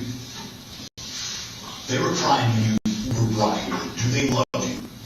Are you asking? Yes, I'm asking you. Okay. Do your parents have a lot of money? No. Okay, I can tell you what this is going to do to them. It's going to bankrupt them. This is going to bankrupt your parents. Anything your parents have tried to save is going to be gone. Do they own a house or rent a house you live in? Do you know that? Okay. They're going to have to remortgage it for you. That's what they're going to have to do. They're going to have to remortgage it for every cent they can get out of that house. They're going to spend every cent they have trying to save you. And it's all going to be in vain because it's not going to save you. But they're going to spend every cent they have anyways. You're going to ruin your parents' lives. They will never recover from this at their age with the financial burden that you're going to cause them tonight. The only thing that has a prayer of helping you out is to tell the entire truth. Let me show you who you're gonna ruin your parents for. Look, take a look at the photos. Take a look at the photos. Let me show you who you're choosing over your parents in your life. Only one person out of this group even remotely stands a chance to get away from this at all, in any shape, with some kind of, mercy, any hope. There's only one person. These guys, they're all fucked. We know about their history. We know about what Zay's been doing. We know about what his little brother's been doing. We sure shit know what these gentlemen have been doing. These are the people who you are getting ready to ruin your parents over and throw away your life for. That's really how you ride? These are people that you want to ruin your parents for and throw away your life for? I know, no, that's a lie. No, I know you know that, okay? I know that you know these two for sure, and I know that you saw these two at the Airbnb. I know it. I can prove it. Whether you want to lie to me about it or not, that's on you. These are the guys that you're willing to ruin your family for? That's what's happening. That's what's happening. That's what's happening right now. You're doing it. These are the guys that you're willing to ruin your family for. Your mom was very nice to those deputies that were out there at her house earlier, those officers, okay? Mm-hmm. She's a good lady. Would you agree with that? Yes. Breaking her heart won't even begin to describe what you're going to do to your mom tonight. It won't even describe it. Mm-hmm. never the same. Their life is ruined. It's generally easier if the child passes away than what they're going to go through on this because of your decisions. They're going to know you're there. They're going to know they can't see you. They're going to know they can't touch you. They're going to know they can't spend a holiday with you ever again. People in a family are going to pass away. And they're going to wish you could be there to mourn with them or go to a funeral. And they don't let you out for the funeral. Ever. Your parents will pass away. You won't go to their funerals either, just so you know that. Your parents will not live as long as they were normally going to live either because of grief. Grief has a terrible effect on people. What I can't understand is how you're being that selfish. No, you absolutely are. Because the truth, what really happened down there, you telling us that, that's free. That doesn't cost you a cent. This is going to cost your parents everything. Absolutely everything on this. They don't make it back from this. So the only reason that we're telling you all this is because we know that you don't have experience with the legal system, okay? I think You have no idea. You have no idea how this works, so that's why, no, sweetie, listen, just listen, please, I'm begging you to listen to me, okay? You have no idea how this process works. That's the only reason we've been laying it out, because these are the realities of how this process works, okay? And I personally feel like you are a bad person. You have never shot somebody. You have never stood over somebody and executed somebody. You have never pulled the trigger on a gun and killed somebody. So I think that there's still a chance to save you. Some of these other guys, there's no chance. There's no chance. They're done. They're past that point. But I still think that there's something in you worth saving. The question is, do you want to save yourself?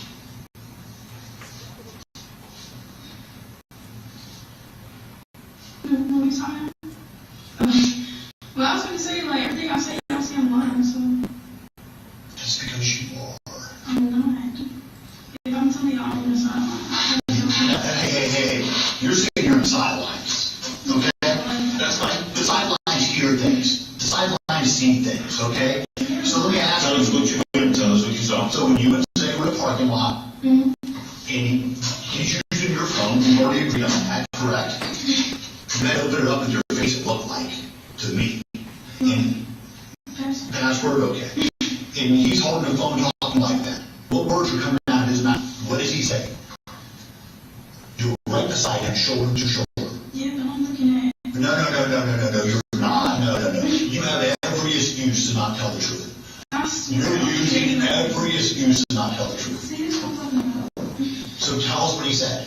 I don't know what he said. You're lying about the Airbnb. I'm lying. Yes, you are. I was asking. You were the only one. You're trying to protect Zay. You're trying I to. get it. I get it that you're trying to protect What's the Zay. side of your neck? What's the side of your neck say? Everything I say. What's the side of your neck say? What, this? Yeah. Princess. Okay.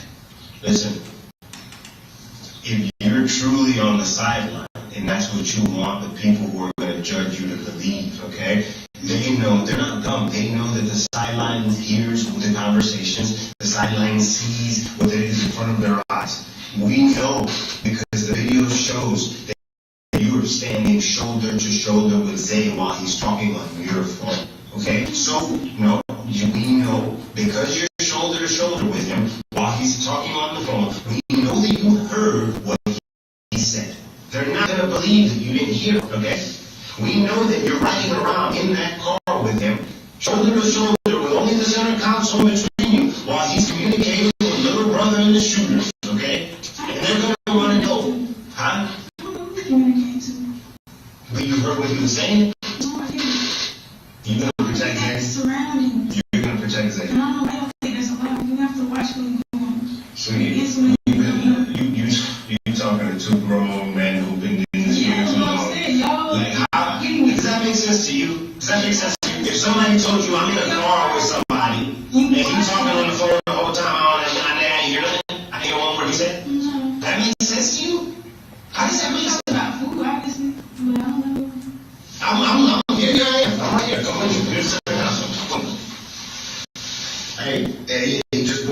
hotel. No. Drive around one more time. Hey, park real quick. Oh, he's in the passenger seat. Yeah, aim for the passenger seat. Are you hearing that? Are you hearing me see that? You didn't hear me see that? It's a game to you. It's a game to you. And it's sad, man. It's sad because this isn't a game. This is real life. It's happening right now. This is real life. This ain't no TV shit. This ain't no shit you get to walk away from. The problem is you can't even say that you heard it all. You just weren't part of it. You can't even say that to us. I'm saying I heard The entire stalking, following, and assassination of Julio Foolio. I'm stalking. Okay, following, tracking, doing surveillance. So by chance you show up at the only two places Julio Foolio goes to in Tampa. The only two? No places everybody come. No, those are not. We're from Tampa. That's not the First thing. off, teasers is hey, let me tell you what teasers is. Probably the shittiest little strip club in Tampa. Beach and everything good. Okay? That's not where everybody goes. Like literally nobody goes there. Then you went to Truth 18. Nobody goes. It was a private party that night. And nobody goes there. You see, only two places Julio Foolio was at. He didn't go anyplace else. And then he goes to the hotel, and you and your crew go away, and you literally... No. Let's not fix the trip. You and your crew go to your cruise via Pala, and you like that vehicle alone. And you want the jury to believe that you were only in the parking lot where Julio died because you were off and you had to turn around. That has to do with you facing a murder one charge. 30 to life in prison. That's what that has to do. What do you mean, what does that have to do? You're in the parking lot in the car with Zay. So I can't be in the parking lot. That's correct. You take the parking lot where Julio got to get gunned down. They got the bus though. Okay, it's a game there. Yeah, it's a game. It's not a game. Oh boy. So you're too blind. No. You're way too blind to see that this shit is real. And this shit is real. And you only have one way out of this. You have the only card to play out of anybody. Because we're not. You think, because you know what might end up happening, right? When we bring you all in, right? One of the other guys might try to take a deal, right? And he might try to be the first to go to the state and say, I'll give you everything for mercy. I'll give you everything for mercy. That's what one of them might do, okay? But right now, the way it stands, you have the only card to play by being honest with you. If you're truly on the sideline, Like I said, then be honest. I was You're not being honest. y'all asked me the same question like 10 times. Because we know you're lying. It's not You know you're lying. I know you're I'm lying. not lying. You know, let's stop debating that. I don't even want to debate that anymore because the evidence proves it. The evidence proves you're lying. I'm saying.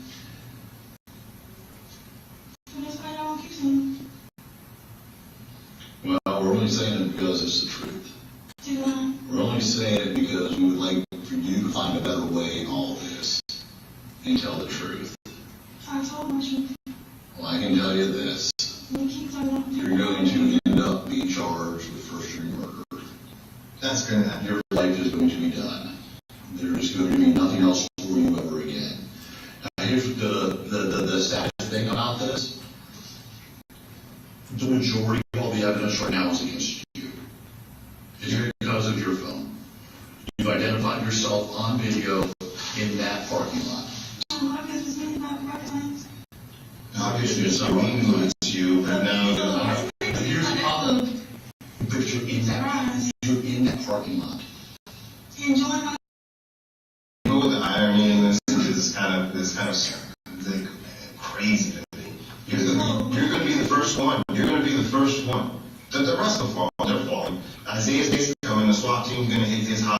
Using with his murder warrant for Julio too. That's coming. Okay. But guess who gets the honor of being the very first one? Because of her phone, because of the video. Guess who gets the honor of being the very first one to be officially charged and arrested and booked for the murder of Julio Foolio?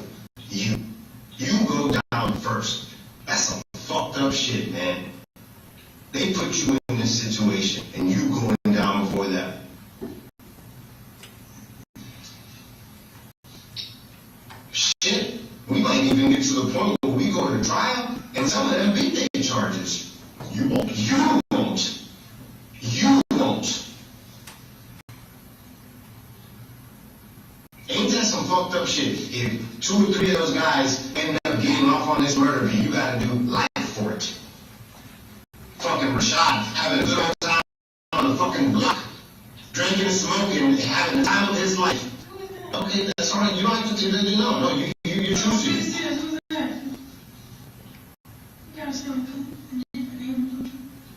Ghost 187. You follow him on Instagram? 1 to 200. Friends with Day and ATK. You know we have your whole Instagram. We have all of it, dude. We got your Instagram, we got your fucking iCloud, we got all of it. I'm a week away from reading every single text message you sent on your phone the entire time. All of it. This case is only, right now we're at the point, but this case is only going to get stronger and stronger and stronger against you. I'm going to read every message you sent. I'm going to see every photo and video that's on your device. I'm going to know all your Instagram posts, all of them. I mean, no, but here, listen to me. I'm going to get to present all of that to the jury, and you know what the jury is going to hear from your side? It's happening right now. This is it. This is your moment. The only thing that the jury is going to get to hear from you is what the story you're putting down here right now. Let me break it down for you one more time, just to see if it goes.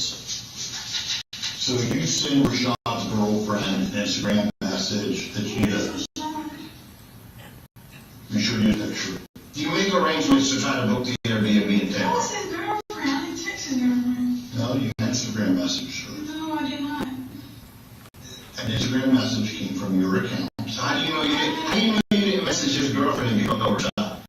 How do you know Rashad's girlfriend is? No girlfriend. That's what I'm We saying. just say that, okay? I know, but His girlfriend. That's what I'm saying. I am just, listen, I'm just going to throw a couple facts out here for you, okay? You sent an Instagram message to a woman who is the girlfriend of Rashad. Whether you know Rashad or not, doesn't matter. You sent, that doesn't even matter who is girlfriend or not. It doesn't matter who. You sent a message. You sent a message asking for an Airbnb to book in Tampa. And Airbnb, listen to me. I don't care. It's regardless. You're missing the point. You sent a message, okay, asking for an Airbnb to book for us. Those are the specific ones. We need you to book us, right?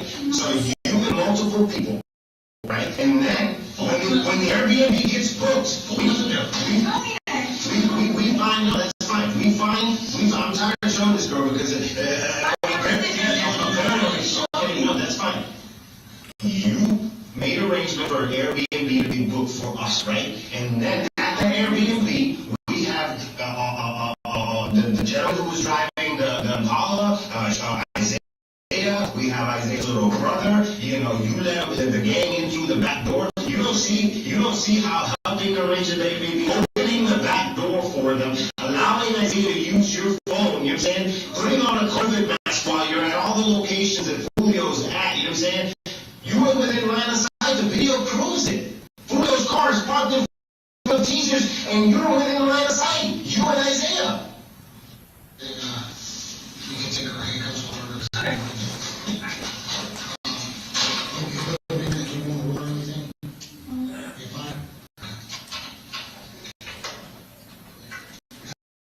Everything else has been happening still on that side. I just want to take her head and keep her head on. Yep. Yes, they can. All right, afternoon recess. All rise.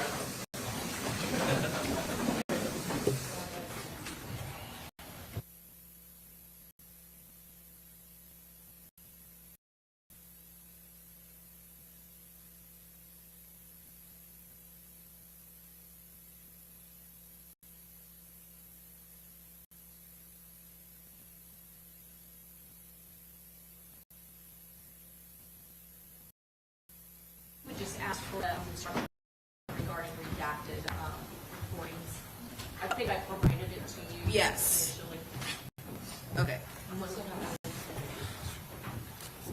Okay, very good. I will give it come back.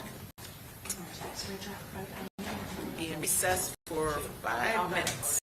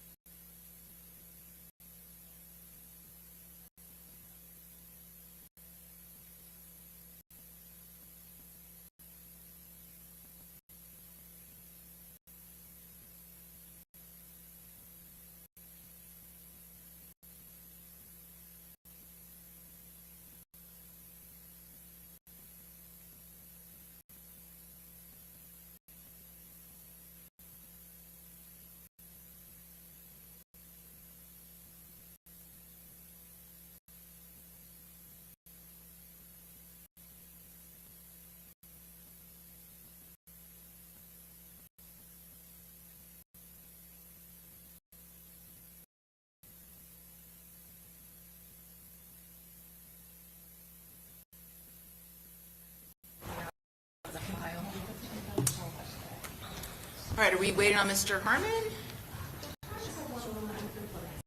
Sure.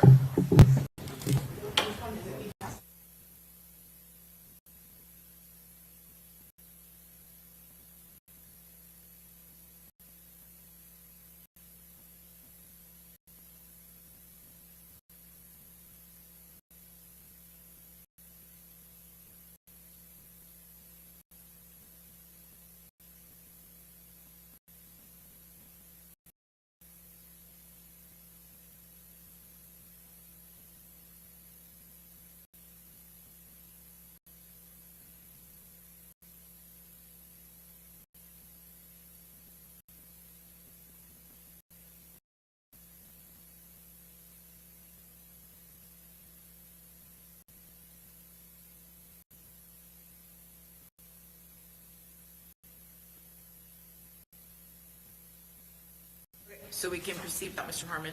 Yes. Okay, very good. Let's bring in jury.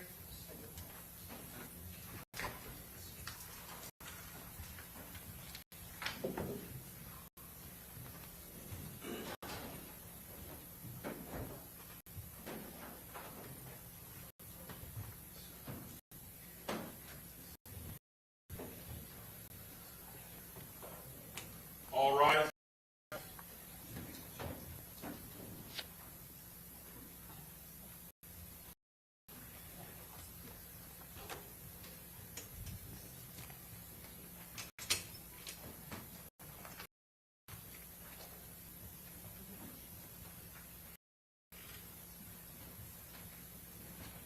All yours for Okay, very good. Welcome back. Everyone have a seat. State you may proceed. Oh, yes. Thank you.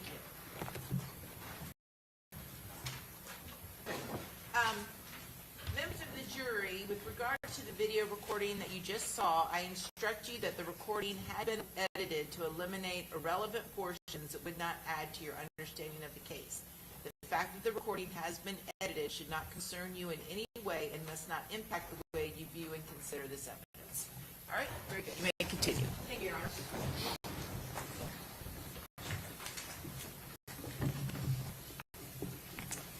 Detective Ramos, are there different strategies and tactics that you are trained on when conducting an interview and interrogation of a homicide suspect? Yes, many.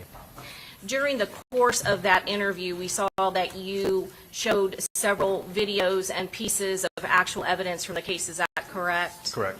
What sort of strategy or tactic were you taking when you were interviewing the defendant, in this case, Miss Alicia Andrews?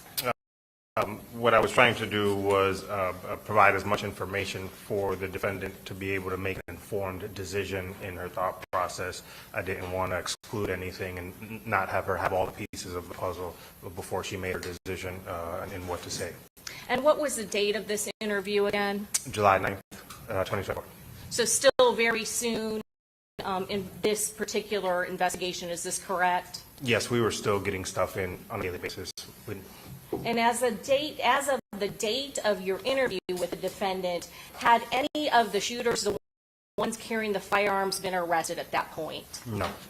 At any point, had her boyfriend, Isaiah Chance, prior to that interview, had he been arrested, had probable cause been developed to make an arrest for the homicide of Charles Jones? No.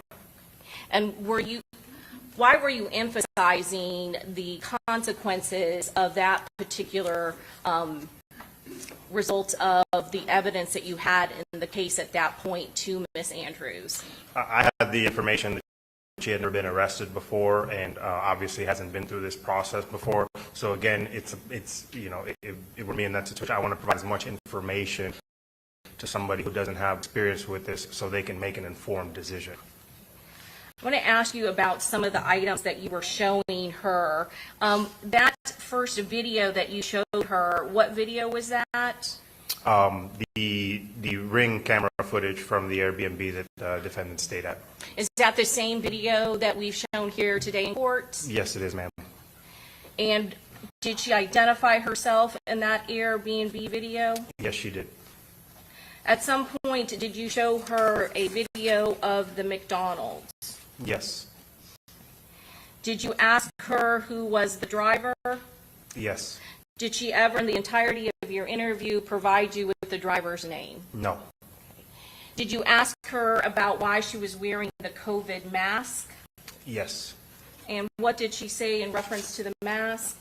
Two separate things. At first, she said that she was worried about getting sick because of her pregnancy status, and then the second thing was that she uses it to block the smoke at clubs. Okay. I'm going to show you State's Exhibit number 78, the McDonald's video.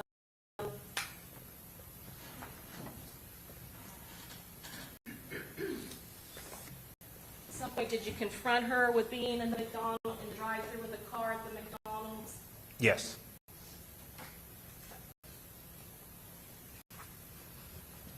Who's that at the window in that silver Chevy Cruze? Co-defendant Davion Murphy. Okay, can you take a look and watch what he's doing? Can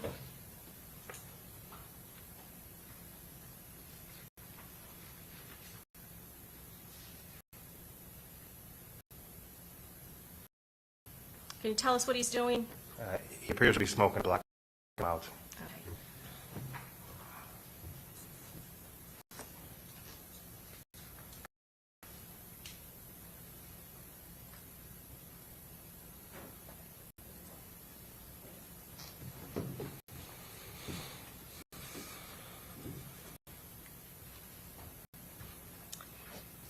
Did you also ask her about the teasers video? Yes.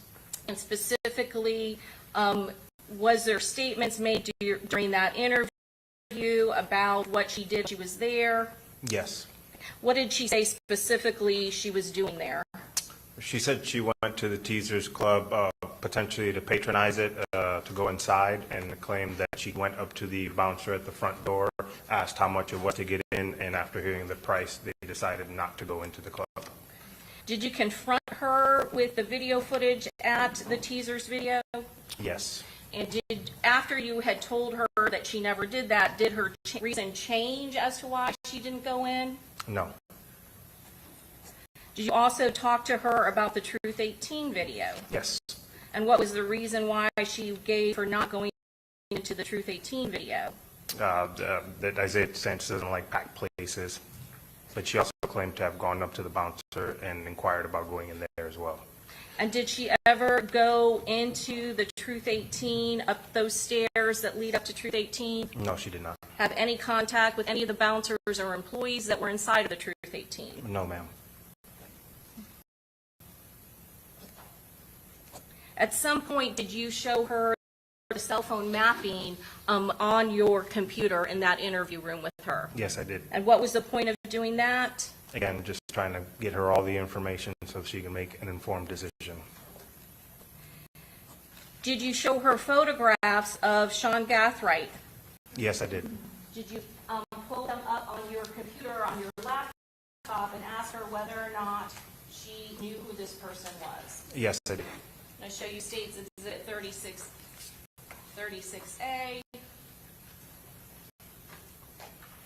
States Exhibit 36B. Is 36A the photograph that you showed her and pulled up on your laptop? Yes. And did she say or give you any information as to his identity? She said she had no idea who this was. At some point, who did she say she was staying at the Airbnb with? She said the only people staying at the Airbnb were her boyfriend, Isaiah Chance, and who she referred to as his little brother. Did she ever identify who the little brother was? No. When you showed her that photograph, States Exhibit 36B, did she ever say she knew anything about him? No. And did she say she could she identify who was in 36B? She said she didn't know. How long is the trip from Sean Gathwright's house to that Airbnb? Approximately 3 to 4 hours. How long was she in Tampa at that? I'm sorry to interrupt. From the time when she arrives at the Airbnb until the time that she leaves the next day? Approximately 17 hours.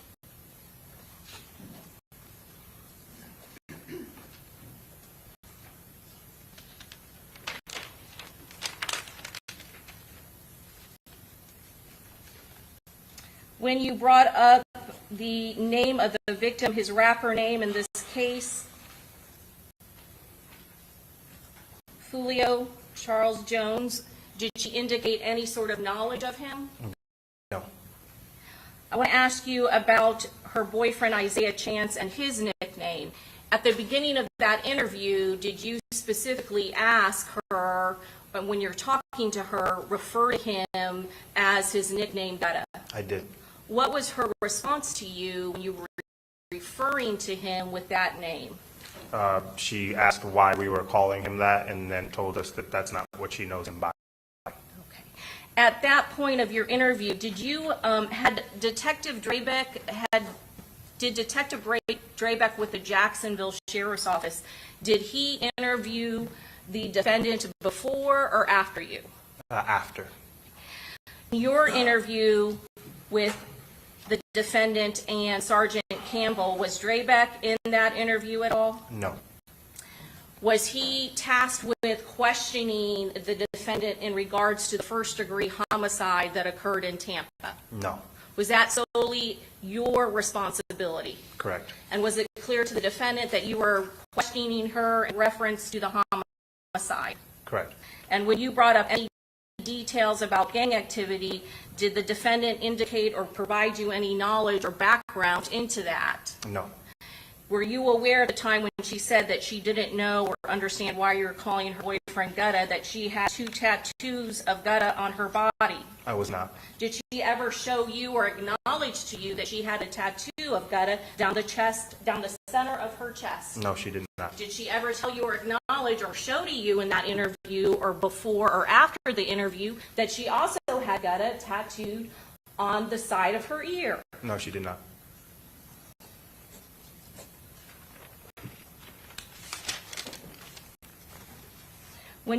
Did you question her in depth about the type of car that she rode in, the black Impala? Yes. Did you and Sergeant Campbell also question her about whether or not she had seen a black Impala either at Teasers or Truth 18?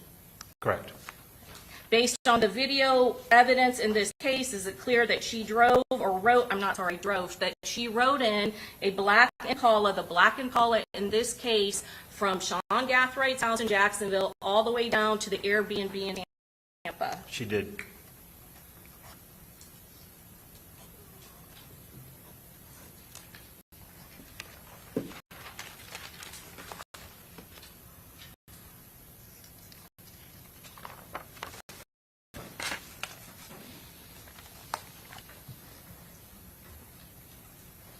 Detective, I'm going to show you what's been marked for identification, State's Exhibit 112, A, B, and C. Take a look at these still shots that were taken from the video.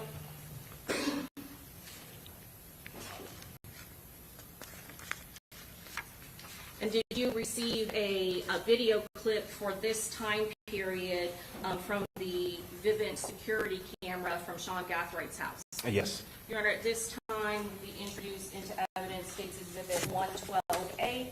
No objection. A, B, and C. No objection. Mid. Again, I'm going to show you State's Exhibit 112. And again, this is the time period occurring before they leave for Tampa on June 22nd of 2024. Is that correct? Correct. Can you tell us what is being shown in this still shot from the Vivint video cameras from Sean Gathrigh's house? Yes, this shot is one of the many times that co-defendant Isaiah Chance went to and from his vehicle. Specifically in this shot, he has an item in his right arm that's consistent in appearance to a pistol with an extended magazine inserted. Okay. What does the extended magazine do? The extended magazine increases the capacity of the amount of bullets you can carry, so typically doubling the amount of bullets.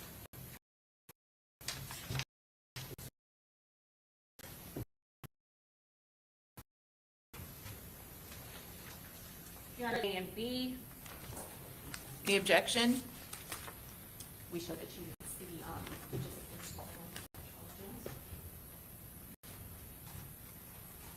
Judge, we introduce into evidence State's Exhibit 85A and B. Any objection? Admitted. Detective, as part of your investigation, did you obtain the Instagram information of the victim, in this case, Charles Jones? Yes. I'm going to show you what's been entered into evidence, States Exhibit 85A. And again, is this just a business certificate from Instagram showing that these records are kept in the normal course of business? I'm going to show you 85B. The records from Instagram. Does it show an account identifier? Who is that? Let me enlarge it for you. Yeah, that's the victim's rapper name, Julio Foolio. Okay. And then down here, the definition that he provided for name. ESPN 98. And then what is his vanity name that displays on his Instagram account? Julio Foolio. Okay, is it Julio_Foolio? Correct.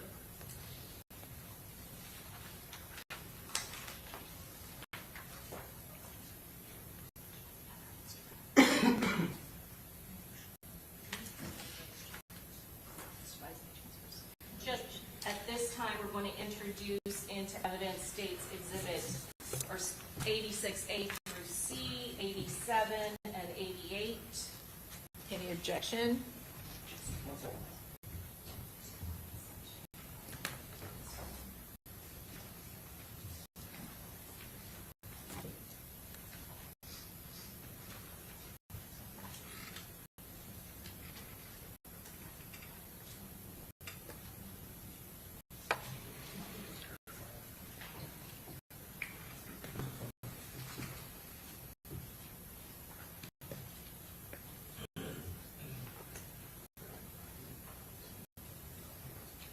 Judge, we introduce into evidence 86A through C, 87, and 88.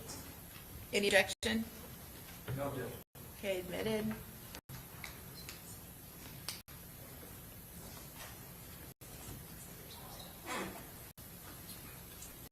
Detective, as part of your investigation, did you also get the records of the defendant, Alicia Andrews, her Instagram record? Yes. Show you 86A. Again, is this the business certificate saying that these records are kept in the normal course of business? Correct. I'm going to show you 86B.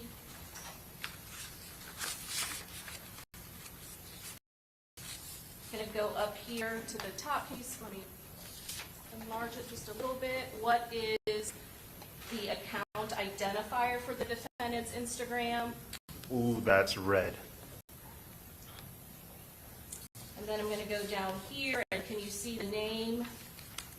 Miss Adora with a heart symbol. And then the vanity name that shows up on her Instagram account. Ooh, that's red.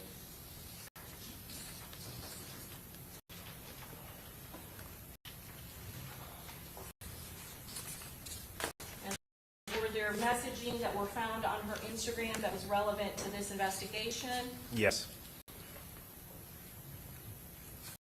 I'm going to show you.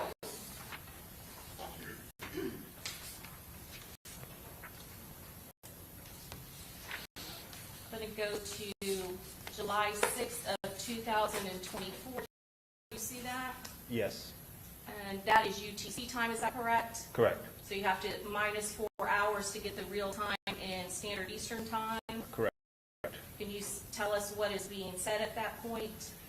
LMAO, I'll have them bring me tomorrow or Sunday, though his mom asked me, did I want to get dropped off earlier after we left the place trying to get our phones. And at some point, I'd already asked you earlier in the testimony today whether or not you were able to ever recover the actual device or actual phone that she is seen holding in that ring video, as well as Isaiah Chance seen holding in the parking lots of Teasers and Truth 18. Is that correct? Correct. You were never able to get that, correct? We didn't get any of the devices. Overruled. And then can you see what the next message is? He keep telling me to wait a week. That's why I've been sitting. And then the next one? Just have them bring you tomorrow. And that is coming from someone with the Instagram username Tarnisha, is that correct? Correct. And then what is the response from the defendant's Instagram? Okay. And then what is the response from the person identified as Tarnisha? I can't see Oh, the I'm rest sorry, I of that. apologize. You see that now? Why wait a week? Question mark. And then I'm going to show you on the bottom of this page who the author is. And again, is that the defendant's account? Yes, it is. And then I'm going to go to the next page. And then can you please tell us what her response is on July 6th of 2024 at 1:02 UTC? To make sure no police sitting around Okay. And then what's her next response? before I go there. And then what is the response from Tarnisha? Oh, well, come tomorrow. We'll come tomorrow, have them bring you. And then what is the response from the defendant's Instagram account? Okay. And then what is her next one from Tarnisha? You should have had her bring you earlier. And then what is the response from the defendant's Instagram account? Yeah, but I didn't have my clothes. Would have had to come way back, so I just waited. Okay. And then what is her next response? It appears an attachment was sent.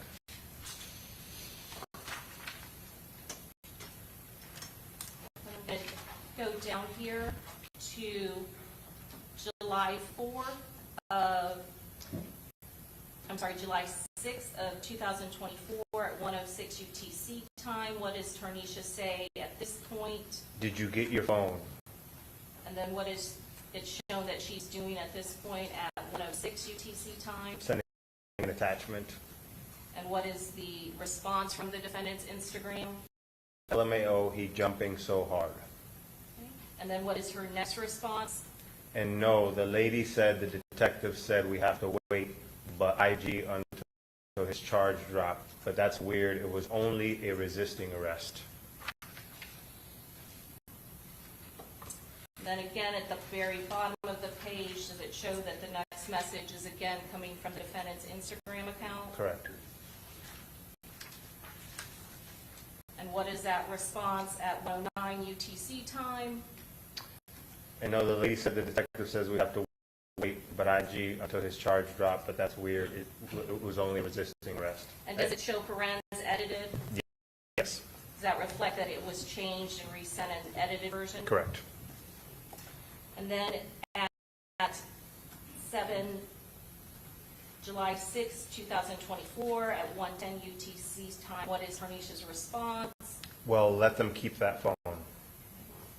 And then I'm going to jump down here to July 6 of 2024 at 1:11 UTC time. And what is the response from the defendant's Instagram account? Yes, that's what I said, LMAO. It was a whole different one. Oh, well.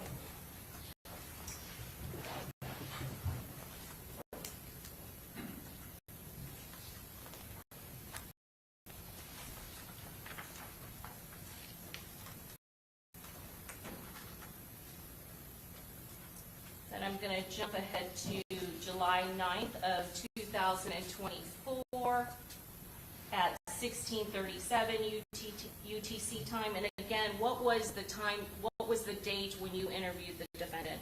July 9th.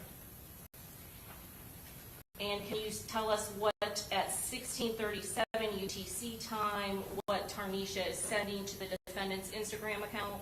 My mom said get someone to drop you off to McDonald's. She will come. What is the response from the defendant's Instagram account? She at work. And what is her next response at 17:10 UTC time?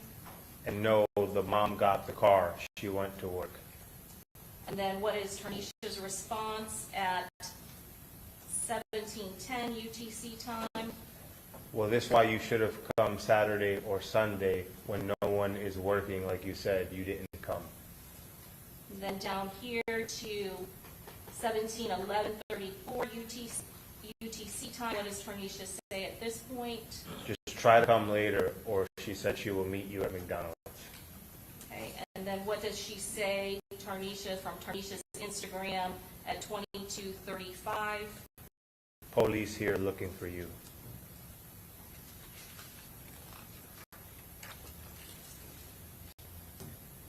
And what is a response from the defendant's Instagram response at 23:13 UTC?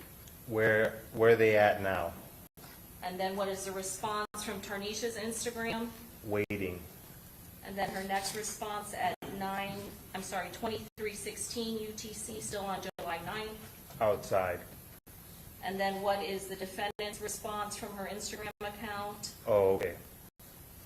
And then what does Tarnisha respond at 17:10 UTC time? A thumbs up. And then what is her next response at 18:26 UTC time? Oh, never mind. And then what is the response from the defendant's Instagram account at 23:18? WIM or what you mean? And then what is the next response? I don't see them no more. Again, that was from Tarnisha's Instagram. Correct. And then what is the response from the defendant's Instagram? Up a little bit. Oh, I apologize. They somewhere waiting, probably.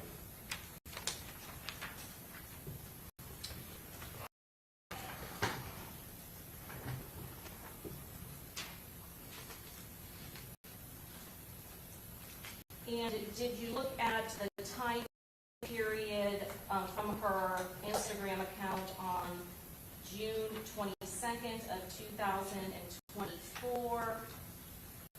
Yes. And can you tell us, I'm going to put this on here. Is this what was posted to her account, and can you give us a time? Yeah, so it's June 23rd at 2:01 UTC, so that would have been Saturday, June 22nd at 10:01 p.m., a few hours after they arrived at Airbnb. And is that a screenshot from her Instagram? Let me go down here a little bit. Yes. And is it somebody, can you tell us what is being posted? It appears to be a product of a Pandora bracelet. Them Pandora necklaces be looking so cute. So whoever has the custody of the phone at this point is posting jewelry, is that correct? Correct. And then I'm going to show, oh, that's it. Did you also, in the course of your investigation, get the Instagram records of the co-defendant, Isaiah Chance? Yes. I'm going to show you State's Exhibit 87. What's that? Business certifications from Meta. I'm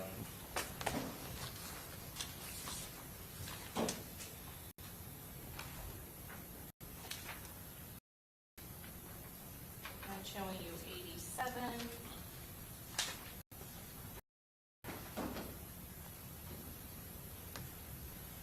Can you tell us what is the account identifier for Isaiah Chance's Instagram?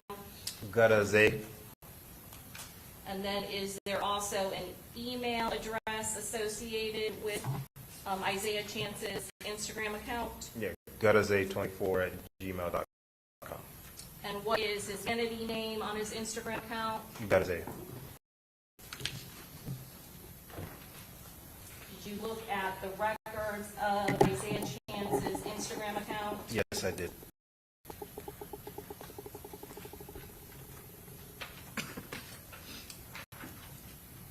going to show you.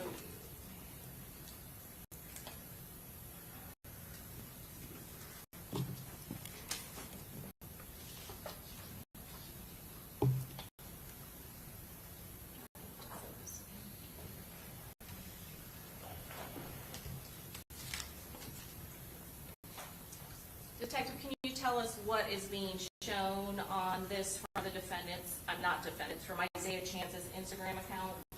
This is a photograph from a crime scene in Jacksonville where one of the members of the gangs was murdered. Okay. And who was the person that was murdered? I can't recall the specific one at this time. And when was that posted on Isaiah Chance's Instagram?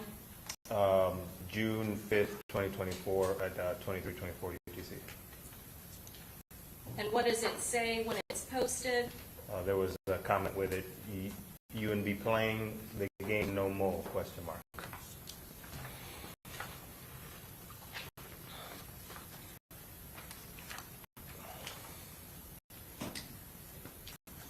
And then, can I ask you what is being shown in this from the Isaiah Chance's Instagram account? Let me. You familiar with this posting from Isaiah Chance's Instagram account? Yes, this was made from his account on the day of the homicide at approximately 6:13 a.m., so less than 2 hours after the homicide. It's a picture he posted of Bill Belichick, the famous Patriot coach, with the hands up emoji.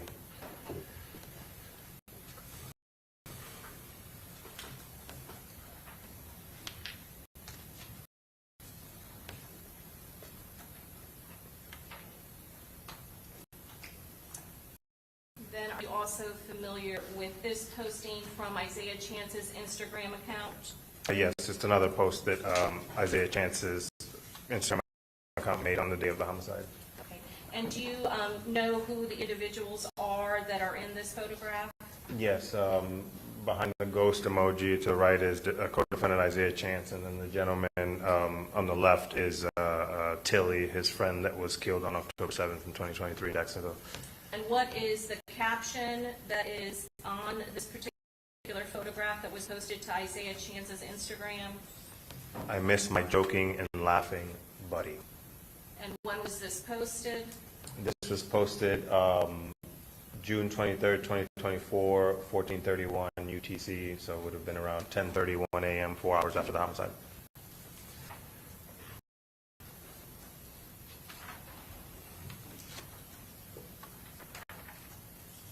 And are you also familiar with this posting from the Isaiah Chance's Instagram account? Yes.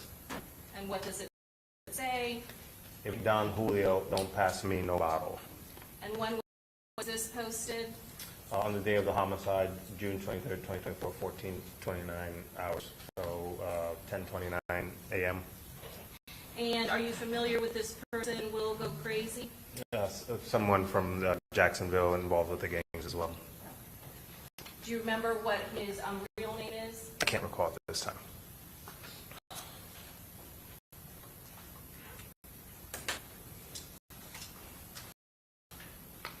You also got Rashad Murphy's Instagram account, is that correct? Correct. What is State's Exhibit 88 show? Business certification from Meta. And part of the Instagram, did you get when searches were done for certain people on Instagram from Rashad Murphy's account? Yes.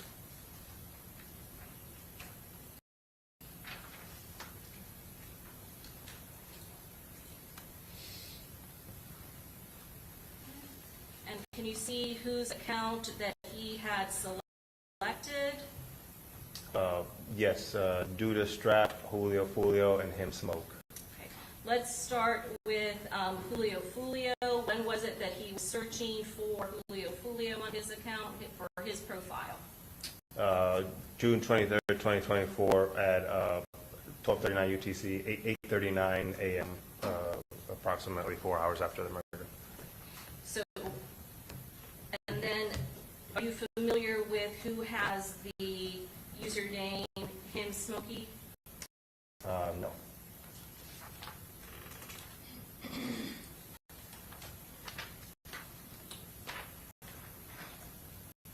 And then is Charles Jones Julio Foolio, is his account again? There a timestamp on Rashad Murphy's Instagram account? Yes. And when was that done? June 23rd, 2024, 11:52 UTC. So the correct time would have been 7:52 a.m.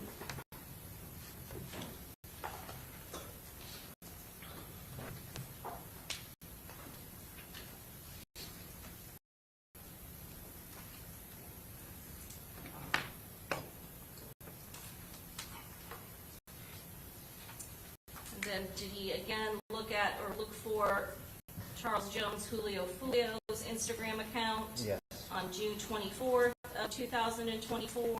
Yes. What time?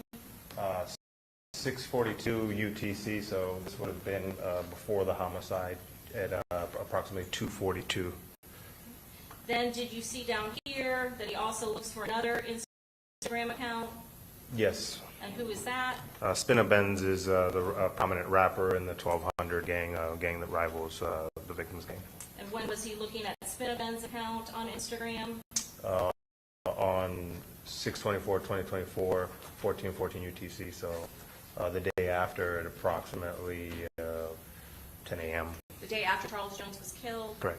And then what about this, Young and Ace? On 6/24/2024, around the same time, 10 a.m., the day after Mr. Jones was killed. And you're aware of who Young and Ace is that correct? Yes, a prominent rapper for one of the rival gangs of the victim, ATK. And one that is allied to Rashad Murphy's, the gang that he is in? Correct. Did you also look at and see when Rashad Murphy was looking at postings on Julio Foolio's Instagram account? Yes. I'm going to direct your attention to here. When did this occur? This one's from June 15th, 2024 at 11:50 UTC, so this was approximately 7 days before Mr. Jones had to be in Tampa. And you see that there is a link here, is that correct? Correct. And is there, I'm going to ask you about the posting of Julio Foolio and his advertisements that he was going to be here in Tampa. Are you familiar with that? Yes, I am. And is this a link to that specific posting when Julio Foolio Charles Jones was advertising on Instagram his appearances and when he was going to be in Tampa? I believe it is, yes. And then I'm going to go down here to, again, see another posting at July 15, 2024, 11:50 UTC time. Is there another time where he is checking on Charles Jones Julio Foolio's Instagram postings? Yes. And there was more than one posting by Charles Jones showing his appearances to Tampa, is that correct? Correct. And is this link another link to the Instagram posting, his second posting from Charles Jones that he was going to be here in Tampa? Yes.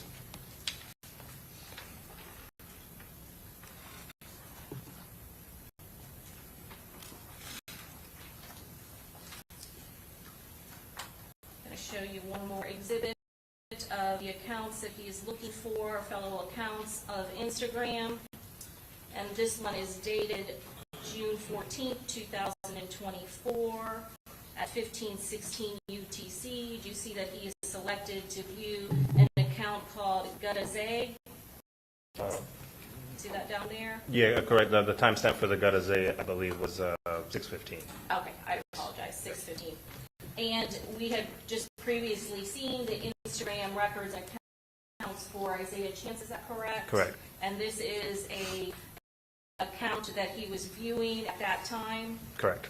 And what is the selected up here for the search results? Art of War quote.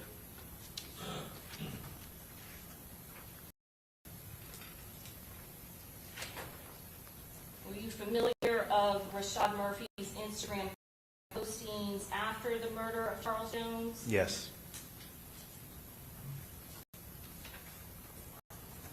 Can you tell us what this is? Yes, this one was posted by Rashad Murphy's Instagram account on June 23rd, 2024 at 09 UTC, so subtract 4 hours. It was at 5 a.m., 20 minutes after Mr. Jones was shot and killed. And what is it? A black screen with 4 laughing, crying emojis.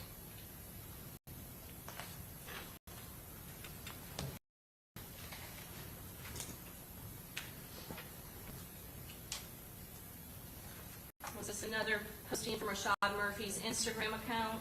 Yes, it was. And what time does this happen? This one happened on the day of the murder at 12:10 UTC, so approximately 8:10 a.m. several hours after Mr. Jones was killed.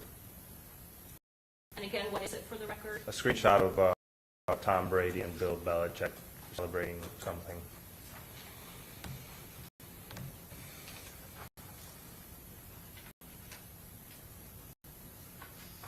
And when was this posted to Rashad Murphy's Instagram account?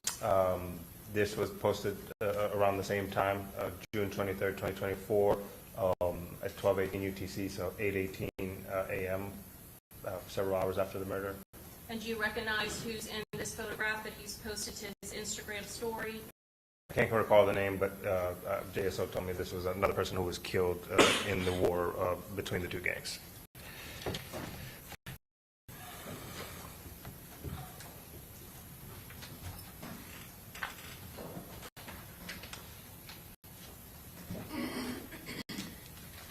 Is this another posting from June 23rd, 2024 after the homicide? Yes. What time? 16:14 UTC, so approximately 2:14 p.m. The day of the murder. And what does it say? It's a black screen with Prosper and Junior G-Day today with 187 babies. Okay. Are you familiar with Prosper and Junior? Yes, again, two members that were killed in the gang war some time ago. Okay. Do you remember who they are? Prosper was a long time ago. I can't recall the names at this time. I'm sorry.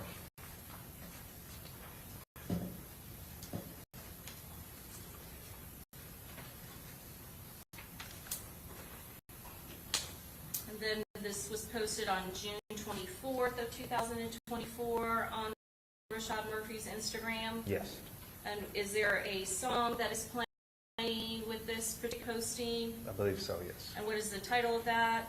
I'm going to pay you back for that one. And then if I turn this way, can you see what he is taking or what he's posting to his Instagram? Yes. And what is the title of it? This is the Rifleman's Creed from the United States Marine Corps.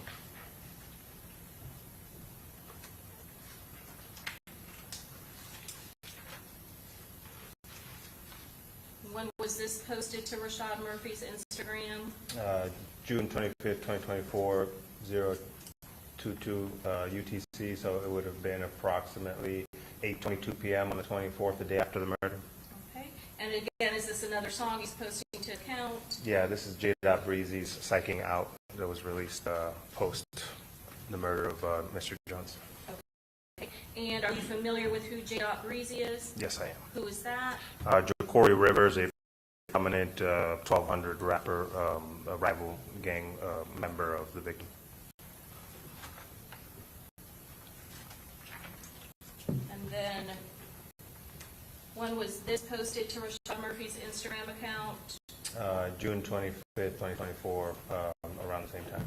Okay, and another song that he's posting to his account? Yes, this one's from WAPO with the Chapa, another prominent 1200 gang member.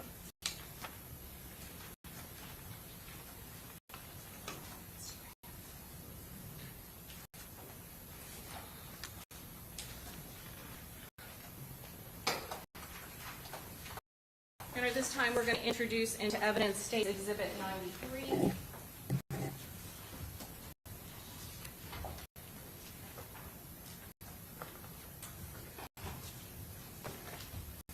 Any objection? No objection. Admitted? Detective Ramos, did you obtain the cash app records of Isaiah Chance? Yes, I did. Show you 93. Again, is this the business certificate saying that, certifying that these records are kept in the normal course of business? Yes. And did they send you the driver's license of the individual that set up the account? Yes. And is that part of what you received in return when you requested the cash app records? Correct. And who does that belong to? Co-defendant Isaiah Chance. Did they provide you the front and back copy that they took to set up the account? Correct.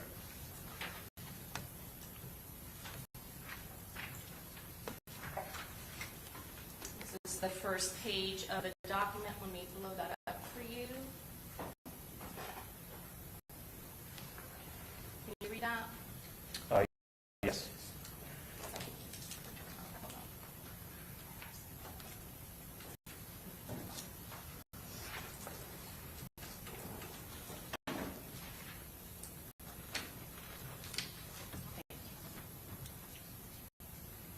Can you tell us the identity of the verification name? Yes, Isaiah Jermaine Chance. And then does it also list the addresses associated with the account? Correct. And does the Cash App allow for a user to have a display name? Yes. Is this the display name history for Isaiah Chance? Correct. Does it show the different times in UTC time when he has changed his display name? Yes. And what was his original display name? Original display name was Isaiah. And does he eventually change it to reflecting his nickname? Correct. And then is there another point in time on October 17th of 2020 where again he changes his name but his nickname is incorporated in it? Correct. Then I'm going to go all the way down to August 11th of 2023. What did he change his display name to during this time period? Mr. Rich Off War.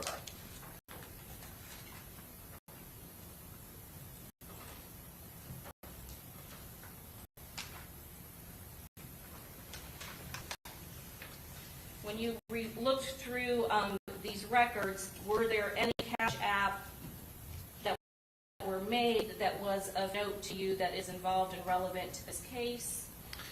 Yeah, so what I found out from these records were that the Cash App account linked to co-defendant Isaiah Chance made a purchase with Airbnb for $361.16 on Saturday, June 22nd.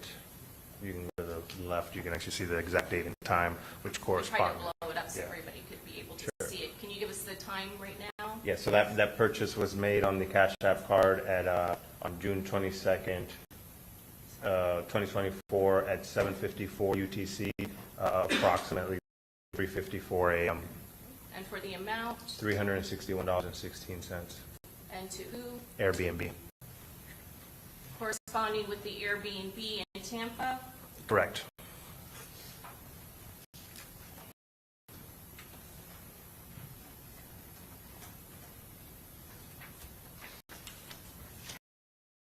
And then these records also show attempted payments when users of the app are receiving and sending payments to another user? Correct. And again, the print is small, but when we move down so we can see the whole thing. Okay. Can you, and I'll go back to the date. I don't want to go any smaller because I think it's going to be hard for you to see and read it. Sure. So let's start on this side. Again, we're looking, starting at June 26th of 2024. Does it show that he is a sender? Again, under this column, it's showing when he is sending money out of his account. Is that correct? Correct. And then does it show when there is somebody else sending money? Correct. Who is the next person right after that? Alicia. Okay, and I'm going to, is it Alicia A? If I blow it up a little bit more. Correct. Alicia A. And what is the date on that? June 26, 2024. Okay, and then is there another where he is paying out? Yes. And then right underneath that, who is then paying out? This is a transaction where J. Breezy is sending Isaiah Chance $390 on, I believe it was June 22nd at 5:45 UTC. Before the murder? But this is before the murder, yes. Before he is paying out to the Airbnb? Within the same time period, yes. And then right after that, underneath that, is there another person that is sending money on this Cash App? Yes. And who is that? Alicia A.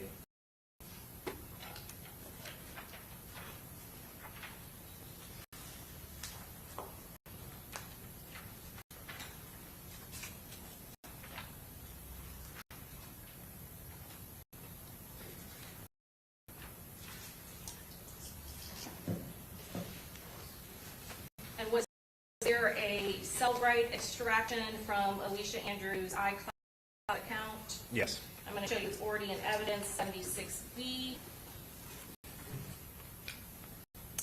And this was found under her extraction report under a category called transfers. Is that correct? Correct.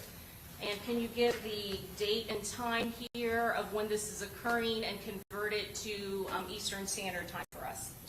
Yes, so this one is 6/22, so Saturday 22nd at 8:52 a.m. UTC, so approximately 4:52 a.m. Saturday the 22nd. Okay, again, that's before the homicide. Correct. How much is the amount that is being transferred from Mr. Richoff Ward to her? $29.46. And then I want to ask you about the second column. When is the date and time of this transfer? 6/22/24, 3:15 p.m. UTC. And who is that to? Charmaine. Okay. And is that the same way Charmaine Steiger spells her name? Correct. And how much is the money for? $15. And who is Charmaine Steiger again? The girlfriend of co-defendant Rashad Murphy. I'm going to show you it's already in evidence.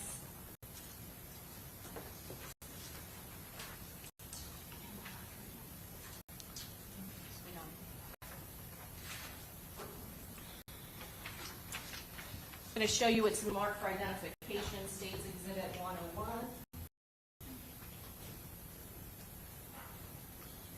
Detective Ramos, did you make some still photographs from the video footage from the Home to Suites videos that depicted the homicide of Charles Jones? Yes, ma'am, I did. I'm going to show you States Exhibit 101. Do you recognize Yes. these? And are those exact still photos that came directly from that video footage from Home to Suites? Correct. Your Honor, at this time we'd introduce into evidence States Exhibit 101. Admitted.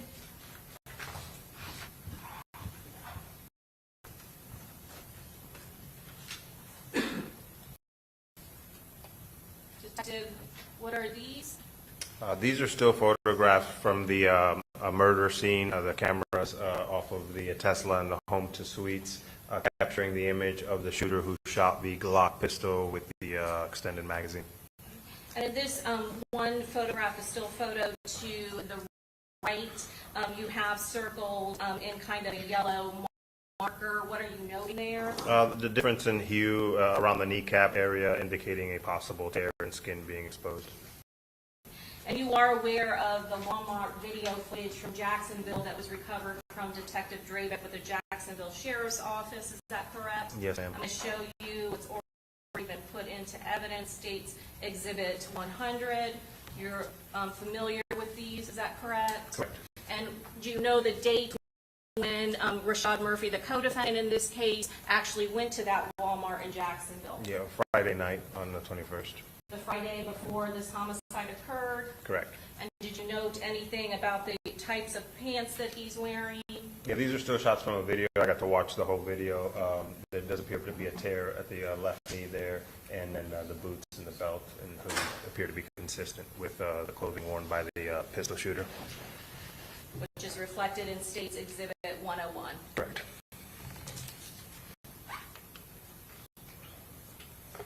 I'm going to show you what's been marked for identification, States Exhibit 90B. Is that a fair and accurate photograph of the defendant that was taken after the incident? Correct. Here at this time, we'd introduce into evidence States Exhibit 90B. Any objection? No objection. Okay, admitted.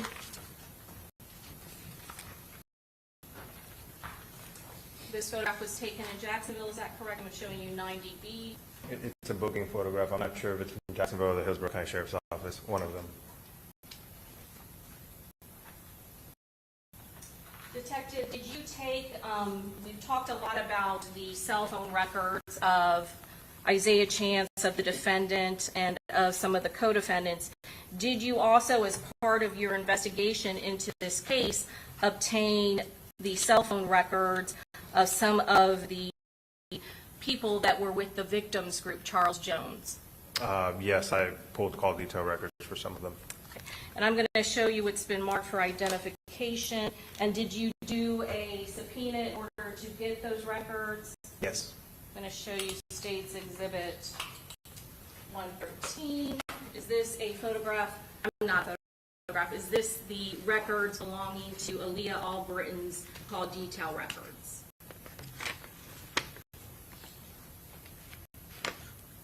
Yes.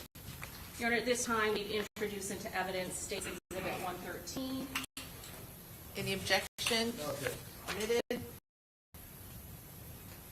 And the first page of these records is that the business certification saying that they are kept in the regular course of business. Correct.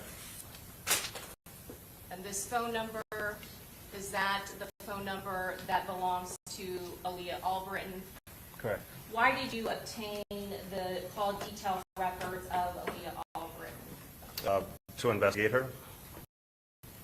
And as part of your investigation, did you go through what time period did you get for her records, if you want to take a look at it? Call detail records are always pulled for 30 days, just to get a kind of an idea of who the top callers are, but I focus in on any calls or text messages she made during the time period she was in Tampa with the victim. And looking through her call detail records, was there any communication with any of the individuals charged in this case? Any communication between her and Sean Gathright? For the entire 30-day period that I reviewed, there's zero communication between Aaliyah Albritton and any of the defendants. Did you also get the call detail records via subpoena for other individuals who were with the victim? Yes. Yes. Who were they? Do you remember? I can't recall at this point. Okay. Did you go through those records? Yes. And again, did you find any indication, and specifically were you looking for phone numbers of the defendant and the other co-defendants that were charged in this case? Yes, I examined the call detail records of people who were with the victim and looking for any evidence that they had any communication with the phone numbers linked to the defendants, and there was none. We talked briefly about the submissions for DNA, including the submissions for the shell casings to the Alcohol, Tobacco, and Firearms National Laboratory. Did that happen in this case? Were those 39mm shell casings sent off to ATF for DNA testing? Yes. Are you familiar with the results? Was that result sent to you? Yes, it was. And was there any of those shell casings, was there any DNA that was sufficient for testing and comparison purposes? No, there wasn't. Is there always an attempt to possibly try to get DNA off of evidence if you can? Physical evidence left at the scene, yes. There was other swabbings and testing, there were other swabbings that were collected from the actual crime scene. Are you familiar with that there was a blood trail that led from the victim's Dodge Charger into the Holiday Inn? Correct. There were also swabbings that were taken from the Dodge Charger itself. Is that correct? Correct. As the case detective in this case, you make the decisions whether or not there is any sort of necessity to send that stuff off for testing. Is that correct? That's correct. Did you take any of those samples from the crime scene or from any of the vehicles, including the victim's vehicles as well as his friend's vehicles? No, because we knew who was in those cars and who the blood belonged to based off of the statements we got. So no probative value in sending any of that stuff off for DNA testing? Sustained as deleting. I'm going to ask you now about fingerprints. Were the victim's car, were there contents that were contained in the victim's car that were dusted for fingerprints? Yes. Okay. Also, the other vehicles involved in this case, including suspect vehicles, the black Chevy Impala and the silver Chevy Cruze. Yes. Did you see and review the video footage from the grandmother's house of Sean Gathright that showed that black Chevy Impala there directly after the homicide, the day of the homicide? Yes. And were you aware of whether or not that vehicle had been cleaned? Yes, with a white rag. Again, did you send some of the prints off for testing? The prints all got attempted to run. Some of them were, they have the varying results. Based on the video evidence in this case, do you know which individuals were in what vehicle? Yes. During the course of your investigation, were you aware of a firearm being turned over from Typhon McCrae? Yes. And he was an individual that was in one of the victim's vehicles, is that correct? Yes. Were you aware of other firearms that were collected from the vehicles of the victim? Yes, there was 2 firearms total, one from Typhon McCrae and one from his trunk. Any indication based on the video evidence in this case that the victim or anyone in the victim's party had ever fired a firearm during the course of this homicide of Charles Jones? No. Your Honor may have one moment. Yes.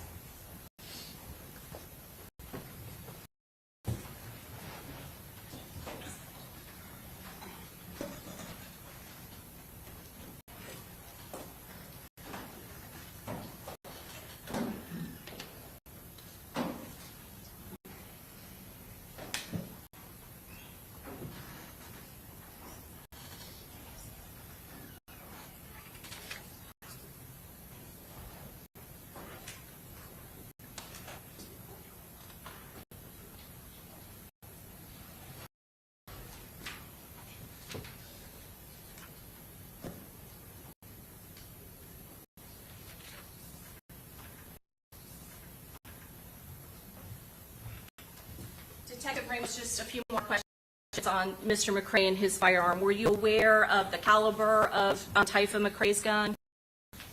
I believe 9mm. Okay. Would looking at I'm sorry, one might have been a 40, one might have been, there was 2 guns. Yeah. Okay.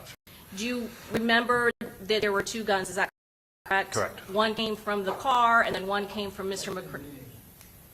Sustain, rephrase. Do you remember specifically which gun Typhon McCrae had? I believe his was the 40 caliber. Okay. And was there any 40 caliber shell casings that were found from the crime scene? No. Do you remember or did you see or review any photographs of the magazine that was taken from Typhon McCrae's person? Yes. And what was your memory as to whether or not that magazine was fully loaded?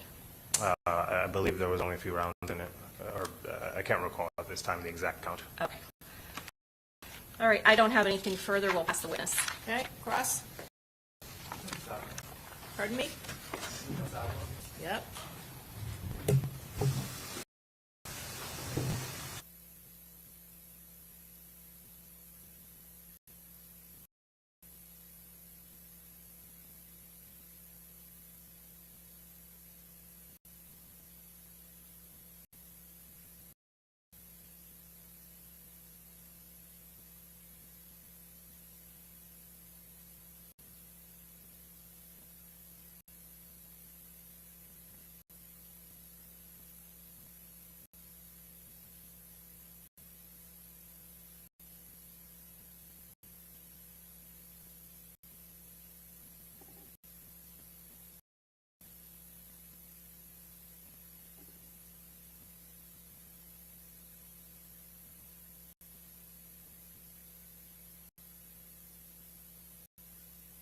Okay.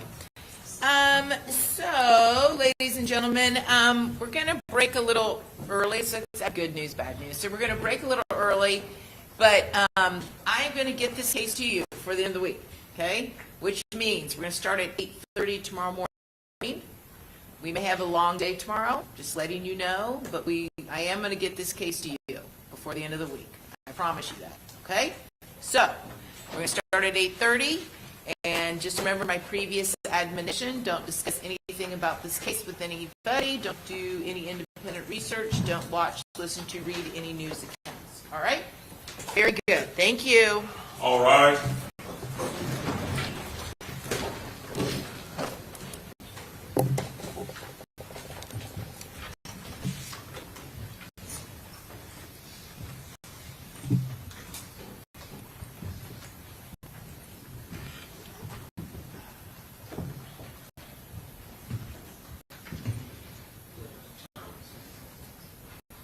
order is out, Judge. Okay, thank you.